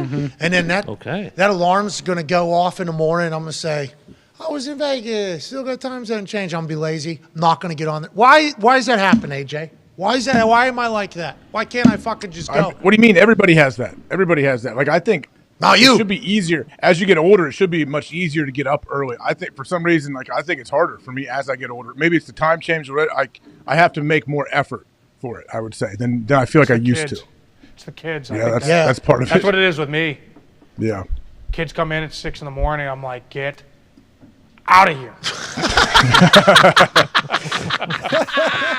I bet AQ's kids have to have so much fun climbing all over him. You're so big. Oh, yes. Oh, yeah. He is beloved by his babies over there. And, yeah, I just got to get better at that. Tomorrow. The time change is killing me, man. I'm tired. Yeah. It's 6:30. I'm like, all right, is it bedtime? It's so dark. Yeah, and then for whatever reason, my body won't fall asleep until it's like it's fucking with me right now. Still on Pacific till tomorrow, though. It takes 3 days. Aliens. There's aliens coming through Wisconsin. We're quite a conversation. Yeah. Howard, I lived in Howard in Wisconsin for a little bit. Oh, that's where the Ups live? So those are good. That's why it's high quality video right there. That makes sense. Any security cameras pick anything up over there, you think? Is there going to be more videos? Definitely.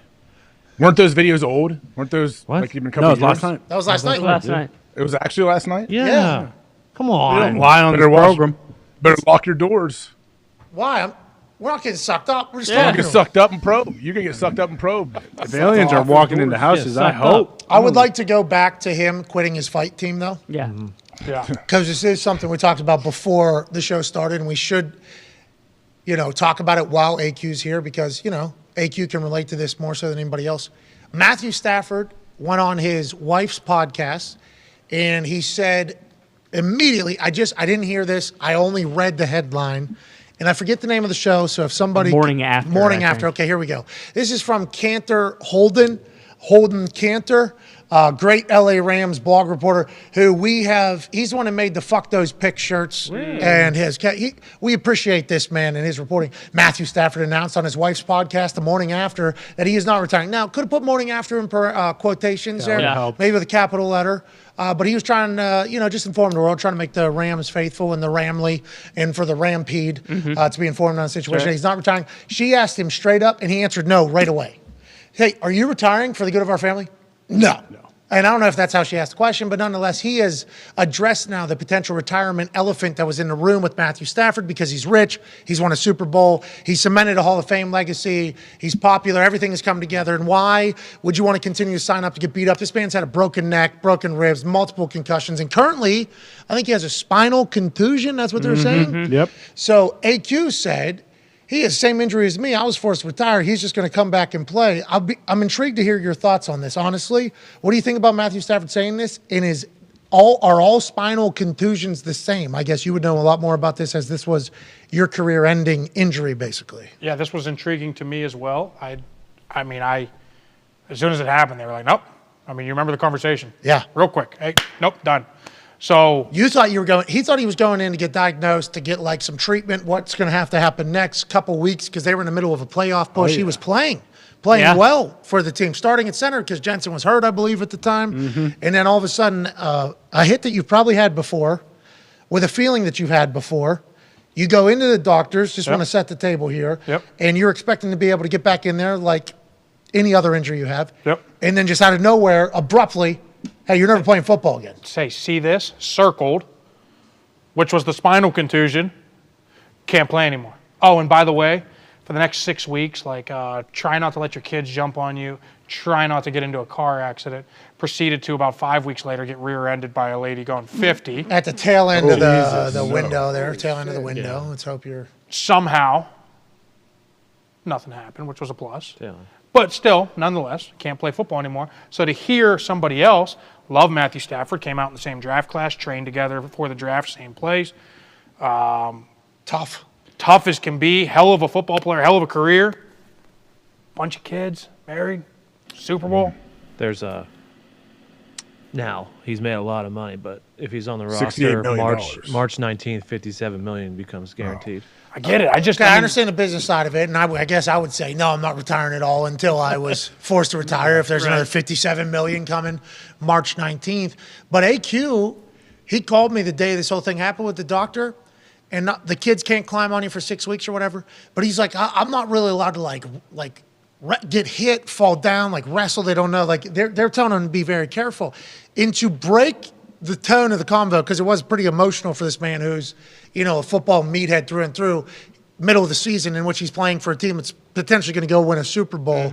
He's told out of nowhere on a fucking Monday or Tuesday, hey, your career's over. It was pretty emotional. It was a serious conversation. I respected and appreciated the fact that you called me on that day. So to break the tone at the end of it, I was like, oh, so at any given moment, I could fucking paralyze you. You need to remember that. That's how I said it, And he laughed. We laughed. But he was like, yeah, basically I'm being told, can't do really anything that's a lot of movement potentially to the spine or the worst thing possible can happen. So when he heard Stafford was like, yeah, I'm coming back. Yeah, it blew my the shock on your eye was legit real. I was like, what? Because I was told by numerous doctors, including the top doctor for spines in LA, can't play. Can't put a bar on your back for the rest of your life. No squatting. In LA, where is too. it? Where Where's exactly? Can you point to it? Where it is at AQ? Where on your neck? Back, C2, C3, C3, C4. Oh, okay. Similar. Okay. Is that something when people get fused? Is that an area people get fused? Yeah. So that was that's an option, and that's an option if pain persists.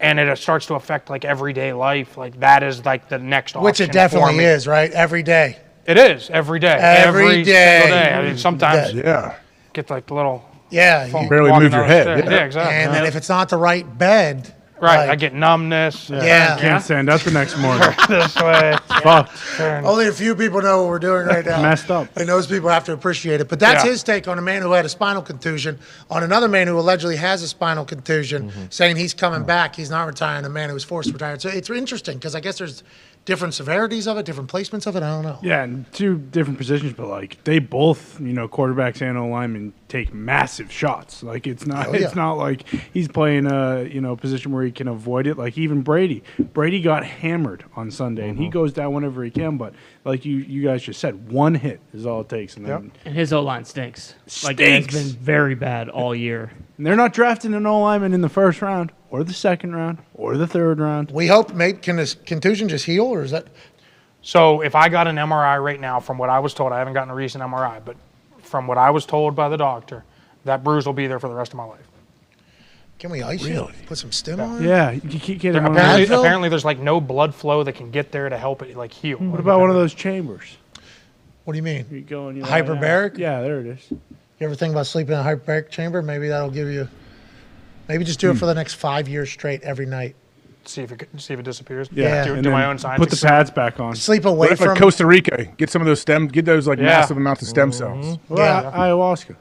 Yeah, maybe the ayahuasca will travel to your Iboga. spine. Because they do it with mushrooms. You got to do a spinal tap to find. So maybe that's how we get in there. Boom. Possibly, maybe just have like Glaze, like karate chop it and reverse the reverse the cruise. It's a great call. He's the only guy we can trust. Yeah, I assume. What is Glaze saying every fight club that AQ doesn't show up at? Well, I'll tell you what, AQ, if you don't start taking this more seriously, you're gonna end up turning into one of those floppy fatsos we were talking about. Okay. What Need is to it? get you in here? Jay, what do you say to everybody else whenever AQ doesn't show up? Do you talk any shit about him? Like, oh, this guy. Well, I just basically say like, hey, can you believe this big push still isn't coming in here? And it's because he knows I'm gonna fucking come right down Broadway with a 1-2 and bloody up his nose and his lip, and I'm gonna give it to him all day. I ain't going anywhere, baby. So get used to it, AQ. Right down Broadway. I don't blame you for not wanting to come back in here. You're tired of fucking eating these things. Did Jay? Did you have a good time in Qatar, or what was the situation there for? Well, we talked about it last time. I think what was it? I ate like a bad day-old goat's penis or something. I got COVID from it. Had to come home right away. It wasn't COVID? No, in the penis. Yeah, tummy ache from day-old goat's penis. Tummy ache. All right. Shout out Jay. Shout out Jay. Love you, Jay. Miss you, Glaze. Hey, Jay, don't let this guy fucking run from your fight club any longer. Get this guy back in the gym. I'm on my way. All right, hey, you want to make some putts here, pal? Why? Let's do it. I want to let you. I want make some putts. I won 3 or 4 yesterday on this. Did you? Yeah. Right side, First of the near day. side, straight down. I feel like it's flattened out a little bit. We did a little walking on it at the holiday party. I think that kind of straightened it out a little bit. You think so? I think so. Yeah. Over here, there. No. No, near over one. here. Opposite. Okay. Yep. Near one. Straight down.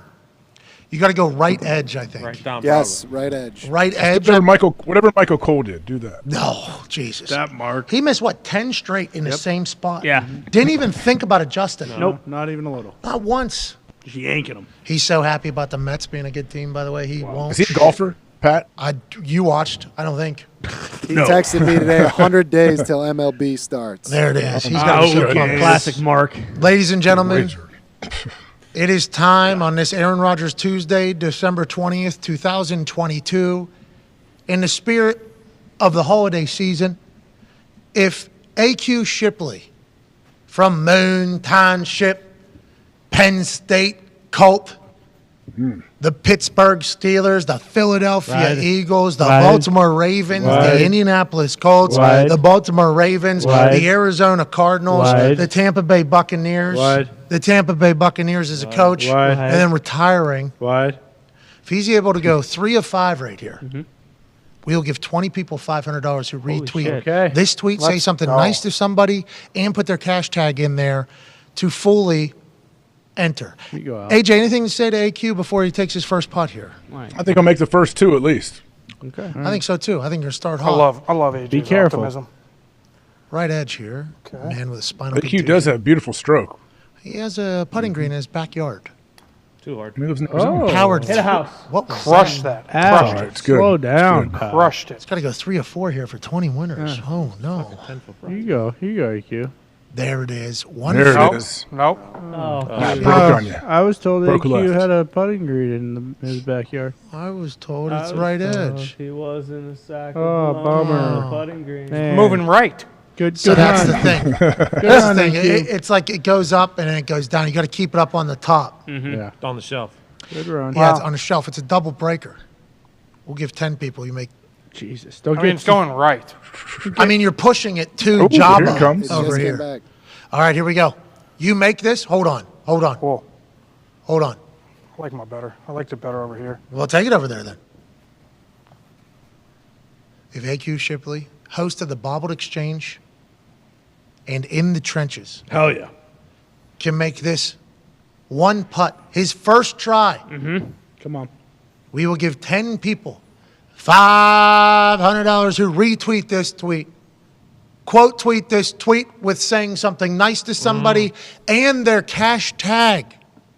Your cash tag or theirs. It's a holiday spirit. It is. 10 people win $500 who enter completely randomly, selected by Bruce Bronovich. Oh, no. Oh, IQ. Oh, AQ. AQ don't give a fuck about Hanukkah or Christmas. No, he Be, doesn't. be careful. What are you doing? That was the mulligan. No, this would be the mulligan. That's not how you it gotta pay works. for the mulligan. What are we doing? I don't know. You tell me. Of his own money. Yeah, because he's paying for Yeah. the mulligan. Well, he's not going to want to make that. His wife also going to be pissed about the holiday season. Well, It's Hanukkah. Let's She's do Jewish. Happy Hanukkah, share. Happy Hanukkah. Happy Hanukkah, share. And to all the Jewish folks out there, obviously. Happy Hanukkah. Happy Hanukkah. Crossword puzzle in the New York Times is wild. I stink. okay. stink. Looks like he owes all of us I stink. $500. Yeah, you do. This is your worst attempt, yeah. You want to throw some footballs at the hoop? Sure. Careful. Hey, bring your good energy because when people Yeah. see this video, they're going to think it's your first try. Yeah, true. They're not going to even know I about your made my 7 first try. misses. I made my first try earlier. Nobody's seen it. That's though. not good. Oh, man. Ladies and gentlemen, this is AQ Shipley, Super Bowl champion, football coach and player, formerly of the Tampa Bay Buccaneers, the Arizona Cardinals, the Baltimore Ravens, Wide. the Indianapolis Colts, Wide. the Baltimore Ravens, Wide. the Philadelphia Eagles, Wide. and the Pittsburgh Steelers. Wide. If he makes this or any of these footballs into the hoop, we'll give 5 people $500 who retweet this tweet, Hell yeah. say something nice to somebody, and put their cash tag in there as well to fully enter. Randomly, 5 people, $500 Come on. in the holiday Come on. spirit. AJ, anything to say to AQ before he attempts to throw these footballs into the hoop? Just bank it in, AQ. We've seen a lot of success with that. Okay. The first one. Hi, baby, AQ Shipley of Penn State Cult. That's a great throw. Never mind. Go right at it. Wow. Go right at it, man. That was a great throw. That was an incredible throw. There's 2 more footballs, dude. So bad. No, you're not. That was so bad. Well, he No, is. you're Dude. not. What are you talking about? Don't You're undersell good. it. It's a holiday. Oh, there it is. That one was worse than Tried the the first bank. I one. tried the bank. That was a good throw. Well, you, Why change the recipe? You're right there. Oh, fuck. Just sit down and Good walk like run. you're in the middle of shows. Good run, AQ. Pat, I think you should shoot some hoops. Well, I don't know, man. That was bad. All right. Every dog has his day. Oh. Thanks, Con. No problem. Oh. Yeah, you got it. Here it is. Yeah, it's going. It's going in. Bangarang. Bam. Yeah, the hoop doesn't have a top on it. no. That's good to know. I'm making those at a pretty good clip. Yeah, Oh, yeah. I'm making those at a pretty good clip right now. I feel good about it. We'll How's definitely big? give some How's people big? some, let's give some people some money. Okay? Okay. Let's give, we'll come back tomorrow. We'll have to double it. Roll it over. We'll Can't roll do it it. over. Have to. Just want to let everybody know that just like a carnival, Yes. it is open. Could have been made. Yeah, Right. sure. Obviously was not. Next week, even better. Hey, you'll do even better. Okay, Al. Work on your game. Tough week for been me. a fight camp. Okay. Tough week. I know. There's some breaking news coming out of the NFL. We knew that we were told by Ian Rappaport that he would not clear the waiver wire whenever he was released from the Packers. Sammy Watkins did not clear the waiver wire. He is headed to the Baltimore Ravens yet again. Knows the system. They do not have a lot of weapons over there. Obviously, the Ravens are in the lead in the AFC North. Coming off a tough loss against Cleveland Browns with Lamar Jackson coming back. Does this change anything? We have no idea. Jordan Schultz of the Schultz Report, obviously little latte, friend of the program. He's told that several teams, including the Giants, were interested in the veteran wide receiver, Total Pro, who really helped Romeo Dobbs and Christian Watson in Green Bay. His time in Green Bay was not fantastic, obviously on the field. Sounds like he did some work off the field to help develop these young guys. He has had success in a lot of the places that he has gone. He's going back to the Ravens. Good for Sammy, good for the Ravens. I hope it works out, AJ. Yeah, I think somebody, I don't know if it was Khan and Ty, whoever said yesterday, like the Ravens should should find a way to claim him. So yeah, this does make sense. I think Sammy. It sounds like, although he didn't have a ton of production in Green Bay, he did have a positive impact. Yeah, sounds like he'll be remembered fondly, which is great news. Ravens get another weapon they needed, AQ. Absolutely. I mean, they can use all the receiving talent they can use moving forward because that's what they keep saying. The offensive coordinator's got to get some weapons down the field. The run game's great. We got to get the pass game going. They got another weapon. Hopefully Sammy Watkins still got it. Yeah, good I'd luck. also Sammy. like to hear what Sammy Watkins thinks about the 5 UAP UFOs last night in Wisconsin. It's a shame he got released and you didn't get to see it. Well, that might have been him leaving. Heading to Baltimore. Was that going east? Might have been. It looked over the From lake. the video, yeah, I believe so. It was I going do over believe the so, from lake what the angle towards Baltimore. All options are on the table. Right? That's right. I don't know a human body would be able to survive that L1 to R2 move. TC is the only one. Sammy's an athlete too. He's a 101. TC. Anyways, that was the last breaking news of today. Thank you to Aaron Rodgers for joining us. Thank you to AQ for joining us. Obviously, thank you to Patrick Peterson for stopping by. Today was a hell of a day. Thank you all so much. Enjoy life. Say something nice to somebody, even though AQ refused to give you an opportunity to be forced to do so. Hey, AQ. And we'll see you tomorrow. It's the holiday season. Let's smile a little bit. Say something nice to somebody. Goodbye.